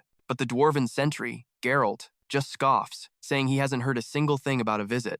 That's when our hero dismounts his horse, declaring he's brought them an offer. The dwarf asks what it could be, and our boy introduces himself as Prince Davi, the first prince of Kingdom H. He gestures to a wagon behind him. The dwarf grumbles that a promise is a promise. However, the tribe is facing a huge problem right now, so they're in no position to make any deals, which catches our hero by surprise. Still, the dwarf says he'll allow them entry. He tells them to leave the horses where they are and proceed on foot. The moment they step inside, they're stunned by the sheer scale of the place. Our hero makes his way toward the elder's house. He notices the round table, and sitting in the center is Golda, the 8th elder of the Yellow Rock tribe. Our boy thinks to himself that this is all getting pretty tedious. He asks if the elder is the only one here, knowing full well there are several other leaders in the dwarven tribes. So he figures he should introduce himself properly first. May the blessing of the Iron God be with you. My name is Davi Roni, a prince of Kingdom H. The dwarf's eyes widen in shock. Well, this is a surprise. He never thought a human would know a dwarven greeting. He says it's rare, that he likes this kid, and tells him to please sit down. He explains that the other elders are busy, so he's representing all of them. Our boy thanks him, and the elder asks what brings a prince all the way out here. He's surely aware that most of their deals happen outside the village. Davi confirms this, noting their normal trade with the kingdom is still months away, but he's here to make a few personal requests. The things he brought are just a small gift he prepared. Inside is meat brewed beer. The dwarf's face lights up, saying he doesn't hate humans who know how to show respect. On top of that, he loves human beer. But he says that unfortunately, the Yellow Rock tribe is in a complicated situation right now and can't possibly meet his demands. Our hero wonders what he means by that, but the elder states he can't discuss it with outsiders. That's all he can say for now. But since he came all this way, he'll allow him to stay for a few days. However, if he causes any trouble, they'll throw him out immediately. As if on cue, his guards draw their blades. But our hero calmly tells them to stop. The elder walks past him, saying he has to go now. As he leaves, Davi stares him down and checks Golda's information. He's 180 years old, has no title, and his current state is tired, irritated, and doubtful. He's the youngest elder in the Yellow Rock tribe. His info says that since it's been a while since he's seen a human, he was quite intrigued, and even took a liking to the one who showed them such respect. However, the human's company is irritating, and he'd rather be participating in the creation of the Flame of Beginnings. That's known as the Sacred Sword of the Dwarves, a piece of information that completely shocks our hero. Davi is suddenly hit with a memory from the past, talking with his old friend. He recalls him saying he made an item with those guys a long time ago. Back then, his skills weren't as sharp. So honestly, the quality isn't the best, he'd said. But we felt so accomplished. We celebrated for days after finishing it. She had asked if this Flame of Beginnings was really all that great, and our hero said it might be, from a common point of view. Honestly, he never expected to see that name here. It seems he knows something. He calls it the sword that cannot cut, and she asks, "What is that?" He explains that the Flame of Beginnings is a sword created by Sarat and the dwarves. He thinks it can be considered the very first collaboration between humans and dwarves. As he remembers Sarat complaining about how much those dwarves drank, Davi realizes this is an item that carries Sarat's memories. The most interesting part, the item is just a prototype. She asks, "What do you mean, a prototype?" Our boy says you could call it a blacksmith's first masterpiece. Even though it was made differently from other swords, the general production process is the same. He thinks about its special production method using mana, a technique that fuses the material and non-material worlds. A method that unique is exactly what a blacksmith strives for, something beyond what's already known. It's highly unlikely that the closed-minded dwarves would ever attempt to create something like that on their own, which is probably why they're racking their brains trying to figure out the production method right now. Our hero stretches and says it's time for a little stroll. After all, his main goal here is to borrow the dwarves' skills to develop his territory. But he has other reasons for coming here, namely, their great furnace, a forge created by dwarves using their most intense techniques. He doubts these stubborn dwarves will want to talk, but that's exactly why he's cooked up a very good plan to handle it. And now, in the dwarven bar, that same elder is chugging beer. He asks our hero what brings him here. Davi smirks. "I thought you were busy, but it looks like you have some free time." The dwarf grunts that no matter how much work he has, he can't do it right if he doesn't get a proper rest. He says his brother Golda kicked all the elders out. Davi sits down and suggests they drink together. "I've heard dwarven liquor is pretty strong," he says. "Mind if I have a taste?" The question shocks the other dwarves, who ask if he really wants their liquor. Does this human truly have no idea what he's getting himself into? Just then, a dwarf grabs a cup, telling Malkal the human wants to try their liquor. Malkal smirks, saying he's a reckless one. They start shouting, making our hero think they're absurdly loud. Malkal pours 2 glasses, warning him that dwarven liquor is nothing like the human stuff, and far too strong for his kind. But our hero just throws it back, declaring it's nothing. He laughs, saying, "This is what you call real liquor." The dwarves are stunned, exclaiming that he downed the whole mug in one go. While Perk asks if the liquor is good, our guy admits it's seriously strong, but the taste is disgusting. Perk is completely shocked. He thinks to himself that drinking contests are the dwarves' greatest weakness, then looks the elder in the eye, asking if he's willing to see who can drink more. The surrounding dwarves gasp in disbelief, but the elder grins, declaring that they dwarves never disrespect those who can hold their drink. And so, the contest begins, while our girl just watches on. Perk knows this gamble is necessary. It's the only way he can get what he truly wants from them. The dwarf sets the terms. If the human wins, he'll grant his request. But if the dwarf wins, he must leave immediately. He says it's nothing personal, but they have their own situation to deal with. Davy agrees, thinking to himself, he took the bait. With a toast, the two begin to drink. The next day, the 8th elder has lost. Our hero asks how he's feeling.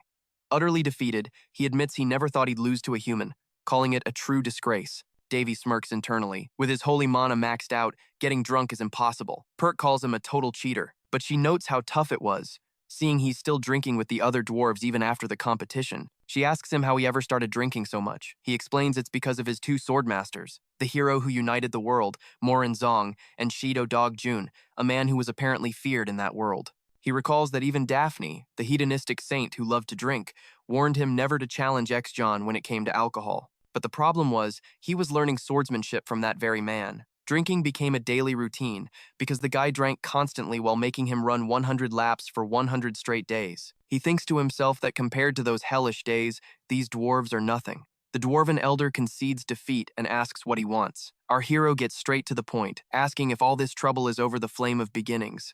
The dwarf sighs, admitting he let it slip. He says it's no big deal, just that the sword they were protecting for ages suddenly broke.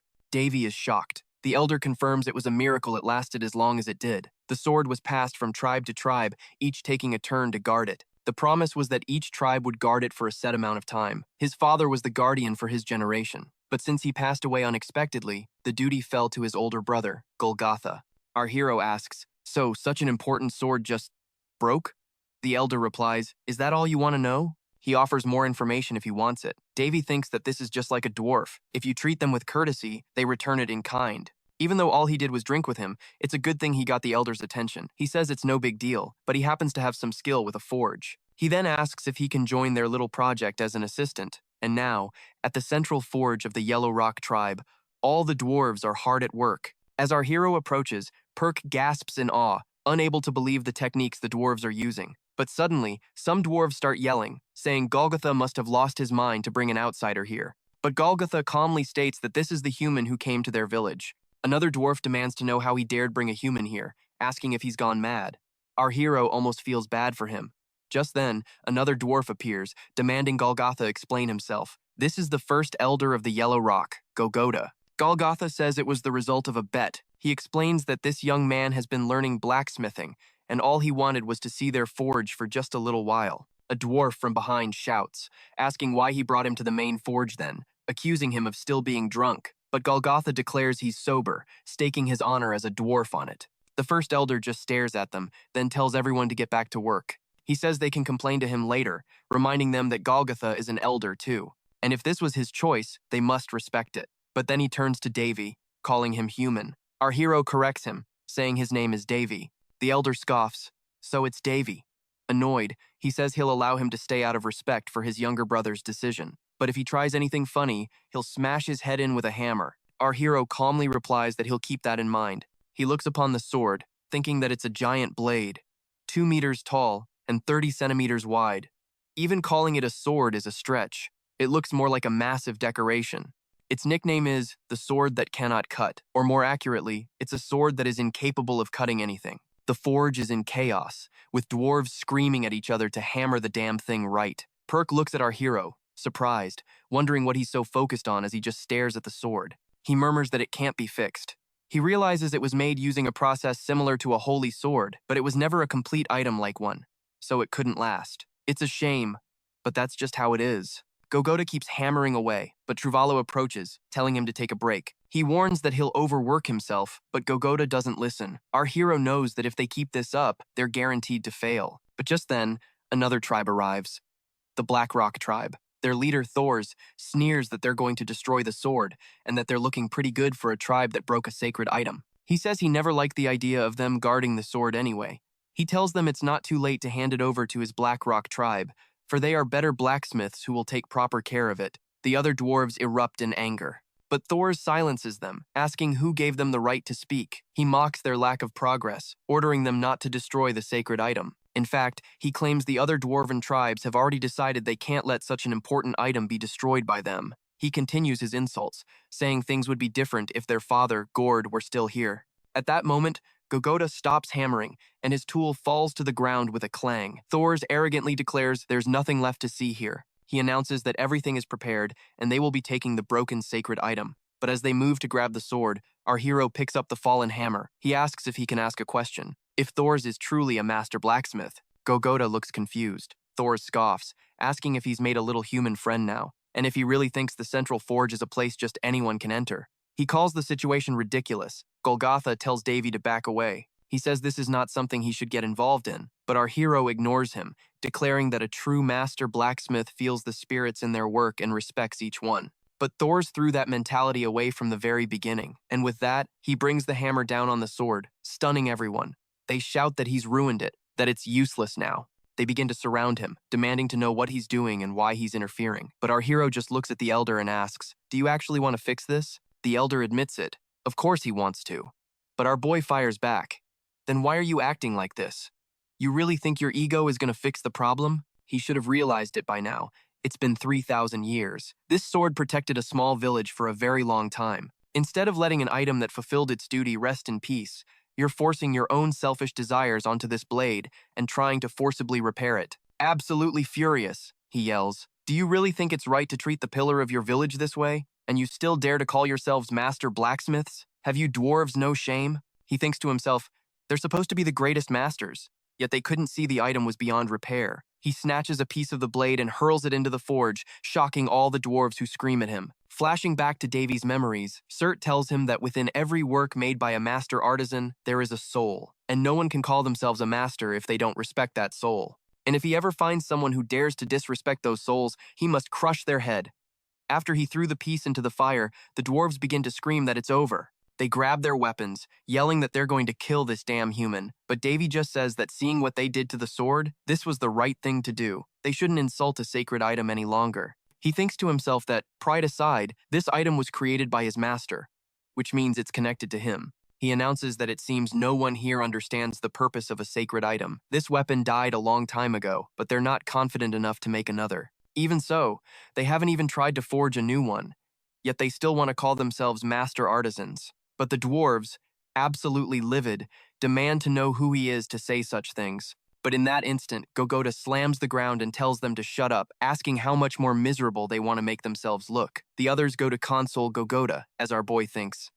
That's right, they've probably already realized it themselves, that the life of the Flame of Beginnings was over. Trying to repair it would be useless, but recreating it with their current skills was practically impossible. They just don't want to admit it. And that was the worst thing that could have happened to the dwarves. The same dwarf from before says he's treating this like a joke, since it doesn't involve his own race. He claims that even the best artisan can't recreate a legendary item. He asks who Davy thinks he is, and tells him not to be arrogant, because not even he could remake a legendary item like that. Perserk asks if everything's okay. She's never seen these hardheads so shaken. But to everyone's utter shock, Davy just asks, "Who said I can't?" The words stun every single dwarf, even the elders. And especially Perserk. They start shouting that he's lying, that not even the dwarves could work with the strangely heating metal. No human could possibly do it. This is the work of none other than the 1,000-day blacksmith. It's impossible to recreate. But our boy, brimming with confidence, tells them to shut their mouths and learn from him, calling them all a bunch of old-timers. He grabs the hammer and strikes the forge.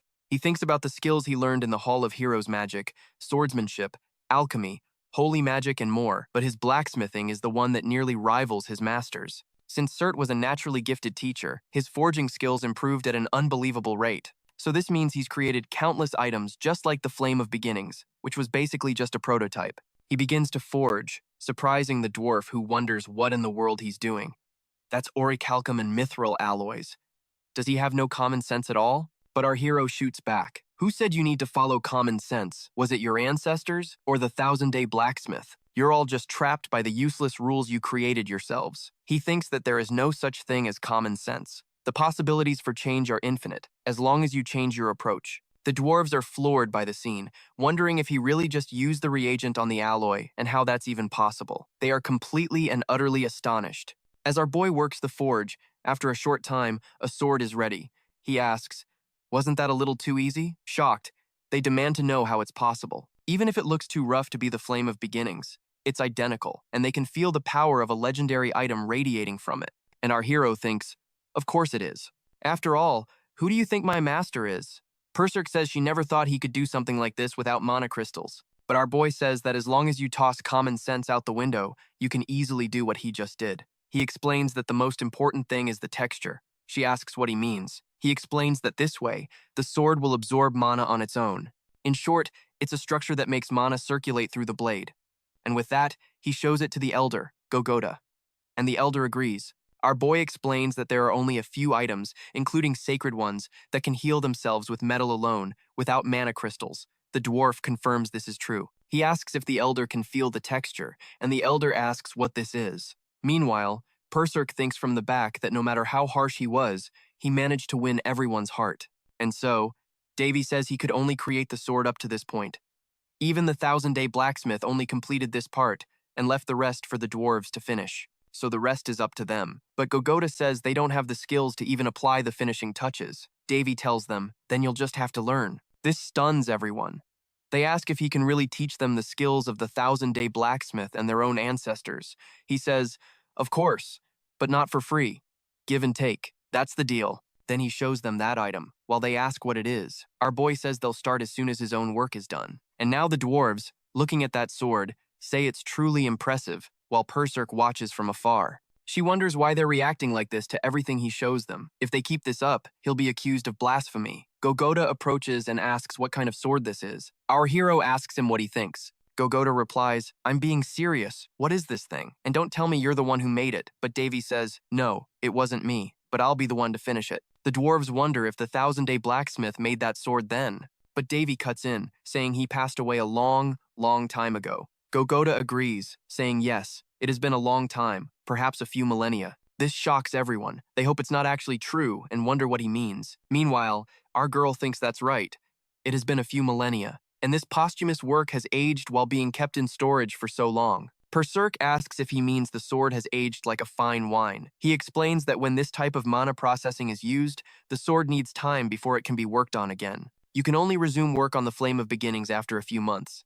The time varies from item to item, and that's why he was worried about this. And how did he even determine something like this? But Gogoda appears and asks if he has the necessary materials to finish it, and Davy says, of course not. He was planning on borrowing some mithril alloys to use as material. Gogoda says he has a point, and if that's the case, he might be able to help him, and will permit him to use his workshop. And even though his skills don't come close to Davy's, he can guarantee that his workshop will be well taken care of. This surprises everyone, who ask Master Gogoda what he means and if he's being serious. He never let anyone even lay eyes on it, no matter how much they begged. So, when Gogoda approached him carrying a chest, our hero was completely floored. And when he opened it, Gogoda just told him to take it. Perk leaned in, asking, what's with the bone? But our guy was stunned, thinking this was insane. It was the bone of an elder dragon. Gogoda explained that he wouldn't find anything more perfect for refining the sword. It was a family heirloom, passed down from his very first ancestor. He'd kept it locked away because no one there was worthy of using it. But with Davy, just maybe, it was possible. Davy's mind was racing. This was unreal. He never dreamed he'd see a real dragon bone up close. He thought to himself that this might actually work. But just then, another dwarf called him Master, catching Davy completely off guard. The dwarf warned him, saying if he took everything from Master Gogoda, plus the other dwarf's stuff, and even his workshop, wasn't he worried about causing trouble? He was there to offer his own workshop instead. Then another dwarf piped up, telling Davy to call him if he needed anything at all. They started brawling, desperate to get our boy's attention by offering up all sorts of rare items. Davy was totally overwhelmed, just asking them to calm down and take it easy. After gathering a mountain of precious materials, Perk brought up what he'd said earlier. He claimed he didn't have enough materials, but now he had way too many. The dwarves asked if the collection was to his liking. Our hero said it was perfect. Goguda then added that he'd love to help, but there are moral codes between blacksmiths that forbid it. Davy figured he wouldn't mind if he just watched, but thanked him anyway. Now alone in the workshop, he declared it was time to get his hands dirty. His mind flashed back to when his master argued with Belle, demanding she return something, but she flat out refused. "How dare you call me Belle the Plank?" she shrieked, but Suruti denied it, saying he'd never called her that. She just screamed for him to shut up, vowing to burn Davy to a crisp. Suruti pleaded, asking why she'd want to harm an innocent child. As he worked, Davy remembered the hero's sanctuary, an almost heavenly place created from the very essence of heroes. He thought it was a place for heroes to finally rest after all their hard work. And thanks to Odin, the creator of dragons, he was now able to touch the bones of such a mythical creature. Suruti had given that goddess of mages a real headache, then dropped something on her head, doubting Davy would ever find anything like it. Davy thought back then he was annoyed about having to learn a skill for something he didn't even know existed. But man, was he wrong, because now he had this. He noticed the forge getting hotter. He wished he could apply some fire resistance magic, but if he messed up the temperature control even slightly, the whole thing would be a bust. And just like that, the forge began to glow with a rainbow of colors. Perk stared in awe, watching as the sword began to shine brighter and brighter. "It's so beautiful," she whispered. Our boy thought to himself that it used to be a dull red, but now it had shifted to a transparent ruby.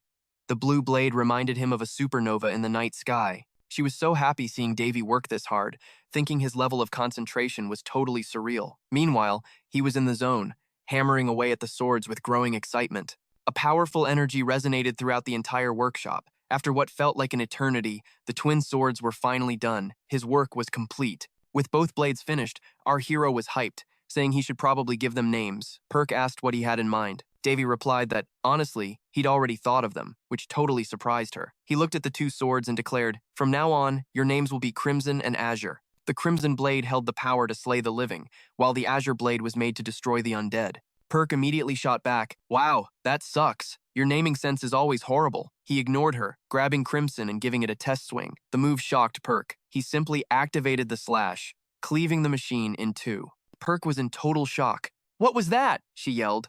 "There was 0 mana force when you swung." To think it could slice through a mithril whetstone. Our hero thrilled, grabbed Azure, and unleashed a flurry of strikes against an anvil. The magic pulsed and lit up the forge as our boy explained. "It cuts mana," Perk stammered. "So, you didn't just swing the sword?" He confirmed it, adding that it seemed like everything was ready. So that's what it did.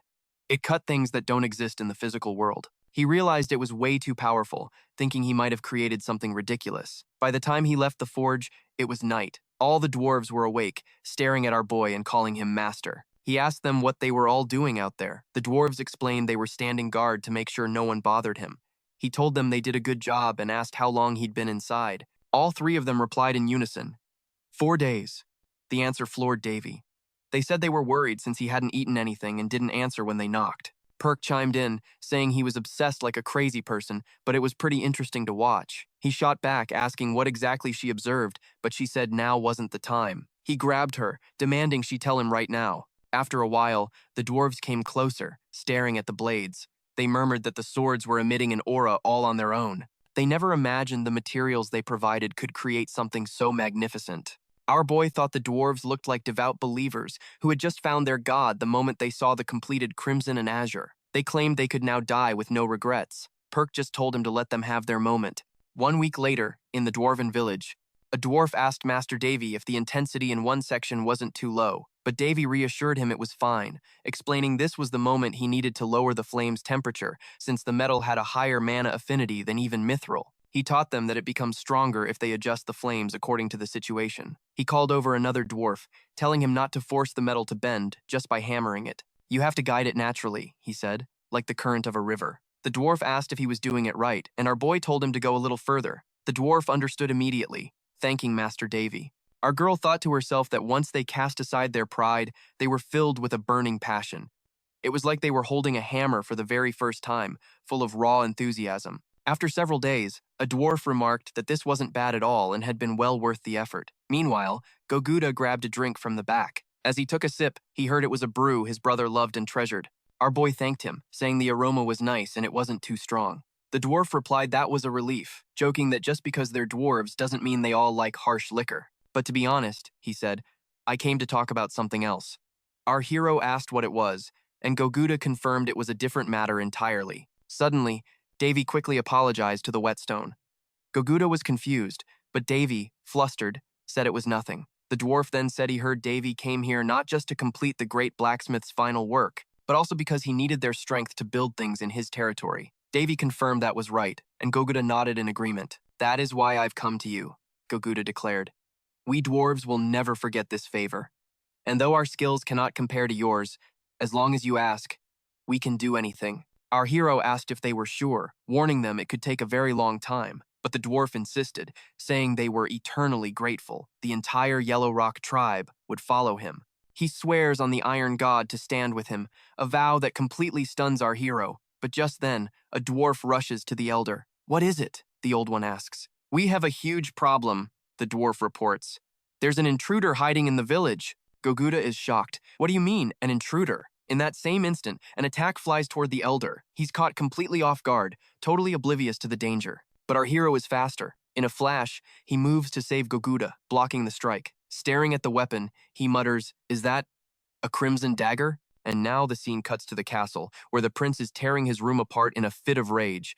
That damn Davy! He screams, "This is all his fault!" He's completely losing his mind, consumed by pure fury. He's convinced Davy is to blame for everything. He must have done something to me, even those stupid cheerful sounds he makes when he walks. The prince even blames his hair loss on him, ever since the day they met. He glares at the maids. You all think this is funny, don't you? Terrified, the three of them deny it, but he grabs them anyway, dragging them across the floor and calling them filth. His hands tighten around their throats. Even scum, like you are mocking me now. Is that it? As one of them gasps for her last breath, he smiles cruelly. Now this is a truly magnificent sight. But just then, as he's choking the life out of the maid, a figure appears at his window. Who are you? The prince demands. The red-eyed man steps closer. My apologies, he says smoothly. It seems I haven't introduced myself. My name is Face. I hope you'll remember it. The other maids scramble to escape. From what I've heard, the man says, these women have brought you some displeasure. The prince just glares. Then, with a simple snap of his fingers, Face tears a rift open in the air. A swarm of bats pours out from the void. Staring in disbelief, the prince yells, Who the hell are you? Face simply smiles. It seems someone has placed a little hex on you. Allow me to remove it. And with another snap, the curse is gone. Consider it a freebie, he says. Who are you? The prince demands again. Does it really matter? Face replies, cutting to the chase. Why not form a contract with me? Together, we can take care of that human you despise. This leaves Callias stunned. Not only does Davy have a stigma carved into his body, but he also has a powerful protector, and it's no ordinary guardian. But he's still just a mere human, Face insists. Callias shoots back, You talk as if you aren't human yourself. Face just smirks. Oh, you'll find out soon enough. I've already sent my vassals to deal with him, Face reveals, shocking Callias.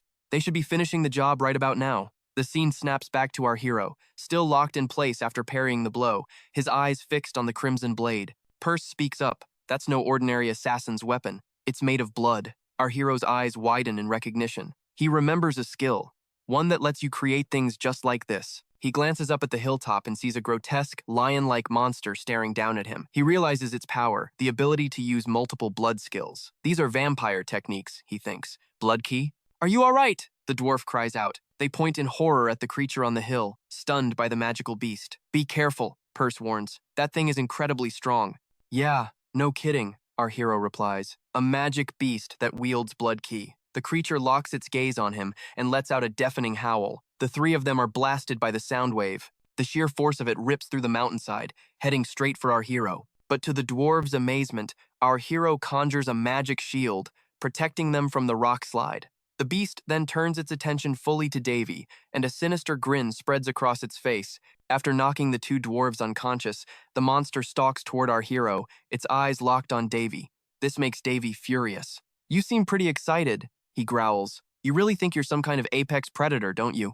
The vampire lion charges forward. Davy recognizes the energy surrounding it. That's a blood aura. Even among vampires, only the absolute elite can master this skill. This thing must be insanely powerful, Davy thinks. He warns himself to be careful. It's on a completely different level than your average magical beast. Yeah, he's strong, Davy admits, but it doesn't matter. With an explosive leap, he closes the distance in an instant. Appearing right before the monster, he declares, "In the end, you're just an animal moving on instinct." He unleashes a single, powerful punch, sending the beast flying straight into the air. The beast is completely shocked by the blow. This is the perfect chance, our hero thinks. As it hangs in the air, the beast sees him take a strange stance. He draws his sword. "I've been looking for someone to test these new moves on," he begins. 24th style, demonic spirit blade draw. A flash of steel slices through the beast. And 8th form, annihilation strike. He attacks again, with even greater force. As he fights, our hero recalls a lesson from his past. During the golden age of Murim's central plains,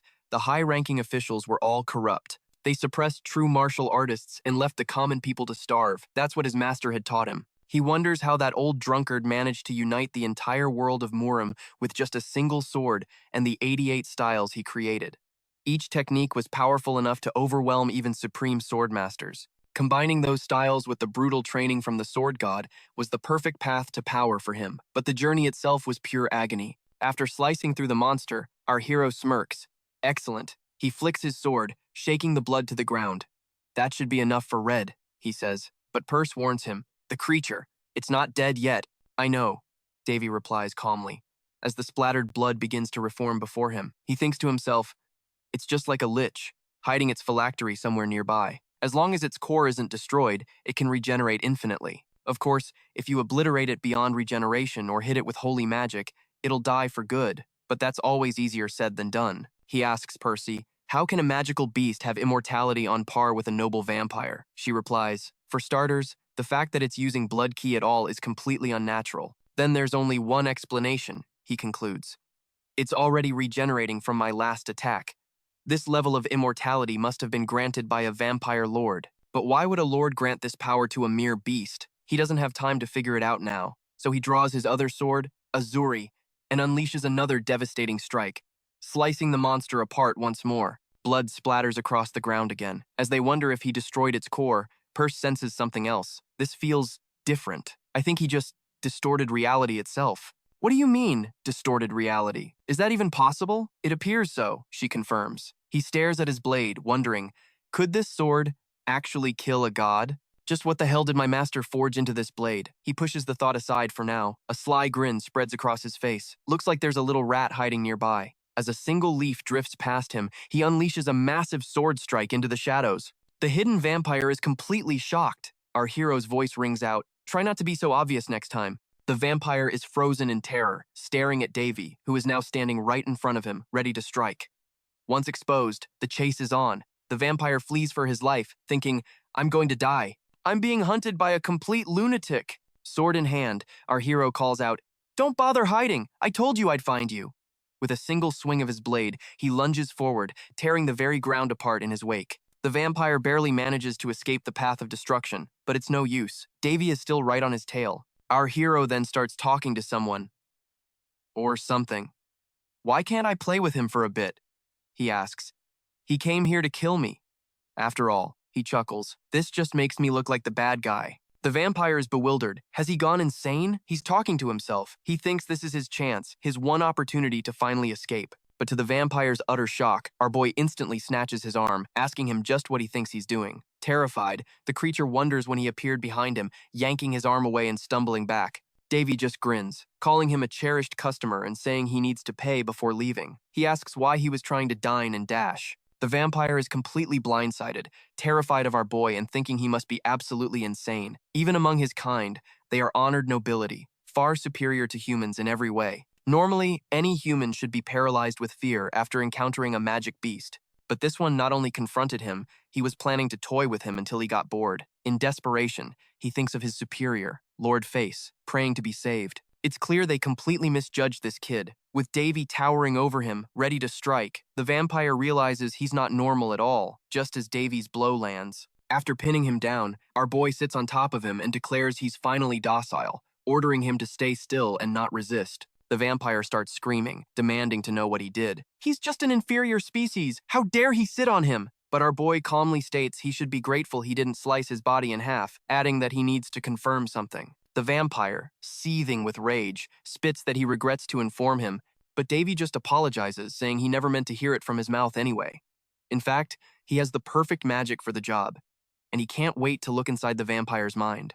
The vampire claims a spell like that can't possibly exist, but Davy knows it does, and he knows exactly how to use it. Placing a hand on his head, he activates samadhi ignition, and brilliant flames erupt from the vampire's skull. Then, he layers on black magic, the cursed stigma, and integration. Finally, he unleashes the flames of interrogation and begins to burn the vampire's body and mind. The vampire screams, crying out that it's too hot and begging him to stop, but Davy just says he's fine and tells him to quit being so dramatic. From the sidelines, Perk says that even for an enemy, this seems a little excessive, but Davy shuts her down, saying the vampire won't die from this. She tells him he knows that's not what she's worried about. He calls her Miss Demon Lord and asks if he really needs to show mercy to someone who just tried to take his life. Looking down, she admits he's right, but says he still doesn't have to be so cruel. That's the first time I've ever seen a demon talk about mercy. After scorching the vampire's body, he deactivates the magic, letting the vampire breathe again. Our boy says he doesn't need to find out much, so they'll make this quick, starting with who he is. The vampire, gritting his teeth, asks who he thinks he is. Our hero just activates the magic again, asking if he wants another taste. Trembling with fear, the vampire says his name is Petit, a viscount. Davy notes he's middle-ranked and was definitely his target, asking if it was because of the vampire maid. He confirms it, and Davy thinks that for someone who claimed to be tight-lipped, he sure talks easily. Alright, on to the next question. He wants to know why they have the authority of immortality, which completely shocks the vampire. The vampire, shaking in terror, refuses to answer. Davy figures that since he's still not talking, maybe he needs a little more persuasion. After a bit more persuasion, the vampire starts foaming at the mouth with rage, surprising both Davy and Perk.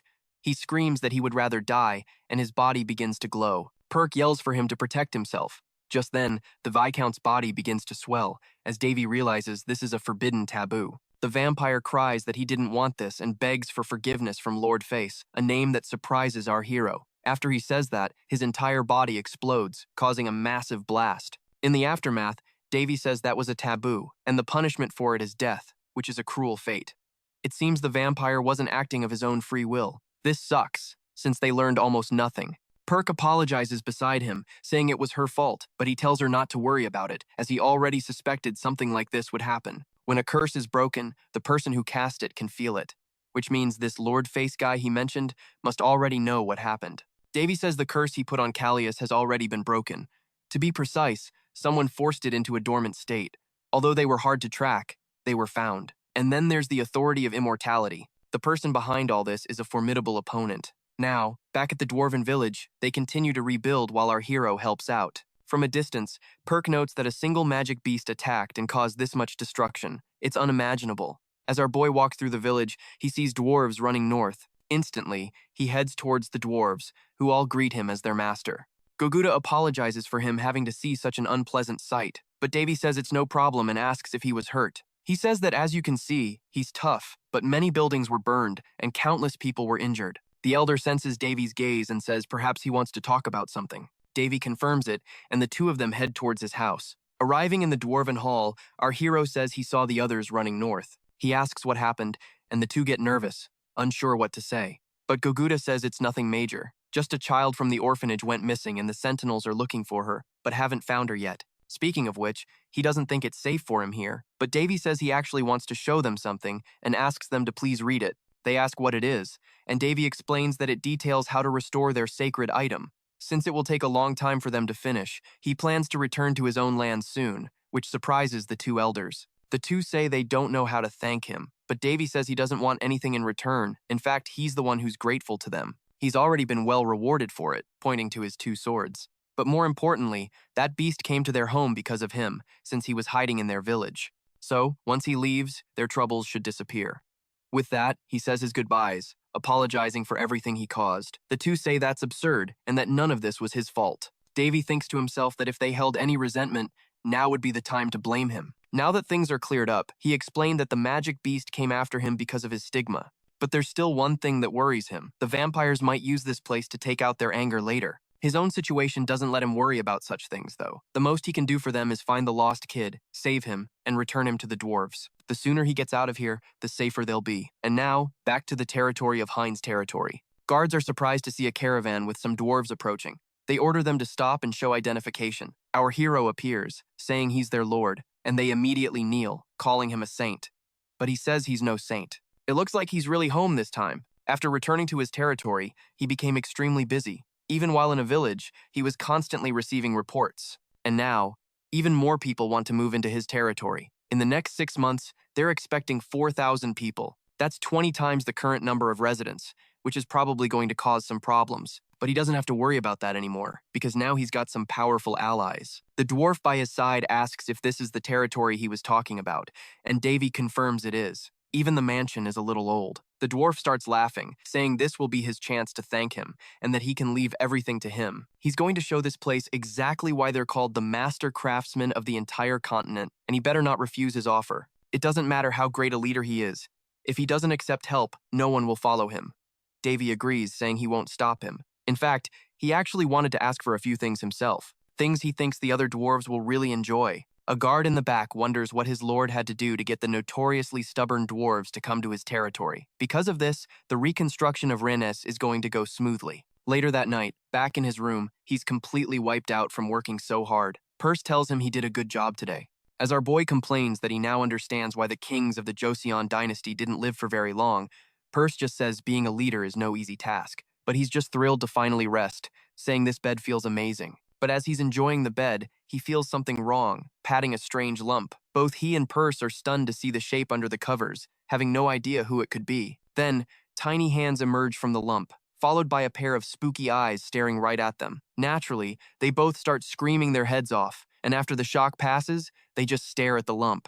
Our main character wonders if he came into the wrong room, but Perse says that's impossible. He then realizes it must have happened again, and that bribes don't always come in the form of cash. As the region has started to develop, he's had more and more cases of people sneaking into his room with illegal requests. It's not uncommon in a world with a medieval hierarchy, but for him, it's different. His master, the Saintess, forbade him from using his little guy whenever he wanted. If he did, she'd hunt him down and castrate him, even if she had to leave her post. And he knows that a Saintess always keeps her word, so he has to understand that if he screws up, she's gonna chop his junk right off. He thinks that a threat from a depraved Saintess like her is heavier than anyone can imagine, and he was getting every kind of bribe you could think of. So he never bothered tracking down who sent them, but it got to the point where his room was being invaded daily. He finally issued a warning that if they did it again, he'd tear up their contract and destroy their entire family. As the girls ran from his room, they just called him a total dud. Anyway, he had finally been able to enjoy his nights peacefully since then. He lifts the sheet, and when he pulls it, he gets incredibly worried, wondering what this is, and if they're really trying to bring out his generous side by using an innocent little girl. He calls out to her and asks who she is, to which she responds with extreme excitement, but in a non-human way, and the two of them are immediately shocked by her cuteness. As she literally glows, Perse says this isn't good for his heart, and our hero gets even angrier, seeing that they used an innocent girl to try and manipulate him. He slams his hand on the table and calls for Arya. Arya comes running to his room, but he tells her to cut the crap, demanding to know if he didn't warn her to never let anyone in his room. She insists she didn't let anyone in, asking if His Highness wasn't the one who brought her here. Davy denies it, realizing that if Arya doesn't know, then some other entity must have secretly placed the child there. He asks Arya if he's become some kind of joke to her lately. Flustered, she immediately apologizes, saying she should have guarded his room better and that she'll take full responsibility for the kid and get her out right now. But to their complete shock, the little red-haired girl points straight at our hero, calling him Daddy. The word stuns Arya, who whips her head to look at him, but it completely freezes our boy, who has no idea what's happening. The girl quickly scrambles off the bed and runs toward him, hugging his leg and calling him Daddy again, while Davy's mind races. Daddy? No way. She has to be confused. But just then, he hears a sound from his closet. When he looks, his jaw drops. Another cute little girl is staring right at him. He can't even process what the hell is going on, or where these two came from. So, the next day, a little girl is tearing through the garden, with Arya chasing right behind her, begging her to be careful. This girl's name is Crimson, and she's basically the spirit of Davy's red sword brought to life. Beside him, Perse says he could have just checked her status from the very beginning. She calls him a total idiot, and hopes this whole thing is messing with his head, but he just asks how he's supposed to change their names when he already gave them. I mean, who would have thought those swords would actually turn human? Crimson and Azure. He thinks this is a huge problem, because they're way too cute. As Crimson keeps running wild, Arya tries to get her to calm down with some cookies. Our boy gets totally lost in thought, wondering if swords can even eat. Perse just deadpans that they're literally human now. Just then, Azure runs up to our main character and latches onto his leg, waiting for a pat from her daddy. He starts petting her, and she looks absolutely over the moon about it. Then, with the most adorable face, she calls him daddy. The cuteness is a critical hit to both Perse and Davy, who think this is definitely not good for their hearts. Back in his room, he tells the two he needs to confirm something. He asks Crimson and Azure to revert to their original forms. They glance at each other and agree. Their bodies begin to glow, and they turn back into two swords. Davy gets pretty hyped seeing that their essence is still that of a blade. And Perse points out they have zero hesitation about changing back. Davy totally agrees. The transformation is lightning fast, like it's pure instinct. From what he can tell, the power density of the swords has skyrocketed, now that they have their own consciousness. He tells them they can change back, and they become human again in a flash. As Crimson calls him daddy and Azure asks for cookies, Davy wonders if he should just declare himself their guardian. Perse replies that, technically, they're his daughters. Or adopted daughters, anyway. Davy just shoots back. Are you trying to get me married or something? But she asks if that wasn't the plan all along. He shuts that down with a hard no and tells the girls eating too many cookies will make their teeth rot. He calls for Aria, who asks what's up, but before he can say anything, she announces a guest has arrived. This catches Davy completely off guard. Aria says the person just showed up, and it's the princess, his sister. The second Island sees Azure and Crimson, she absolutely melts. She starts gushing about how impossibly cute and adorable they are, then immediately asks, "Who are these children?" Our guy explains they're kids he's looking after, and that they're kind of like his daughters. Island is totally floored by this, asking if he's serious, and saying that every single time she sees him, something new is going on. He's just like, "Is that so?" And she excitedly admits she was super worried when he said he was moving to the middle of nowhere. She was completely blown away when his moongrass business actually worked out. She even saw his friends using it in the village. He confirms that, yeah, they're his friends. She just says she never imagined they'd leave their homes and move to his territory. Model. Davy just says they're helping out, and she calls it incredible. He tells his sister he wishes he could give her a better welcome, but as she can see, the territory is in a rough state. But she pleads with him not to worry. Just seeing him enjoying himself is a relief. Am I? Really? He wonders. Perserk chimes in, saying Dav hasn't noticed because he's been so busy lately. But looking at the two girls, he admits, "You're right. Why don't we head inside?" But as Ellen dashes after them, Ame is on the other side of the field, gathering a group of people. A tall man walks among them, flanked by his crew. Our boy stares, his mind racing. Who? Is that guy? Later, in his office, he asks his sister how their brother is. "And how did you find time to come here?" he adds. "When you're so busy with your own territory." She explains that the number of nightly bandit attacks has dropped. The territory has finally found some peace. "You don't seem very interested, do you?" she asks. He quickly apologizes. "Actually," she continues, "the real reason I'm here is, I have a favor to ask. Brother, do you know how to use the power of the stigma?" "The power of the stigma? What do you mean?" he asks. She hesitates, saying she shouldn't be asking when he's so swamped. "But there's something I haven't told anyone," she confesses, "and you're the only one I can turn to. Just say it," he insists. "I'll help if I can." But then he sees William's face, streaked with tears. "What happened?" "I'm so sorry," she sobs, utterly heartbroken. After she finally drifts off to sleep, the butler notes she seems exhausted. This must have been weighing on her for a long time. "She'll be okay soon," Dav reassures him. He thinks about the vast distance between the Warden territory, where William and their brother live, and his own. She must have traveled without a single break. This person must mean the world to her. He remembers her desperate words. She has a friend who is on the verge of death. Even the doctors and priests have given up on her. Putina is William's best friend and personal guard. She was struck by a poisoned arrow fired by bandits. William was lured into a trap after being exhausted from a long chase. If Putina hadn't thrown herself in the way, William would have never survived. A priest removed the poison with a spell, but afterward, blue marks began to appear all over her body, and that's when the real nightmare started. After the arrow's poison was neutralized, she began showing abnormal symptoms. She's been suffering from raging fevers, and strange blue markings are spreading across her skin. Soon, Putina began coughing up blood, and her life force started to fade. The doctors and priests are clueless about how to treat this unidentified illness. Then, William overheard the priests whispering that perhaps the high priest could save her, with his stigma. The second she heard that, she raced to the Renus territory, clinging to that one sliver of hope. "It's my fault," she had cried to her brother. "My friend is dying because of me. I have to save her." After she cried herself to sleep, Davy went to her room to watch over her. As she sleeps on one side of the bed, Karmazin asks if she's sick, while Azura looks on with a sad face. "She'll be fine after some rest," our boy tells them softly. "Let's let her sleep," he says, but Karmazin refuses. "She can't be sick. I'm staying with her." She immediately lies down beside William. "They're so cute," Perserk whispers. Azura, flustered, declares that she's staying too. Soon, all three of them are asleep as he gently covers them with a blanket, letting them rest. After leaving the room, his mind fixates on her words. Blue marks, coughing up blood. Berserk asks him what's wrong. It's nothing, he replies. I just thought.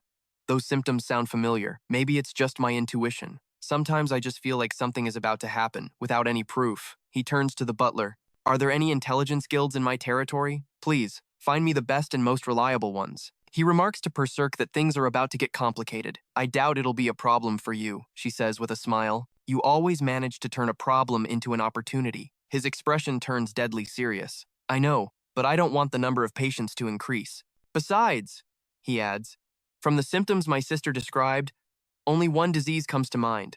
Berserk repeats, blue marks, coughing up blood, and loss of vitality. Does such a disease really exist? Yes, he confirms. The problem is, he says, his eyes narrowed, that disease shouldn't exist on this continent. That's what's truly unsettling him. The next morning, William is playing with her two adopted nieces. As Karmazin runs around the garden, our boy's mind is hard at work. It's the principle of action and reaction. For every action, there is an equal and opposite reaction. He needs to see this situation up close. The patient received healing magic right after being hit by a poisoned arrow, but now she's dying from abnormal symptoms. And it's an illness unknown to both priests and doctors. None of this makes any sense. You look troubled, Berserk observes. I've got a lot on my mind right now, Davy admits. That's understandable, she replies. There are so many questions about his sister's situation. And how did savages living on the kingdom's borders get their hands on a poison like that? I have a few suspicions, Davy says, but it's too early to jump to conclusions.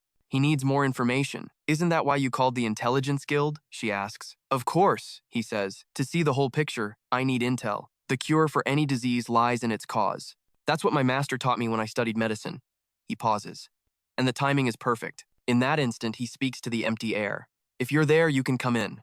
Who are you talking to? Berserk asks, confused. Stop wasting time and enter now, he commands, pointing to a dark corner of the room. From that very corner, a shadow detaches itself from the wall. The figure speaks, its voice like shifting gravel. I heard you were in need of something. That's right, Davy replies coolly. Thank you for coming, even on short notice.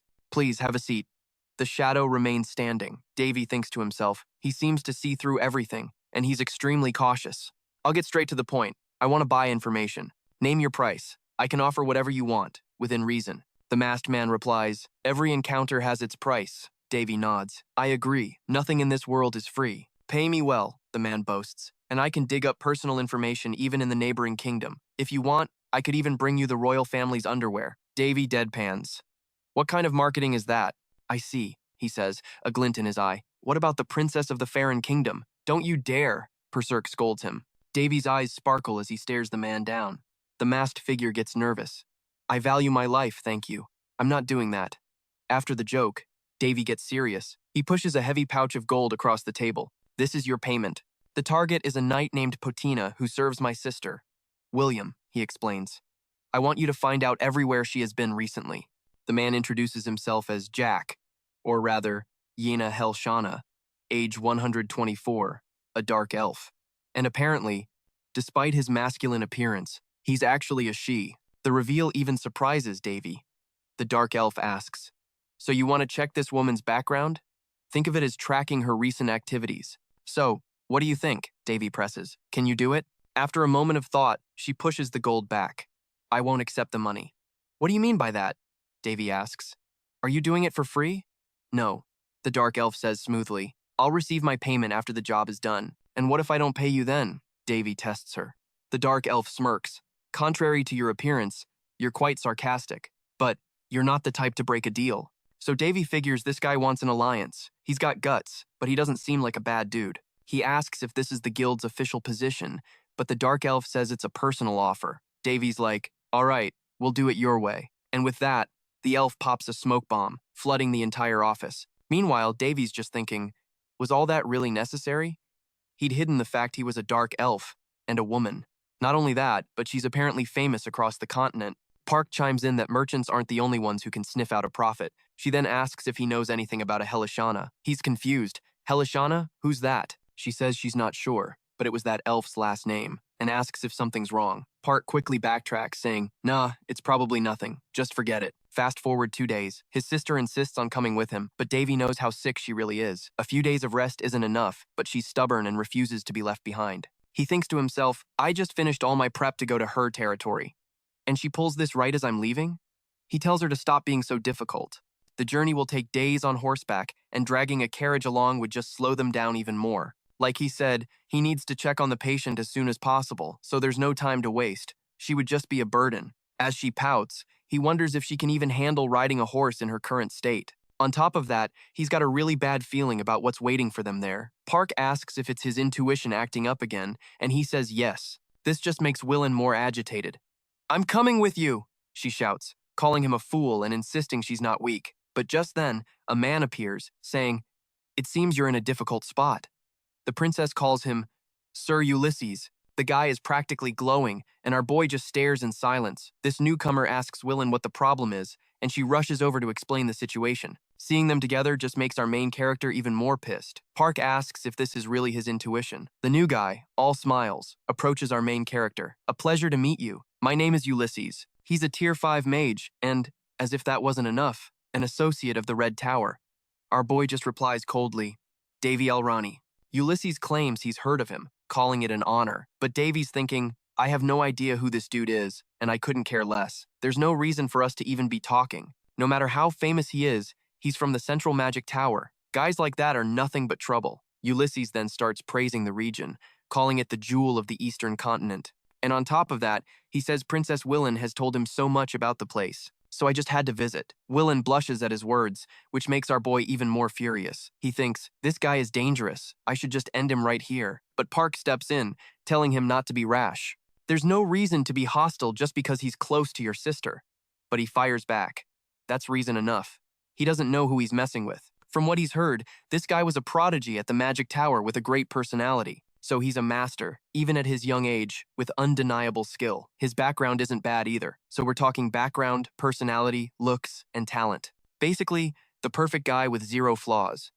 But the real problem is, why is a guy like that so chummy with Willen? So he asks him straight up, "How did you meet my sister?" Ulysses just smiles, saying he understands and that he'd act the same way. He explains that he ran into Princess Willen while traveling and decided to escort her. Our boy forces a smile. "I don't know how to thank you for accompanying my sister." All while hiding his rage, his fists clenched tight. But Ulysses says there's no need. In fact, she was the one who helped him. When he was running from mountain bandits, Princess Willen saved him with her magic. Davy just mutters, "Of course she did." This Ulysses guy then says he's familiar with spatial magic and can create a small mana portal to transport things. Willen is completely floored, saying a mana portal is incredible. Davy asks what the big deal is. She says, "Of course it is.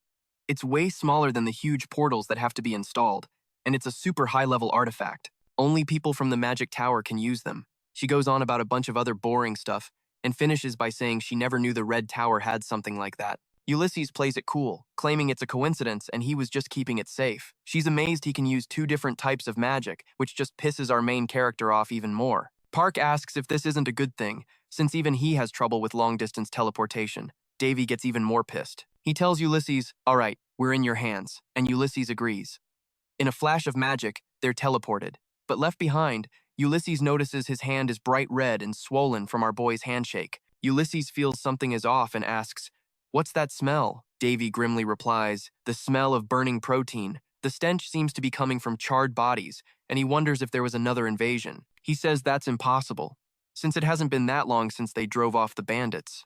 But to their surprise, someone appears before the princess, saying, "So, you've returned." The princess asks who he is, and the old man says he was sent by the Disease Treatment Corporation. He's Count Lington, and adds that she's even more beautiful in person. The rumors didn't lie. Davy, already suspicious, apologizes, saying they're in a hurry. He suggests they continue their talk later. But just like that, guards block their path. The old man says he'd love to, but unfortunately, the current situation doesn't allow it. She demands, "What is the meaning of this?" He just asks them to please come with him. The castle where Princess Willen was supposed to stay has been isolated using an artifact from the Holy Kingdom. The 3 of them are stunned as he asks them to follow. Now, inside a room, the old man says he'd first like to apologize for moving his knights without permission, but he asks her to consider the situation. Willen says the lord of this territory is Barris, But if he's not here, authority falls to her. The old man says he's aware, and that asking for something like this without notice is awful. But before that, he reminds her this is the Disease Treatment Corporation. He's sure someone of her status knows about their authority. And with that, she gets visibly nervous. It's explained that the Disease Treatment Corporation is an organization approved by the emperors of the continent's three great powers, the Western Counts, the Eastern Kingdoms, and the Paladin Empire of the Sword God.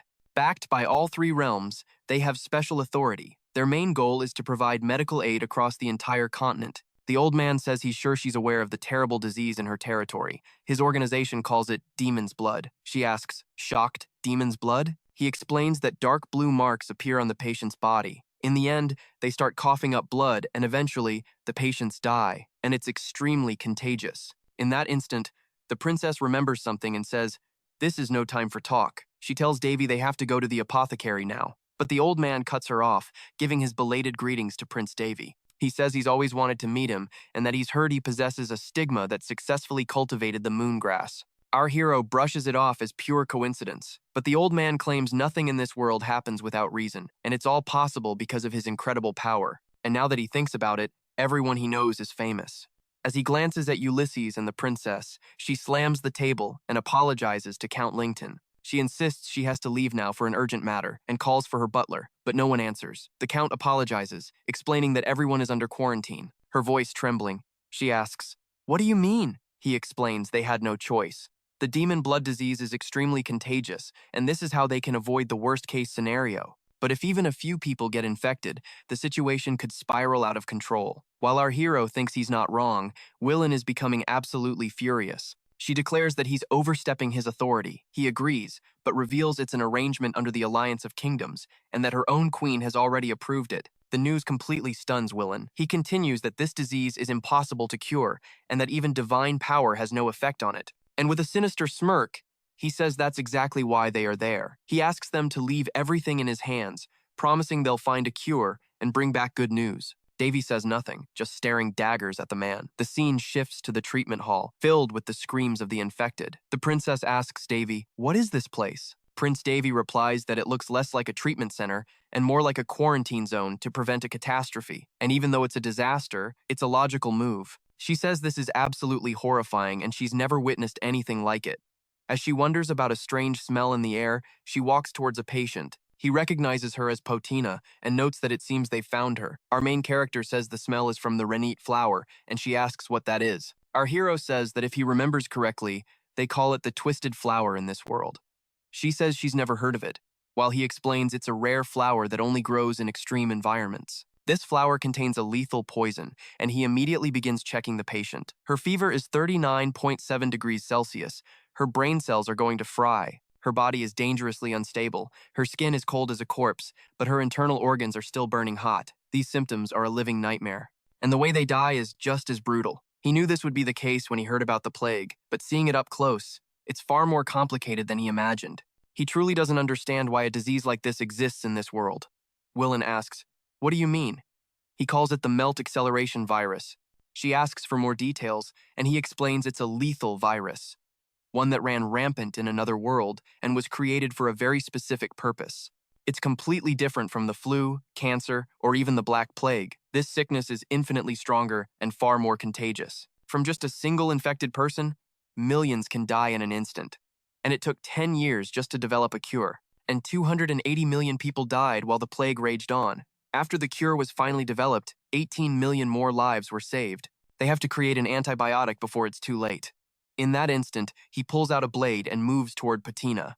Activating his power, he prepares to strike her. But an arm grabs his, stopping him cold. "What do you think you're doing?" a man demands.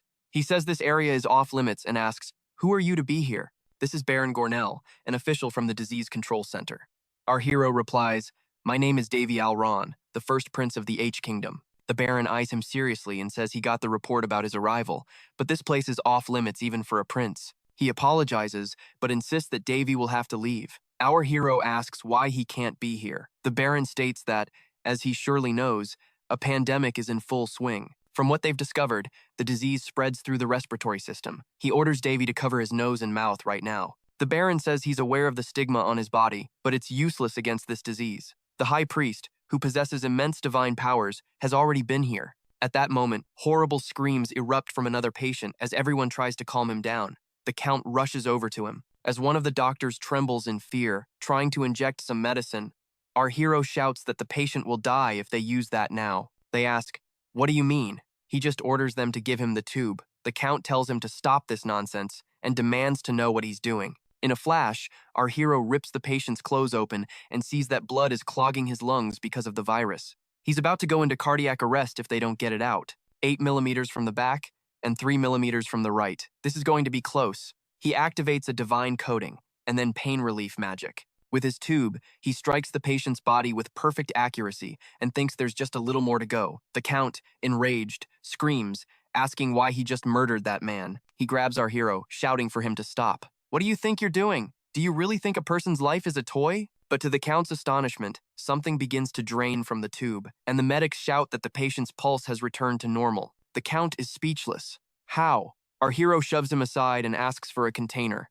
He collects the sample and says, "There. Now we need to stop the bleeding, and you need to stitch the wound. If you inject a painkiller in his current state, he'll die from the shock. So please, keep that in mind. And since my work here is done, I'm leaving." Before walking out, he turns to Baron Gornell and says that people with a stigma have been blessed with immunity. We're immune to most diseases, so please, don't you dare compare me to someone like a high priest. The words leave Baron Gornell completely shocked. Back at Willen's castle, our hero announces he's returned. His little sister asks if he's back, but his sharp tone leaves her feeling quite embarrassed. Willen tells him that she's his sister, not his daughter. Changing the subject, she asks if he was able to get in touch with Baris. He says yes, but the situation there isn't looking good. She asks how the treatment center was, and he replies that it was much worse than anyone could possibly imagine. Ulysses reports that he did some checking, and currently 2 officials from the disease treatment center have come, Count Lington and Baron Gornell. He adds that their noble titles are a thing of the past. Their current ranks are officials of the disease treatment center. Willen asks with surprise if they're government officials. The guide claimed he retired years ago, but it's like he was just there. And Willen swore if she'd known it would get this dangerous, she never would have dragged them into this mess. But Davy just tells his sister not to worry, promising everything will be fine. He's concerned about bothering Ulysses, but the old man just brushes it off. Turns out, the woman named Potton is a mage from the Red Tower, so he's just there on official business as an elder. Our boy scoffs, thinking he's a Red Tower elder too. Later that night, Percy asks why he didn't stay at the treatment center to help. He explains that just hanging around would be useless, because what he holds is the real key. And with the plague spreading like wildfire, he has to create the antidote before it's too late. In other words, he needs to engineer a cure. Percy admits that's a little hard to grasp, but Davy says it's common knowledge in the medical field. The center must have tried to create an antibiotic over and over, but a cure for this disease is unconventional, so they're completely stuck. And Percy asks how he's going to pull that off using only a blood sample. He says that since he's here, he might as well call in a favor. She asks what he's up to, and he just tells her to come closer. Suddenly, a dark elf materializes, saying he's found him again. Our boy smirks that it's because he can actually see him, while the elf knows cheap tricks don't work on him. He's brought the information Davy requested. Our main character says he did good work and asks if he still wants payment, but the elf says not yet. The dark elf tells him to take something, and our boy asks what it is. He says he brought it because he figured Davy would need it, and Davy warns he'll get fired for acting on his own. But he stares at the item and knows for sure it's not from the guild. He begins to read the scroll, and after a moment, asks if the intel is reliable. The dark elf says it is, and he figures that for informants, reliability is everything, so he wouldn't be lying about this. So he apologizes and says he has one more request. The dark elf tells him to name it, and our boy asks him to please bring a huge amount of the items listed there, at least a full wagon's worth. He thinks it's better to ask him than to hire mercenaries, and that he should put the purchase under the name of the Disease Treatment Center. The elf asks if he can really get away with that. Our boy says it's no problem and that he'll just claim the fat baron bought it. The elf tries to stop him, but Davy pushes forward. He says that even if the elf is from the underworld, he doesn't take him for a psychopath who'd just stand by and watch people die for nothing. So he asks him to please hurry and consider it, since it's for the good of humanity. That is his request. The next day, with the 3 of them in his office, the Baron declares the situation unacceptable. He says Davy is stepping all over the treatment center's authority and asks if he thinks this is some kind of joke. The patients need treatment as soon as possible. They don't have the luxury of wasting time by leaving this to someone else. Our boy fires back that yesterday's patient would have died if he'd been 2 minutes later. He's grateful they prevented the worst from happening, but he wants to ask something. Do they really have a way to cure this disease? Lincoln notes that it seems His Highness has a method to treat it. Our boy declares that if there's even the slightest chance, he has to take it, and he isn't there to steal their work. This place is his kingdom's territory, as well as his younger sister's. He believes he's more than qualified to ask about it, and the Baron shoots to his feet, absolutely furious, while Lincoln calmly says it's all right and that he should consider what happened. In the kingdom's territory, all the residents were wiped out, and dozens of members and knights from the treatment center sacrificed themselves too. Baron Gornian was there. Lincoln asks for his opinion, while the Baron stays silent. Lincoln says that if there is even one chance, they can take the risk. The Baron calls him a damn arrogant brat, and Davy continues sipping his drink, completely unfazed by him. That night, in the office, a guard asks Lincoln if everything will be all right. Lincoln asks what he's talking about, calling him Count Kolel. Kolel says he's talking about the first prince, in case he actually does something, but the old man cuts him off, saying the center would be shamed and some people might even question their qualifications for their jobs. The Count says he could have just refused, like Baron Gornion. Lincoln says he's right, but wouldn't it be great if they could discover how to cure the disease one way or another? And now that it's come to this, he hopes the prince can actually find the cure. It would be beneficial for both of them, especially for them. The Count says he understands. Back at Willen's house, our boy filled her in, and when she found out he'd be officially joining the hunt for a cure, she was overjoyed. He thinks Willie trusts him more than the disease center, which is plausible, since he's her reliable big brother. Now our main character is at the research center. That Baron keeps talking, saying that as Count Lincoln ordered, the disease center will follow his directives in developing the cure, but he must keep in mind that he'll be watching him constantly. Our boy thinks that a rolling stone can push another to take its place, and to them, he seems like a speck of dust instead of a stone, so he doesn't expect them to like him, and some of them even said they wouldn't follow his orders, which is honestly exhausting. He walks up to a patient and explains that this disease is caused by a virus that triggers uncontrollable changes in body temperature and melts the body from the inside. He thinks the symptoms aren't very specific and are similar to other viral illnesses. The disease becomes active after a period of hibernation. First, it begins to melt the muscles, then moves on to the joints, cartilage, and then the entire body. And it would be a mercy if that's all it did. When the bones melt, the internal organs begin to liquefy, from the rectum to the testicles, kidneys, and the large and small intestines. When that happens, the liquid from the melted parts begins to seep through every pore in the body. That's how the blue marks appear, and the Count is completely stunned. He thinks he perfectly understands the development process of the disease. The plague he calls devil's blood is one the center considers incurable. And to think the prince who just arrived would know so much is truly surprising. He wonders if he actually knows the cure for it. Our boy stares him down and asks if he understands why he's explaining all this. The Count asks if he really knows, and our boy cuts him off, saying yes. He says that where he's from, this disease has another name. The Count asks, what place? And our boy says that's the important part. Normally, when doctors see this disease, they try everything before concluding that it can't be cured with medicine alone. In the worst-case scenario, they have to find the root of the problem and remove it from the rest of the body. The Baron says that's true, and our boy asks where that got them. By his calculations, 9 out of 10 patients die during that process, and the one who survived the process died from the virus anyway, which completely floors the old man, who wonders how he knew so much about it. The patient says he feels a little better now. Prince Davy says he knows it's painful, but he must hold on a little longer. If he has the will to live, he will save him. At that instant, behind the Baron, his informant appears, saying he's prepared the items at the agreed-upon location. Our boy just says he did a good job, and to put it on his tab, they'll have this mess cleaned up in 4 days. And 4 days later, the patient starts recovering, calling it incredible. Her skin is healing perfectly, and even Willian, overjoyed, runs to hug her, saying how relieved she is. The Baron demands to know how it's possible, how he pulled it off, but our hero just tells him, like I said, 4 days. The Baron is in total disbelief. He sputters that even their medicine didn't work against the virus, antibiotics. Everyone who attempted a cure tried that route, but they all gave up. Davy admits it wasn't exactly easy, but the Baron retorts that they spent 3 long years trying to find a cure for this disease. Who knew it could be fixed so easily? Then our guy asks Baron Gornell if he wants to see something interesting. He holds up the patient's blood he collected and injects the cure he developed right into it. This is the same medicine he used in the vaccine. A few days pass, and Willian finds her brother, telling him he's amazing. The people outside are calling him a saint for saving everyone. Even Euless chimes in that he's truly incredible, saying he never realized he was so familiar with medicine. But Davy just plays it cool, saying he knows a thing or two, no big deal. but he really doesn't want to be called a saint. Willian insists it must feel like a miracle to them. The treatment went off without a hitch, and he developed the cure in 4 days as promised. The patient's conditions began to improve immediately, and even though none of the medical staff doubted him anymore, he decided to leave most of the treatment to Baron Gornell. He mentions it's hard to find someone with such good faith these days, and Willian agrees. On the surface, Count Lington seems like a really tolerant guy.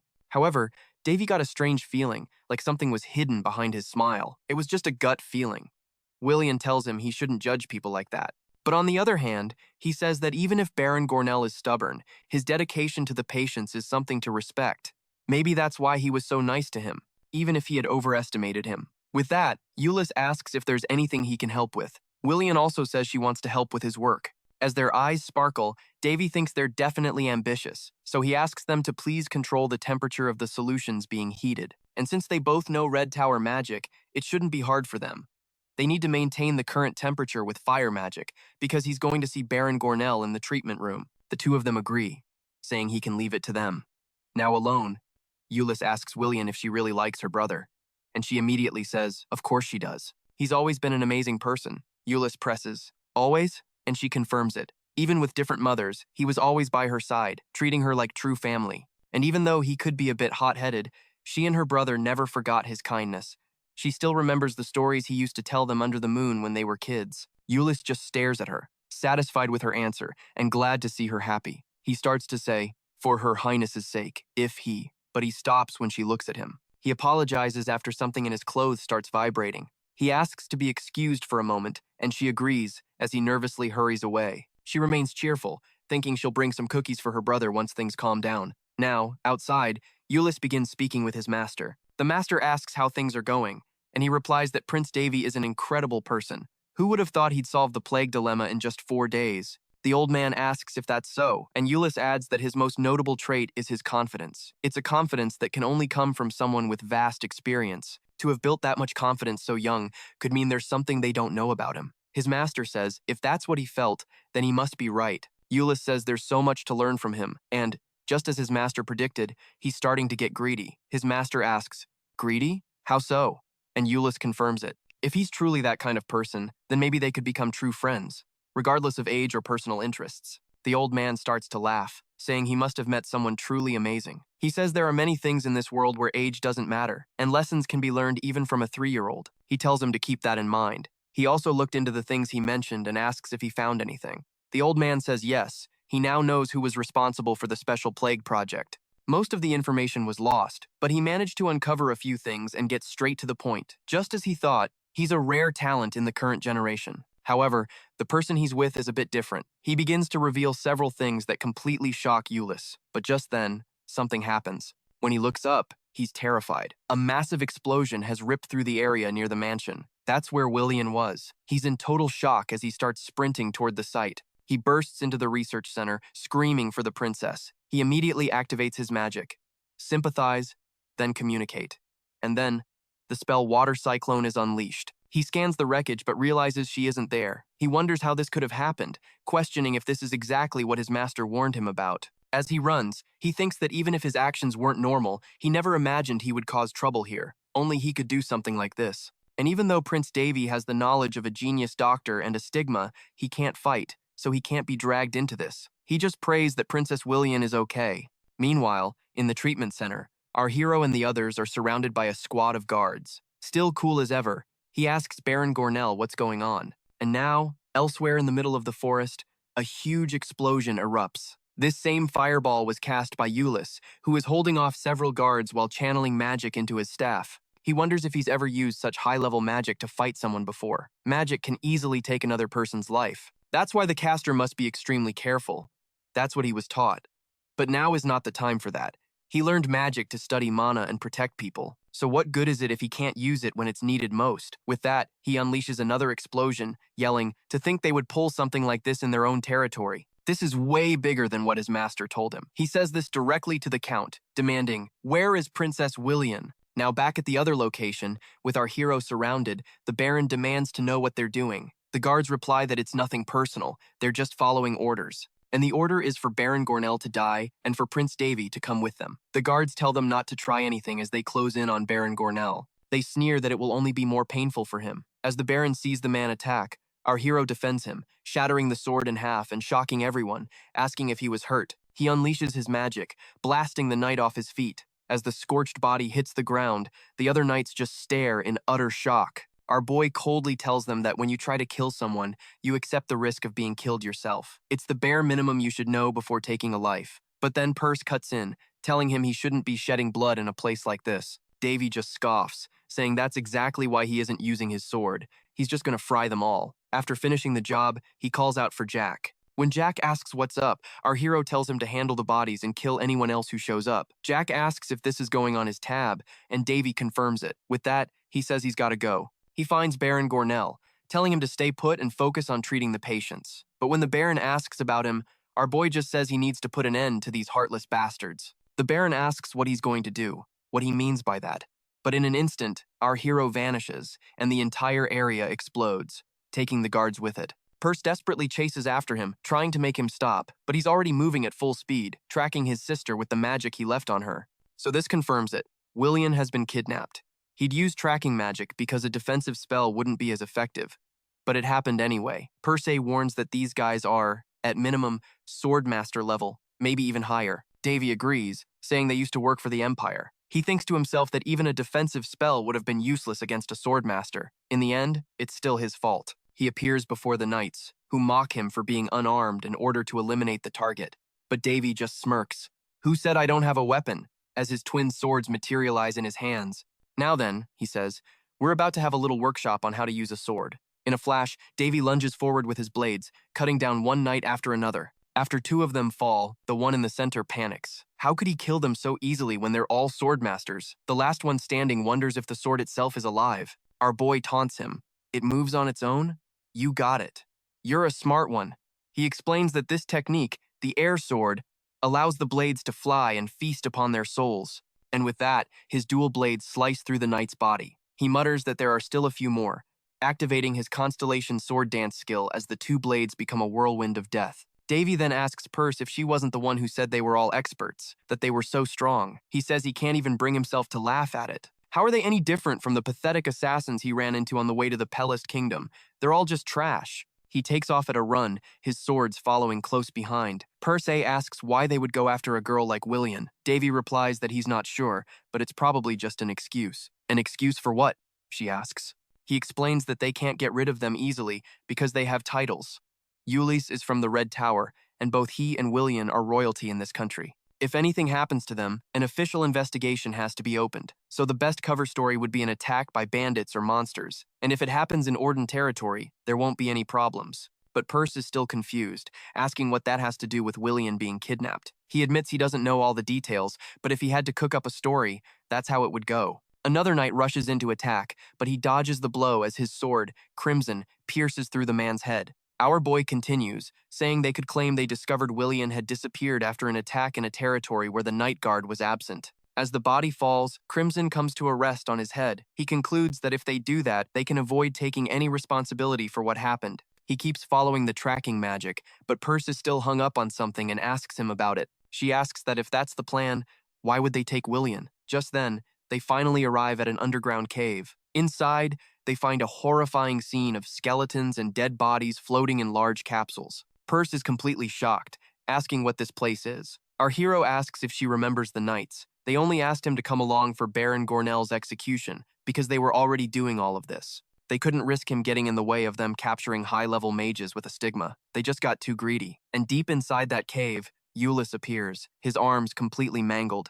A man named Count Cole remarks that he's holding on longer than expected and that he never should have come here in the first place. Ulysse retorts that he came to protect someone. Cole scoffs. Protect who? The princess of the Hiltos Kingdom? The citizens of this territory who are about to die? Or the prince who had to be dragged here? Ulysse demands to know what he's talking about. Cole just laughs, asking if he really thought they came without a plan. The Night Horde has likely already killed everyone in the territory. As Ulysse stares in shock, Cole draws his sword, plunges it into his gut, and says it's already too late. With the mage collapsed on the ground, the Count says that if he really wanted to protect someone, he should have just run away. At least then, he might have been able to get one person out of this place. Through the pain, Ulysse glares at him with pure, unadulterated hatred. Just then, another voice echoes through the cave, asking if he really thought he could save everyone. The voice sends a chill down the mage's spine. It continues, asking if perhaps he has feelings for the princess. If that's the case, you are a fool. Euless recognizes the voice and is horrified. The speaker is Count Lington, who smiles as he touches the princess's face. He remarks that she is truly beautiful, making Euless's blood boil. He tries to attack with his magic, but the Count slams him to the ground, knocking him unconscious. Lington tells him not to worry. They'll be kept alive as test subjects for their upcoming experiments. It's revealed his real name is Lington Bornshaft. He was born in the Hiltos Kingdom, a medical nation that later became a vassal state of the Lindes Empire. He was a genius who showed incredible potential in medicine from a young age. However, because of his horrific personality, the Hiltos Kingdom punished him, forbidding him from ever conducting any medical activities again. And that was that. But to develop a cure for a rare disease, he kidnapped 200 people from a small territory to conduct countless experiments on them. This all happened when he was only 15 years old. And although he did develop the cure, only 10 of the 200 survived. They were sent to a hospital in a horrifying state, and all 10 of them died within 3 months. In other words, he's a man who will do whatever it takes to achieve his goal. A man who kills another is a murderer. A man who kills 10 is a serial killer. And a man who kills 100 is a psychopath. But a man who kills 1,000 is called a hero. What Lington did to develop his cure, however, can only be seen as a demonic act that killed 190 people. Lington says he never thought his target would bite the bait so easily. He then asks if the old man can see what he's doing. The old man replies that they won't stress over it, as these things will benefit them both. What's good is good. Prince Davy will die, medicine will progress, he will take his achievements and become more famous, and Davy will become a test subject and contribute to humanity. He asks how that couldn't be the best possible outcome. Euless, burning with rage, calls him a psychopath. Lington just thanks him for the compliment and says that now they will end this. He orders Baron Cole to finish the job. Cole just says that he'll be fine without his 2 arms. Just, don't let him die. The Baron steps up, telling him to leave it to him, but the Elder knows this whole thing is a total mess. His thoughts drift to Winley, his master, and finally, Prince Davy. The Count just starts laughing his head off. He sneers that some disasters are just too big for one person to handle, and your mistake, he mocks, was figuring that out way too late. With that, the Count moves in on Euless, ready to end it all. But just then, a voice cuts through the chaos. You're wrong. And honestly, it's pretty disgusting. Bam! Davy lands a solid punch on Count Colio.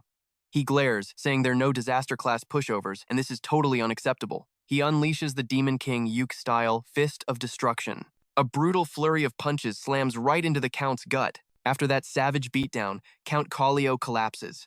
Meanwhile, somewhere else, Baron Gorno is freaking out, wondering what's going on. Why are so many knights suddenly flooding the area? Jack's like, dude, what are you doing? You don't back out of a deal halfway through. So get back to it and do what you gotta do. The Baron shoots back. Can't you see how messed up this is? But Jack isn't having it. So what? You gonna ditch your patience because some soldiers are making a scene? That's not it, the Baron stammers. Then why'd you stop? Jack demands. Davy already told you to keep working, didn't he? So just do your thing while he carves a path through these knights. These are the Knights of Destruction, the Baron warns. If Count Colio finds out Prince Davy is toast, shouldn't we help him? But Jack just scoffs. Seriously? You're actually worried about times guy?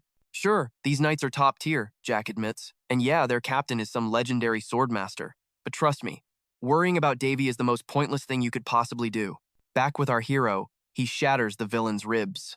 Standing over the defeated Count, he smirks. Now this is a pretty nice view.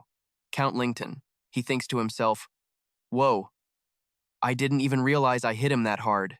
Yeah, if he ever found out how that technique was made, he'd probably lose his mind. Just then, Euless shows up, calling out for Davy. When the prince turns, Euless just stares at him intensely. Our boy just sighs. You're still calling me prince at a time like this? He walks over, thanks him, and then unleashes his magic. It's Tier 7 sacred magic, healing the Elder instantly. The old man is stunned. This is incredible. I'm shocked. Davy just shrugs. I always pay back my debts. What do you mean? The Elder asks, confused. Davy's eyes turn cold. And I never forget my enemies. As Count Lington glares back at our hero, a massive explosion erupts right behind him. In an instant, Davy is on the guy with glasses, slicing off his arm. The dude screams in agony, before Davy boots him off the ledge. Get lost. Your filthy blood is getting on Winley. Just then, his little sister wakes up. She finds herself in her brother's arms. What happened? He looks down at her, worried. Are you hurt anywhere? I think so, she says, looking around frantically. Wait, where's that person? But her eyes go wide with terror. A knight has appeared right behind Davy.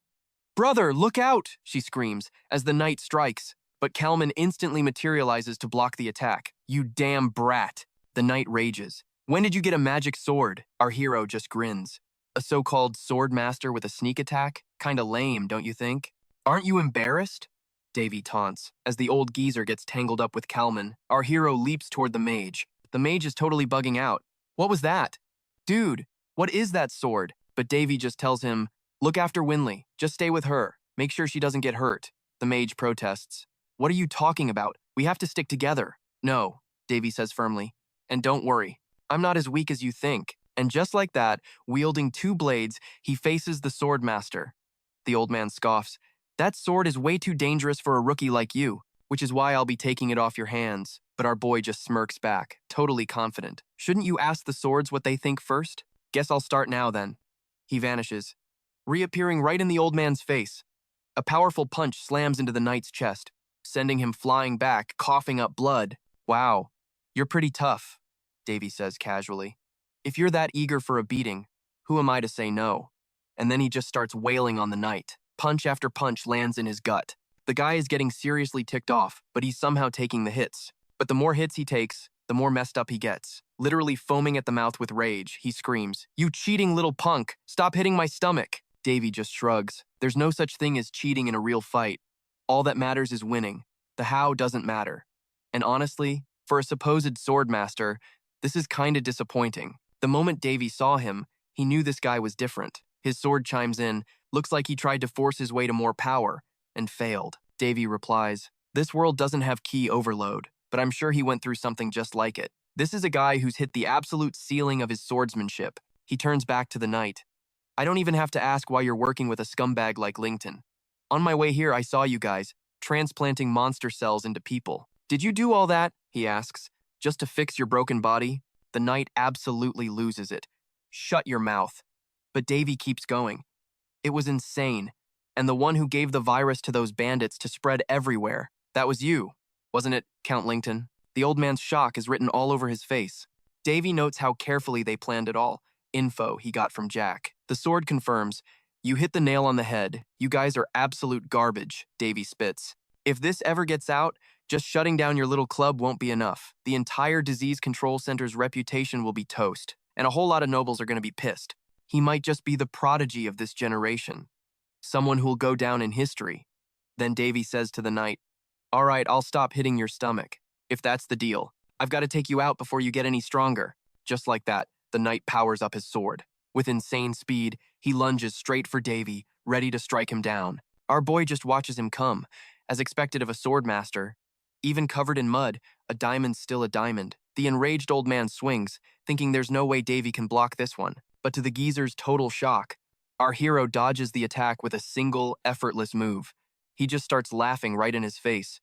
"Ha, gotcha again." He charges up a massive punch, Demon King Ogre style, double punch. 2 hits land at the exact same time, right in the old man's gut. He's sent flying, crashing through the surroundings. Davy is totally hyped about that move, but his sword is freaked out, saying, "Dude, that was just mean." The knight is on the ground, spitting up blood. All he can manage is, "You, damn brat." But our hero couldn't care less. "Is it my fault you fell for it?" The knight just gasps for air, glaring up at him. He grits his teeth, his mind reeling.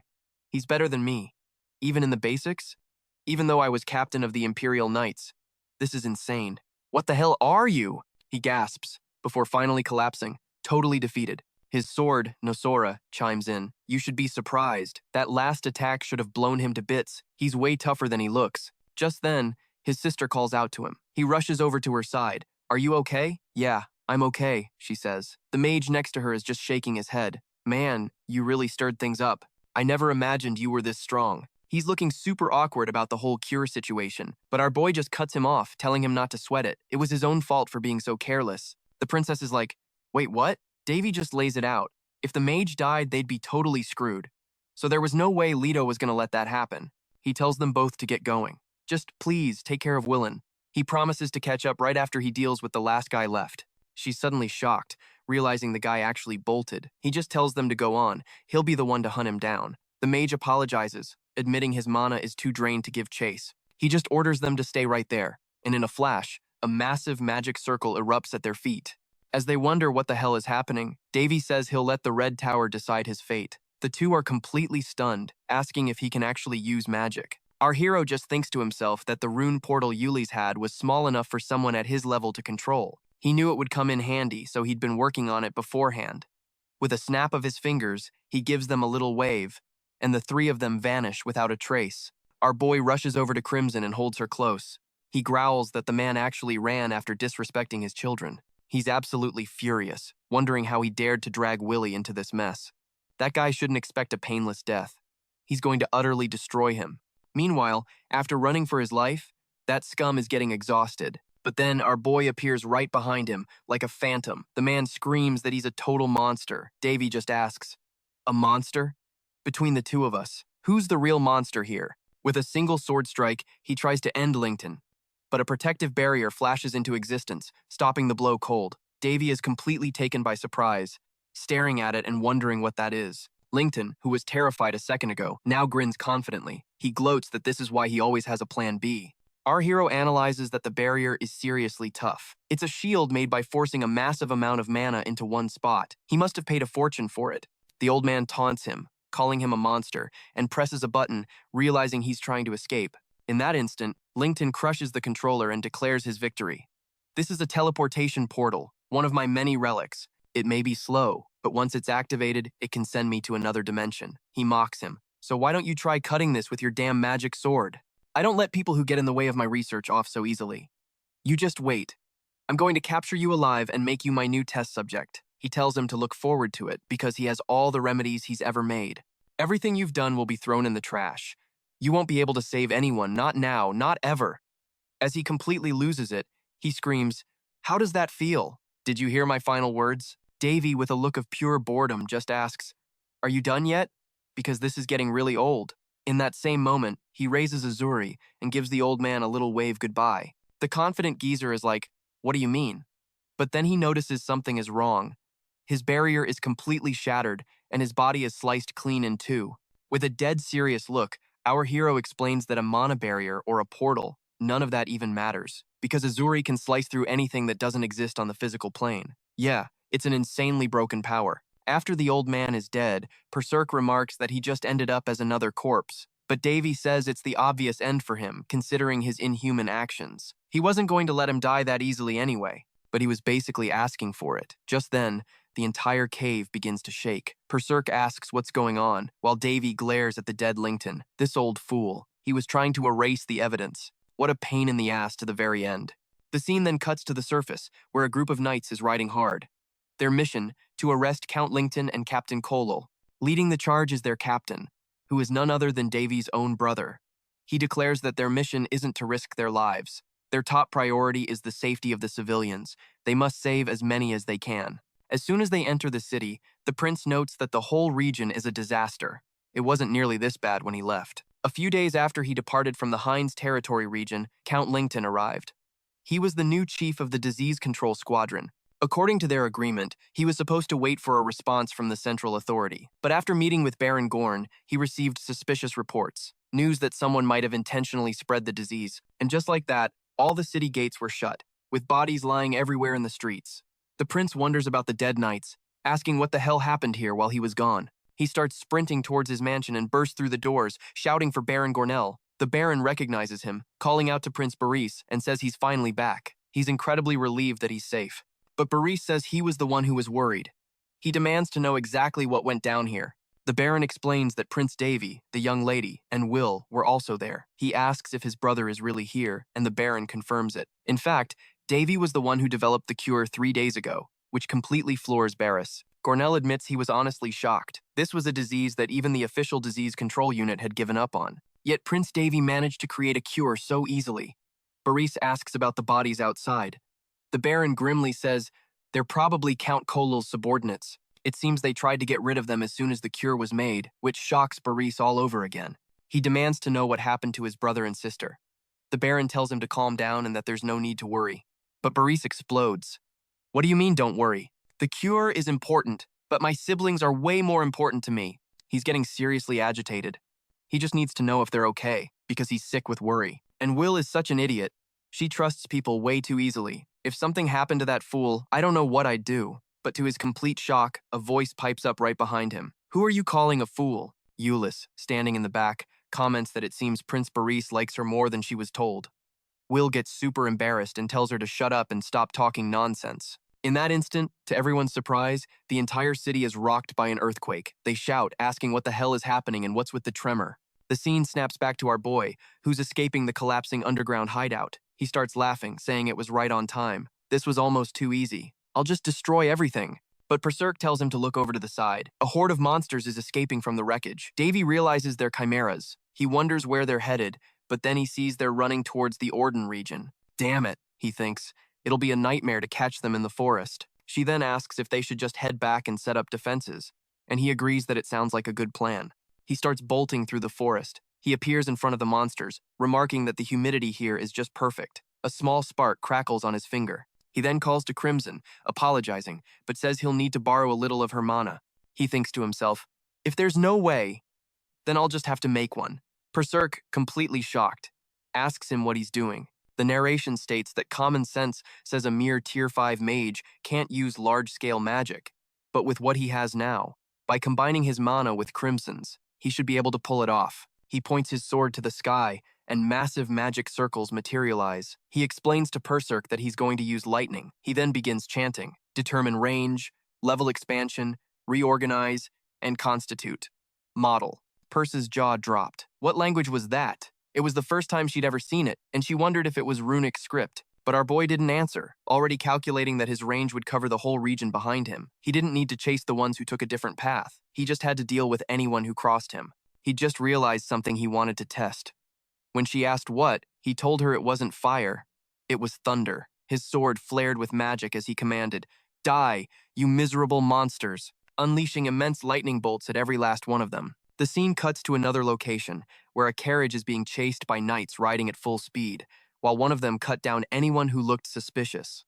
As one knight muttered that this whole situation sucked, others called out to Servant Belios, saying they couldn't hold out much longer. "They're gonna catch us," an old man cried out. "Those damn assassins behind us never get tired." But right then, to everyone's utter shock, those massive lightning bolts appeared in the sky. Everyone froze. The old man could only ask, "What in the hell is that?" He yelled for everyone to head toward the forest. The electric forest.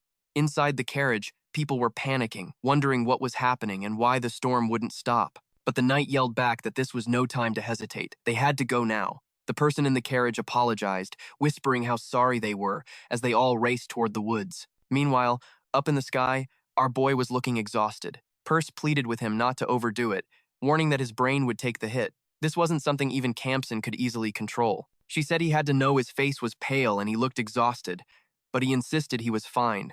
If something like this could kill him, he'd never reach the 9th circle. He figured the mana consumption wasn't the issue.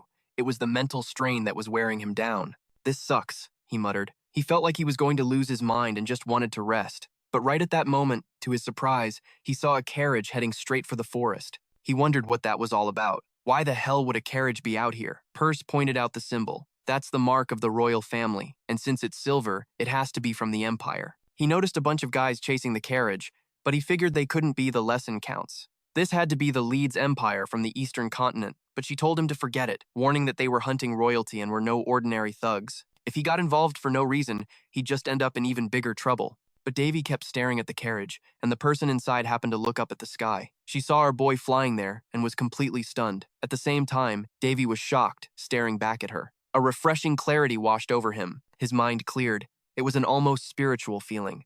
And just like that, he locked his gaze on the carriage and aimed his fingers, targeting the assassins. As Perse yelled, "What are you doing, Davy?" a massive lightning bolt formed and crashed down right on the assassins' heads. He just said, "Oops." My hand slipped. Percy freaked out, but he just claimed he didn't see or hear a thing. But in that same instant, the exhaustion finally hit him, and his body gave out as he fell from the sky, unconscious. At that moment, the heavens cleared. Now, back at the carriage, a knight threw the door open, calling for the princess. He was overjoyed, announcing, "We survived! This is the Empire! We've crossed the border, and the Imperial Knights are here to greet us." But as she stepped out of the carriage, she said she didn't see Sir Halos, Sir Luxa, or Sir Ravenna. She apologized to them, saying she was so sorry. that everyone suffered because she was a hybrid. But they got flustered, telling her not to say such a thing, that it was absurd. Who cares if she came from a humble background? Then, Servant Belios bowed, saying it was his lack of skill that made her suffer. He begged for her forgiveness, but she told them to stop. She just didn't want any of them to get hurt because of her. "That's right," she said. "I have to at least be strong for His Majesty, the Emperor." But she was still shaken. Then a knight declared, "I swear on my name as a sword master of the Imperial Belios family, I will investigate and correct the resentment people hold against your highness." And the princess, with genuine sincerity, thanked the Belios family. But another knight behind them asked the captain about that lightning. "No matter how I think about it, that couldn't have been a natural phenomenon." The other knight asked if that was even possible. But Belios said the most important thing was that they were alive and could figure out the reason later. But if that lightning strike was caused by someone's will, he added, that person will one day become the greatest mage on the continent. Although, he doubted it could happen. If someone really did cause that, they wouldn't be a person. They'd be a dragon, a master of magic. But the princess up ahead was lost in her thoughts, remembering that pale, black-haired man who radiated such confidence amidst the blooming chaos. All while our boy lay unconscious deep in the forest. A few hours later, our hero finally woke up to a very worried purse. As he sat up, she immediately told him to take a sip of water first. While he remarked that it had been a while since he rested that well, he asked her how long he'd been asleep. She told him for about 2 hours. She was sure that was long enough to send the Otome territory into a total frenzy. He agreed that it probably was. As he lay back down, he said he just wanted to sleep a little longer. Panicked, she asked what he meant, telling him he had to think about the people who were worried sick about him. A little while later, our boy met up with his brother, Barris, and asked him when he got back. "I just arrived," Barris replied, but then immediately started checking him for injuries. "Unfortunately," he said, "you don't seem to be hurt. You have no idea how worried I was about you. You were left all alone at that bastard count's facility." Davy just thought to himself that his brother was way too overprotective. And so, Barris said they did their best to form a rescue team with Will and Euless, but they couldn't come. Entering a forest with hundreds of lightning strikes would have been suicide. And considering Barris's personality, it was a miracle he'd waited for 5 hours. At that moment, Will finally saw her brother and ran right up to him, asking if he was hurt anywhere and begging him to be okay. He just told her he was fine. Meanwhile, Barris yelled at her, asking why a patient was all the way out here. He told her to stay in bed, but she just told him to shut up. How could she possibly relax in bed when her brother was missing? And so, Euless commented that he was really loved and that it seemed like a good thing. Davy just deadpanned. "You think so?" He asked Euless what happened when he returned first, and Euless said it wasn't much, but it looked like they had been completely wiped out. They would have been in real trouble if it wasn't for him and Prince Davy. As the master of the magic tower, this situation was pretty embarrassing, and the lack of medicine was also a real concern. But at that moment, Davy held up a vial and said that scumbag Connington was hiding it in his clothes, and he'd snatched it before escaping. So he told him not to worry about it and to go inside, since they had already taken care of first aid. But just in case, he still needed proper treatment. After a few hours at the mansion, Davy found out everything that had happened from Barris, and none of it was surprising. Connington was behind the whole scheme, and the disease started when he used bandits to spread it. "That's it," Barris said. "That's the cause." Our hero thought to himself that this was the corporation's disease control symbol, and Barris said they found everything after searching the bandits' base a few days ago. They had basically invaded and acted like they owned the place. And our hero realized Barris must have used the disease as an excuse to leave his territory and hunt for evidence. Baron Gornell wasn't on board with him doing anything in the prince's domain. Maybe he was just trying not to cause problems for a stranger. He even felt a little bad for him. But Barris shot back. "Now it's my turn." He asks his brother if he can pose a question, and our hero agrees. Our guy could tell they were bursting with questions, and who could blame them, since he'd obviously told them nothing so far. It'd be one thing if this was his usual routine, but what he just pulled off was completely unbelievable to them. Sword arts that channeled raw aura, combat techniques good enough to take down a Jin swordmaster, carrying a stigma, and having medical knowledge that came out of nowhere. The 5th-class magic he used to warp William Eurus back to the territory. He wondered himself if these were really the skills of a kid not even 20 years old. Even Alina Defala, the prodigy who held a sword before a pen, had yet to reach the level of a Shin swordmaster. And Euless, the continent's greatest genius, was currently only at the master level. The thought that a mere 17-year-old kid who was in a coma for a year could easily surpass them was insane. Even he knew it sounded impossible to most people, but he'd already lived through it all over a 1,000-year period. Just then, Willie starts shouting, telling them to stop it. She demands to know why they have to interrogate him, but Barris says she must be curious too. Will cuts him off, saying, "Honestly, I can't believe you can use magic without chanting." On top of that, the amount of mana I sense from you is just that of a normal human. How is that even possible? He asks. Our guy figures they're bound to be curious about that. He should just be thankful they don't think he's the one who caused the forest storm. Perik just says it's because it would be way too impossible. He then tells everyone the reason is that he worked really hard. This immediately pisses everyone off, as they demand to know what he means. Our main character just repeats what he said. He worked his butt off in a short period of time. Perik adds that technically, he isn't lying, and it was a very short period of time. Not even 1,000 years would be enough to learn all of this. From dusk until dawn, he would wake up mid-sleep just to ponder his techniques and training achievements. The heroes ran him ragged until he got sick of them. And still, he put his all into it.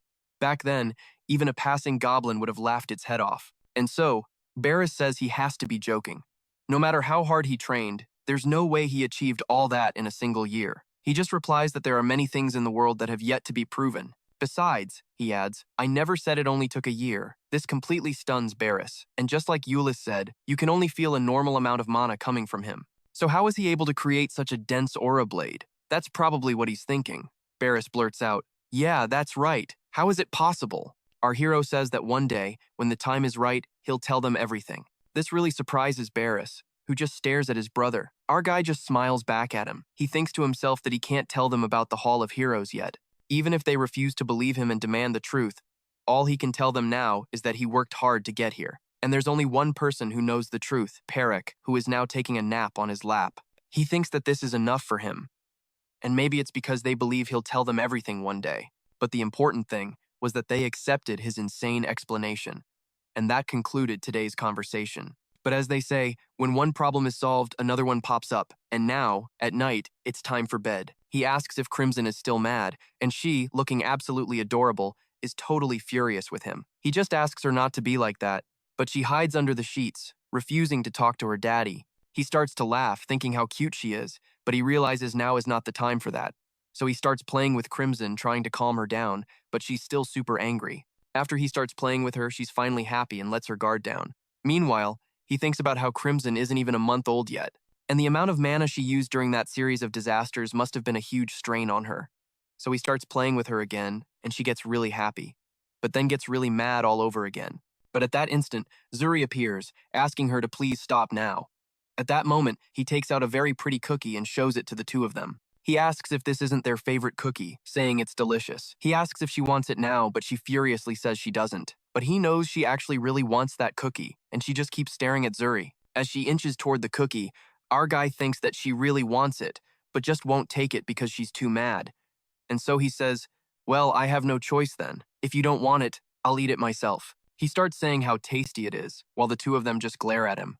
Perik thinks to herself that he's the real Demon King, and seeing this, Perik gets really mad and asks a question. She calls the two of them over to see the screen, while he's completely floored watching that scene. He asks if she could really make her body bigger this whole time, as she's there petting the two of them. And she asks, why would it be so hard to make my body bigger using my demonic powers? I can even change my clothes if I want to. While our guy thinks that there's a special connection between the two energy bodies, Perik pets her and says she's a good girl, while the two of them are crying. At that moment, they both call her mommy, which totally shocks Perik, and the two of them run to her, calling for their mommy. Meanwhile, our hero says he's the one who made them cry. They start saying they hate daddy, but Perik, finding this super cute, just tells them not to worry because mommy is here. Meanwhile, Davy thinks that, as expected of a former demon king, she understands things really fast. And currently on the continent, demons are known as evil creatures that only appear in old books. But looking at Perik, he thinks it must have all been a misunderstanding, because she doesn't seem so bad.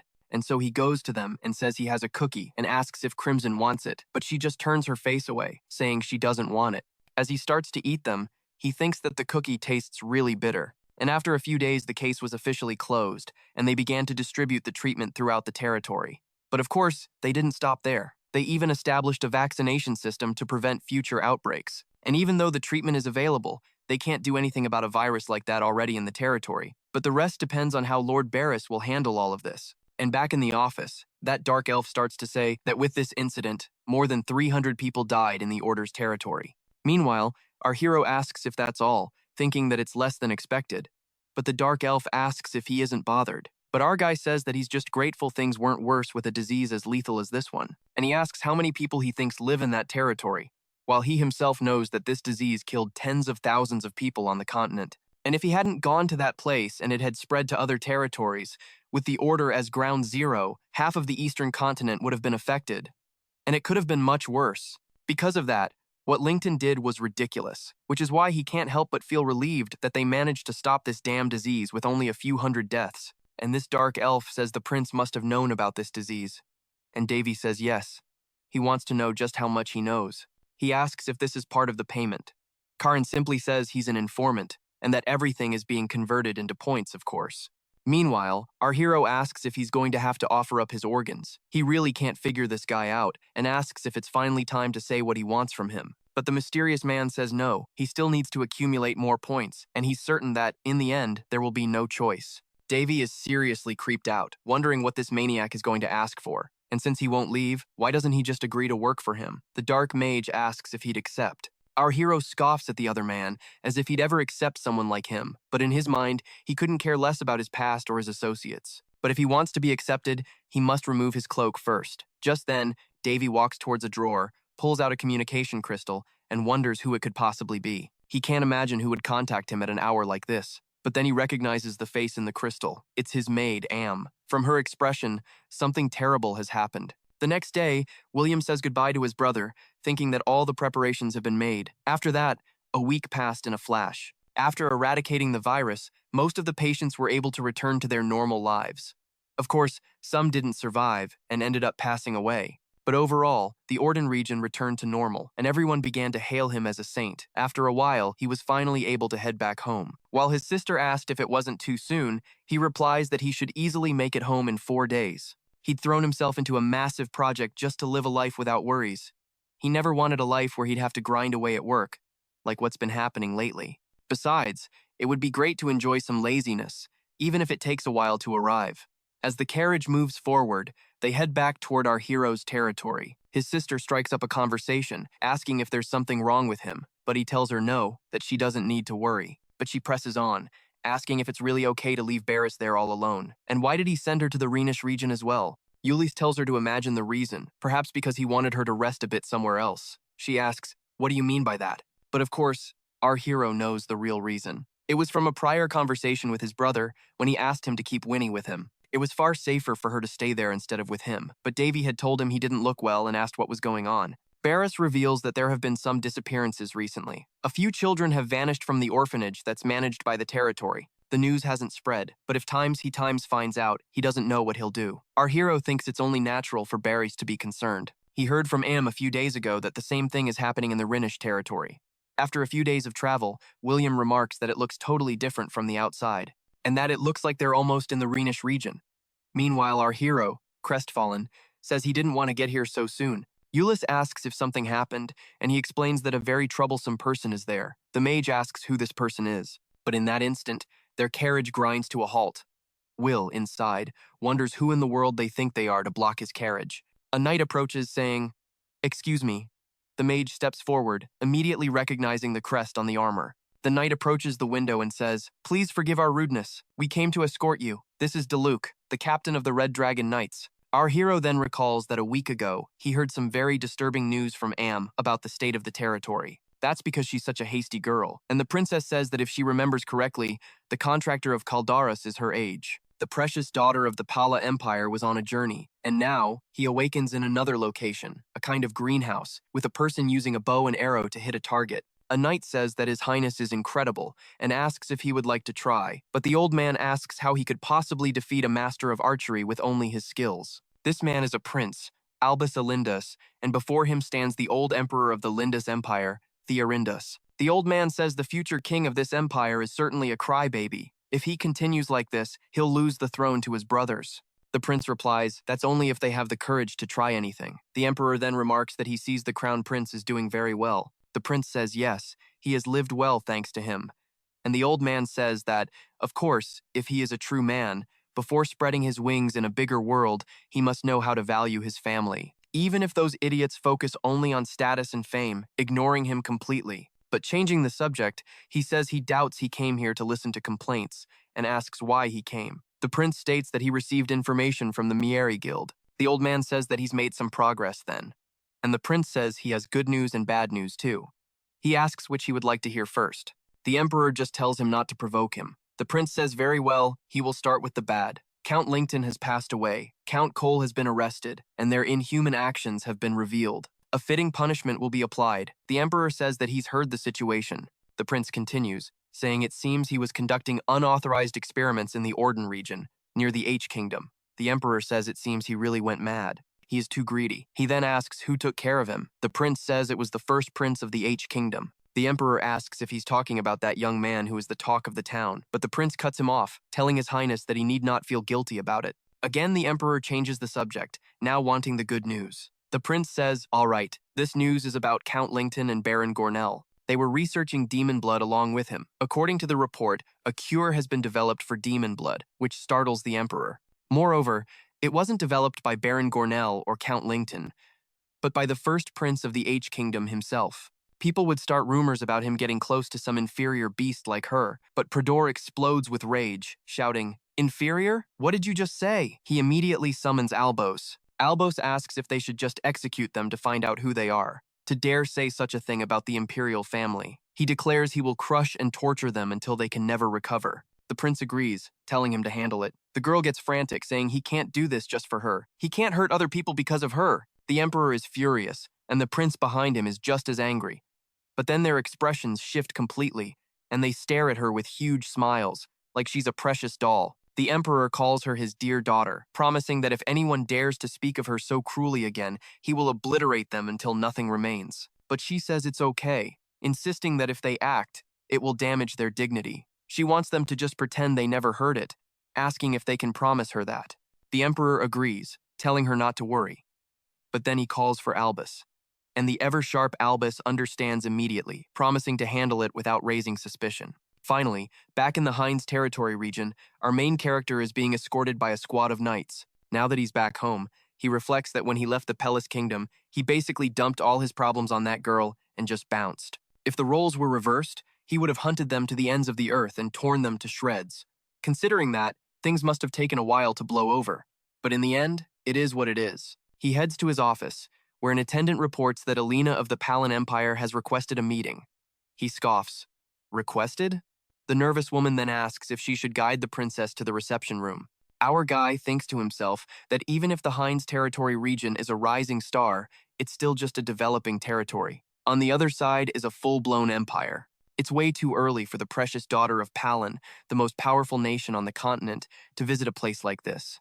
Of course, with Eurus being the one exception, when it comes to pure influence, the empire's power is absolute. So he just orders her to refuse the request, shocking the attendant. What? Why are you making that face? He asks. She just says she'll inform the princess. After she leaves, Azuira Carmezan starts screaming at him. Perek asks if he isn't afraid of the consequences, but he says he's not just acting recklessly. After that first rejection, they shamelessly kept coming back to request a meeting, and each time, he refused again, and again, and again. He might have started this, but he was prepared to act even more childishly. They continued this game, and poor Anna got caught in the crossfire, taking all the heat for it. He heard that on the princess's orders, the Red Dragon Knights were furious, feeling like his constant refusals were a direct insult. Still, they must have some self-control, since they didn't actually cause any real trouble. Walking through his home, our main character says, "Perfect.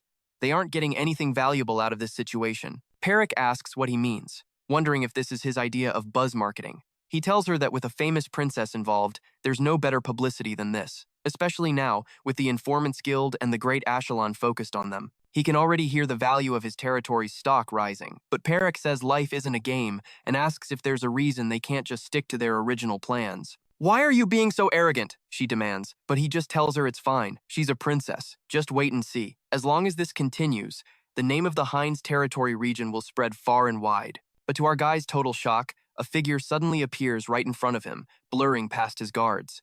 She stares him down and says, "Finally found you, Prince Davy." As our main character wonders if all princesses learn parkour these days, she marches right up to him. "Don't you think we have something to discuss?" He just tells her to calm down, which only results in her grabbing him. "Where are you even looking right now?" she demands. He coolly remarks that she seems to have gotten pretty hot-headed since they last saw each other. The scene then cuts back to the emperor, who asks his daughter if she has something she wants to say. Looking extremely nervous, she admits that she does. Yes. The smiling emperor tells her she can speak freely. She nervously brings up a promise from long ago. What if my illness is one day cured?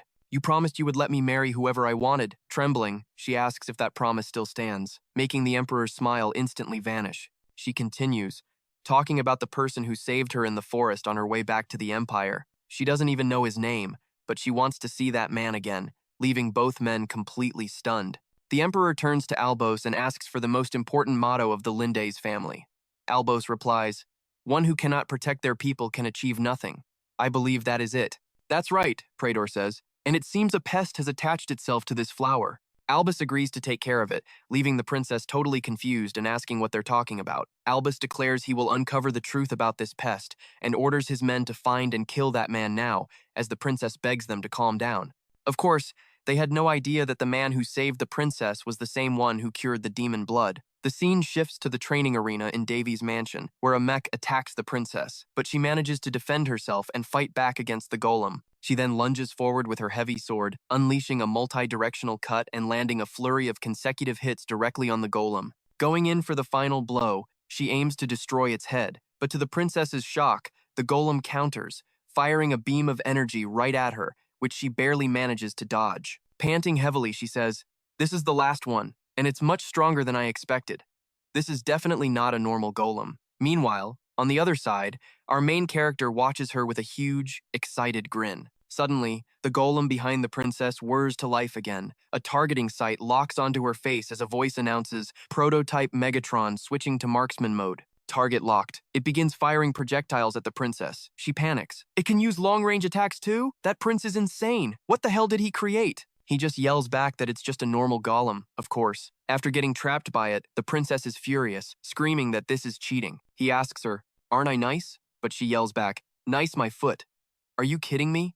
And an automatic barrier? What the hell did you do to this golem?" He smugly corrects her that it's not just a shield. She keeps yelling that this is a total exaggeration and asks what kind of golem uses third-tier magic or higher. He just pats the golem on the back and says it did a good job. "You should release her now," he commands it. She asks if he really plans to use this weapon to destroy the continent, but he says, of course not. He loaded it with magic crystals, so it can't do that. Fuming, she realizes it's impossible to have a normal conversation with him. Willie rushes to help her up, telling her that she fought very well. Meanwhile, a spirit next to Davy scoffs that its master is too weak and that he wouldn't have lost, no matter what. But Davy says it was still a good test run, and thanks to her, he got some great data. It seems, however, that it's going to need several repairs. This is his personal workshop, his brand new basement, and it is incredibly bright. He thinks about how, until now, he had lived in the mansion that Baron Alias and his mother had lived in for generations. When he came to the territory, he decided to build a new one, since the old place had been neglected for far too long.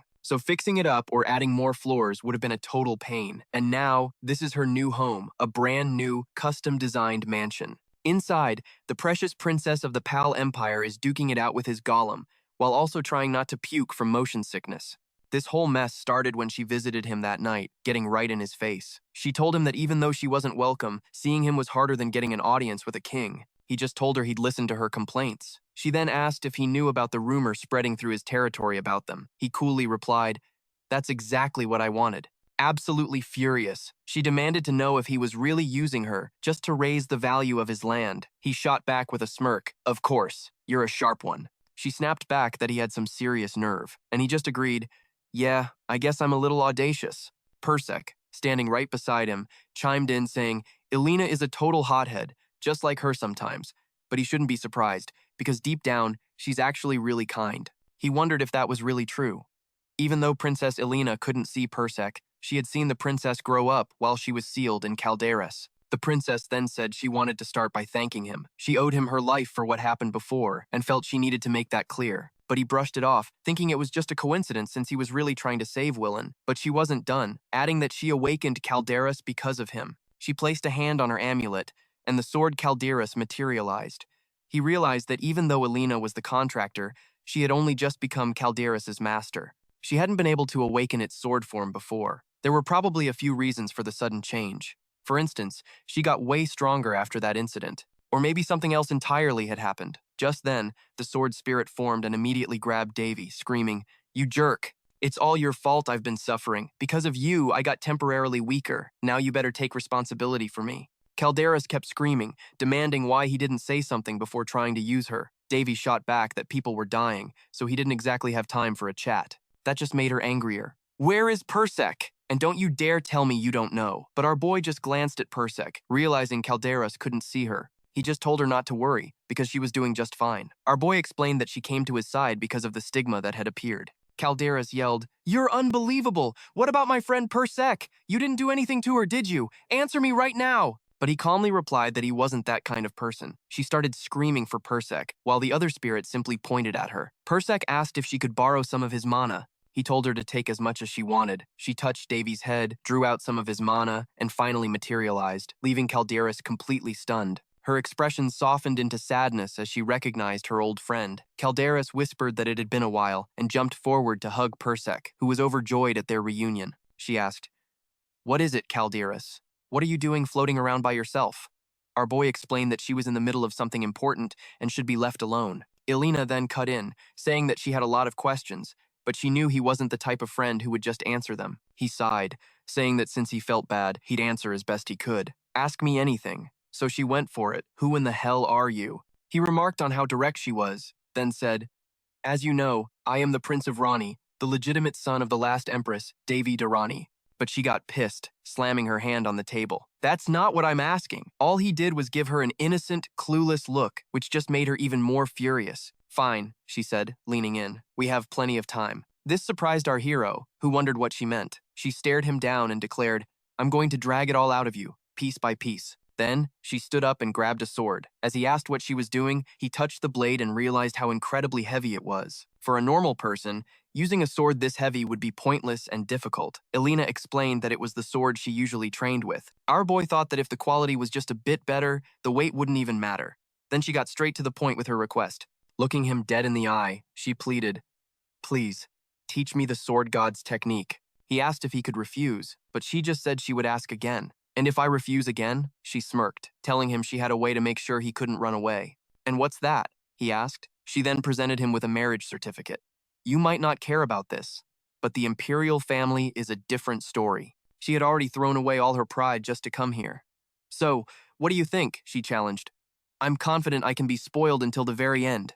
"Want to test me?" she taunted. Persek whispered to him, asking if he was really not going to give in, but he just told Elena she had it all wrong. Calderas scoffed from the side, saying he wasn't fooling anyone. He handed the document back to her, but she warned him, "If you keep avoiding this, I'll officially send it to the H Kingdom. My father will let me marry whoever I want, even if he's a slave. So you don't need to worry about that. Not to mention we're talking about the great lord of the Hines territory of the eastern continent." But he countered, "What if your side actually accepts it?"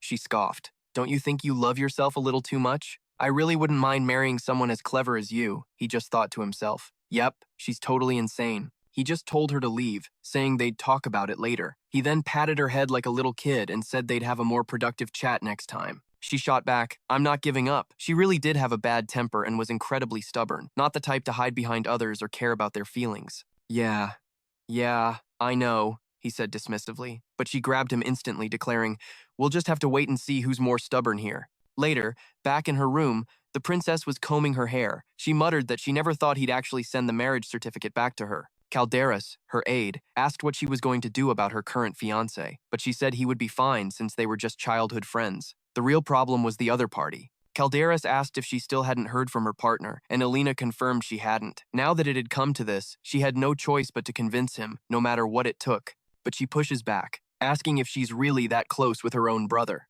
The princess then scoffs, asking if that's all she's got. So what? Should she just drop all her duties for him? Davy just deflects, saying he can't talk with her right now. Persek whispers from the side that she's totally playing right into Helena's hands, and our hero has to agree. But Elena changes the subject, saying the most important thing is, she's dying to know why Eulis is here. Eulis himself claims he has no idea. Since he's a close friend of Davy, there's no problem with him being around. The princess demands to know since when, but he just shrugs it off. Even our hero thinks to himself that they really don't hold back. Eulis then asks Davy why he's okay with him being here, but not her. Helena chimes in, asking what she did wrong. But Davy knows that getting careless around her could make him enemies with some very powerful people. She tells him it's fine, They're friends now, so he can speak casually, but he turns to Euless instead, noting how close he and the princess must be, and asks if they knew each other before. Willen adds that their relationship is actually famous. People have even been talking about a potential marriage between their families. And even if it doesn't seem like it,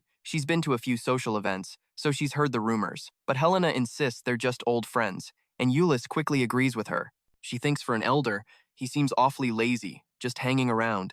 It makes her worry about the fate of the Red Tower. Euless fires back that she's hardly one to talk. Davy clarifies that it's not that he dislikes him being here. But shouldn't he be busy with his duties at the Red Tower? Euless just waves it off, saying he doesn't really have to do anything. Besides, he has some business to discuss with Davy. Like things related to magic, he says, looking away awkwardly. It seems among the spells Davy showed him, there were some he couldn't comprehend. Euless is extremely interested in chantless magic. But even with the hints Davy gave him, it's not something you can learn overnight. Davy smirks, realizing Euless hasn't given up yet. Euless says that for a mage obsessed with research, that's the highest form of praise. Our hero thinks to himself that he should be glad. Euless understands his position and is helping him keep his abilities a secret from the magic tower. For that, he's truly grateful. Just then, Arya rushes in to tell His Highness that the items he requested have arrived and are in the underground warehouse. Helena immediately glares at Arya, demanding to know if she's a maid or not. Winnie explains that this is Arya, her brother's personal maid. She helps him manage the territory and even received the title of baroness, which shocks the princess. Arya gets super flustered and quickly excuses herself. In the background, Helena mutters how impressive that is. Our hero explains that the kingdom is a mess, so he can't pay attention to every little detail. He reveals that a political war is brewing in the imperial palace between two opposing factions, one led by Marquis Pelistus and the other by Duke Barrietta. On top of that, he's received reports that Duke Barrietta is making some secret moves within his territory, so he's trying to predict what's going to happen next. He plans to observe the situation a little longer. As he walks out, the princess asks where he's going. He invites her along, saying that while alchemists would go crazy for it, he's sure she'll find it interesting too. Helena's curiosity is piqued, and she declares that she wants to come along. He says fine, she can come, and she eagerly follows him outside. Out in the castle grounds, his dwarf friends greet our hero with a cheerful good morning. Davy comments on how much bigger the workshop has gotten. The dwarf boasts that their skills are way better than their size. Euless is surprised, recognizing them as dwarves, while Helena admits she's never seen one in person before. Davy explains that they're his guests. He then introduces the dwarves to his brother, Willen. The dwarf approaches her, saying so this is the person he's always so proud of. He takes Willen's hand, saying he's heard so much about her elegance. Willen is totally flustered and can only manage a small thank you. Davy then introduces the Red Tower's elder, Euless, and Elena of the Pal Empire. The dwarf glances at them, noting their high status, but says he couldn't care less. The princess mutters that this is the first time she's ever felt so pathetic. Euless agrees completely. The dwarf then says that their elder wants to see him. Our hero asks if he means Golgotha, and the dwarf confirms it. He says the divine item is almost complete. Our hero is thrilled. It's a new divine item connected to the Flame of Beginnings. He did the basic groundwork on it and left the rest to the dwarves. It looks like it'll be completed as the Flames of Light without any issues. But the dwarf says he has something else to show him.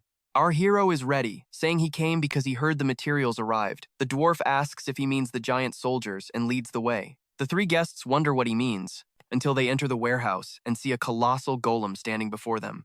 As they stare in shock, asking what the hell that thing is, Davy simply says it's a guardian, a golem, and it's his creation. A golem, usually made of hardened clay or steel, is an excellent weapon for mages and alchemists. In fact, some countries even use small golem units in actual combat. Euless, filled with curiosity, notes that based on its height, it's a top-tier golem, and the maintenance costs must be insane. Our hero casually asks if it was really that expensive. The materials for Megatron came from an ancient magic golem that guarded the source of the curse that plagued the Heinz territory. It didn't cost much since it was all recycled and reused materials. Plus, he got the workshop along with it, so the cost doesn't even matter. Perserk just says that, to put it simply, he's basically bragging about someone else's achievements. Davy just grins, saying it's every boy's dream to have his own workshop. He orders the golem to attention and starts issuing commands. Euless watches, totally blown away, wondering what he's seeing. He's never witnessed such fluid movements, and it even has the ability to recharge magic. He wonders if there's anything Davy can't do. Our hero just says that once you start something, you might as well do it right. Even the princess is captivated by the display. He turns to her and asks what she thinks. Since she's here, how about a little demonstration? He challenges her to a fight against it, and if she wins, he'll grant her wish. She gets fired up and agrees, but then worries she might destroy it. Davy just smirks, saying if she can break it, that just means it wasn't good enough to begin with. He tells her to go all out and destroy it if she can. She touches the golem, remarking that it looks expensive, but he warns her that it won't be that easy. She gives him a suspicious glare, then changes into her training gear. All right then, she says, but don't come crying to me later. A few hours later, she's completely exhausted on the ground, muttering about being defeated by a pile of metal. Our hero says that thanks to her, he gathered a lot of valuable data, since there's a limit to what he can test alone. She snaps back, annoyed at being used again, but she reminds him that a promise is a promise, and now he owes her a favor. He agrees to anything, except a sword-fighting lesson. She says she'll have to think about it then. In the background, an ecstatic Euless calls out to Davy, but Davy instantly shuts him down with a firm no. As he walks over to Willen, he's like, how'd you know what I was going to ask for? And obviously, our boy knew he'd want a golem, so Elena chimes in, asking if he's going to crank out more of these things later, and he confirms it, saying this one is just a prototype and he's thinking of building 5 more after it's finished. She then asks if he can just give one to her, and he hits her back with, do you have any idea how much these cost? She just deadpans that she didn't ask for a freebie. So he's like, are you saying you can actually afford it? She just tells him she's loaded with cash, and he thinks, for real, this princess is so annoying, and a total handful. While the 2 girls in the back are laughing at him, he just snaps that it's not for sale. She just tells him he doesn't have to shout. Later that night, our boy is in his lab thinking the Guardian Golem project was a total success. And Megatron, the prototype, is the result of the region's steady development. And even if it becomes a magnet for endless greed, the day it's finally complete isn't that far off. The real problem now is its combat formations. He was lucky it was strong enough to go toe-to-toe with Princess Elena, but he can't just let this brute loose on the world. It's a bit of a problem. Just then, Elena appears right in front of him, saying, so this is where you were. Our boy wonders why she's suddenly acting all friendly again. She just takes a seat and declares that she's decided they're going to be friends. He's like, about that whole becoming friends thing. This might sound rude, but do I really have to agree? She just asks if there's any reason to refuse. And he admits that no, there isn't. But he thinks that he's seen a lot of her personality lately. And even though the princess has a rough approach, he appreciates her genuine intentions. Meanwhile, she adds that she thinks Caldelis wants to be friends with him, too. But Davy cuts to the chase, asking what brings her here so late. She claims she just came to talk, but Purser calls her out, saying she's lying and can't even hide how nervous she is. He starts reading her status window and sees her current feelings are confusion and worry, and then he sees it. She's a member of the Last Breath. He says it out loud, Last Breath? Perserk asks what he means, but he's just getting super hyped about it. Elena then says it looks like he was in the middle of developing the golem. He's like, yeah, I was thinking of using ancient magic. Elena says he tried so hard, and yet she still couldn't beat his golem. And Davy just admits that the thing's a monster. The princess isn't weak, after all. He thinks to himself that honestly, if all the magic golems were gathered in one place, they'd be more efficient than a master-level fighter or higher. And even though Megatron is good enough for that, the fact it held its own against Elena, who isn't even master-level yet, isn't a bad thing. Though it doesn't seem to be the case with Princess Elena. It's not just about Megatron. He tells her that experience is what really matters. And right now isn't the time to stay cooped up inside. They should get moving, since the weather is perfect for a walk. And he just invites her to head outside for a stroll. Now, outside, they're both holding swords. He asks her again, didn't I say I wouldn't teach you swordsmanship? He clarifies that he's just going to take a look, to change the mood a bit, and asks if she's not into it. But she's all for it, saying, of course she wants to. She wants this so bad. Perserk chimes in that he has a friendly side, but he just says he's giving her a little morale boost. He feels like he's in her debt a little, so there's that too. And so, Elena takes a deep breath and readies her attack. He thinks, a wooden sword versus a divine sword. This is a totally unfair setup. But really, it just highlights the massive gap in their skills. She can't afford to be arrogant, so he tells her to start this time. She says, all right, I won't hold back, and immediately lunges at him with her divine sword. She asks him to please show her his techniques. The two begin to fight, with our boy just deflecting her divine sword with a simple wooden one. Elena goes all out, and Davy thinks, damn, her attacks and movements are fast. On top of that, the insane weight of the divine sword.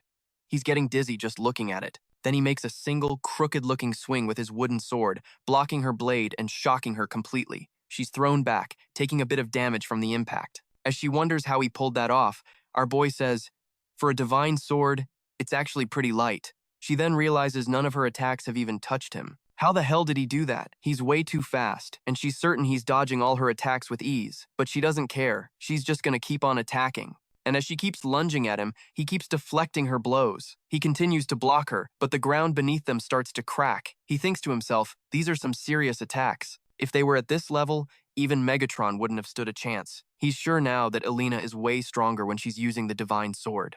Megatron only won because she was using a normal sword. If the situation had been different, it would have been torn to pieces. And so, he activates the first heavy sword, Rock Crush, blocking her attack as he asks if she wants to give up. But she just screams that if she was going to give up that easily, she never would have bothered him in the first place. He keeps blocking her as she gets more frantic, yelling, "Damn it, nothing can hit him." She gets more and more pissed off by this. He thinks her anxiety is obvious, and just as he expects, she goes all out. She activates the first heavy sword, which totally surprises Davy, and attacks with the skill Great Mountain Destroyer, ripping up a huge chunk of the lawn. But Davy managed to dodge the attack, saying, "You're seriously strong." And Berserk says that's the same technique she used on that vampire named Sherry. He just says she's insanely talented, that this is just nuts. It took him 10 years just to imitate that move. And in the center of the blast, the princess is totally wiped.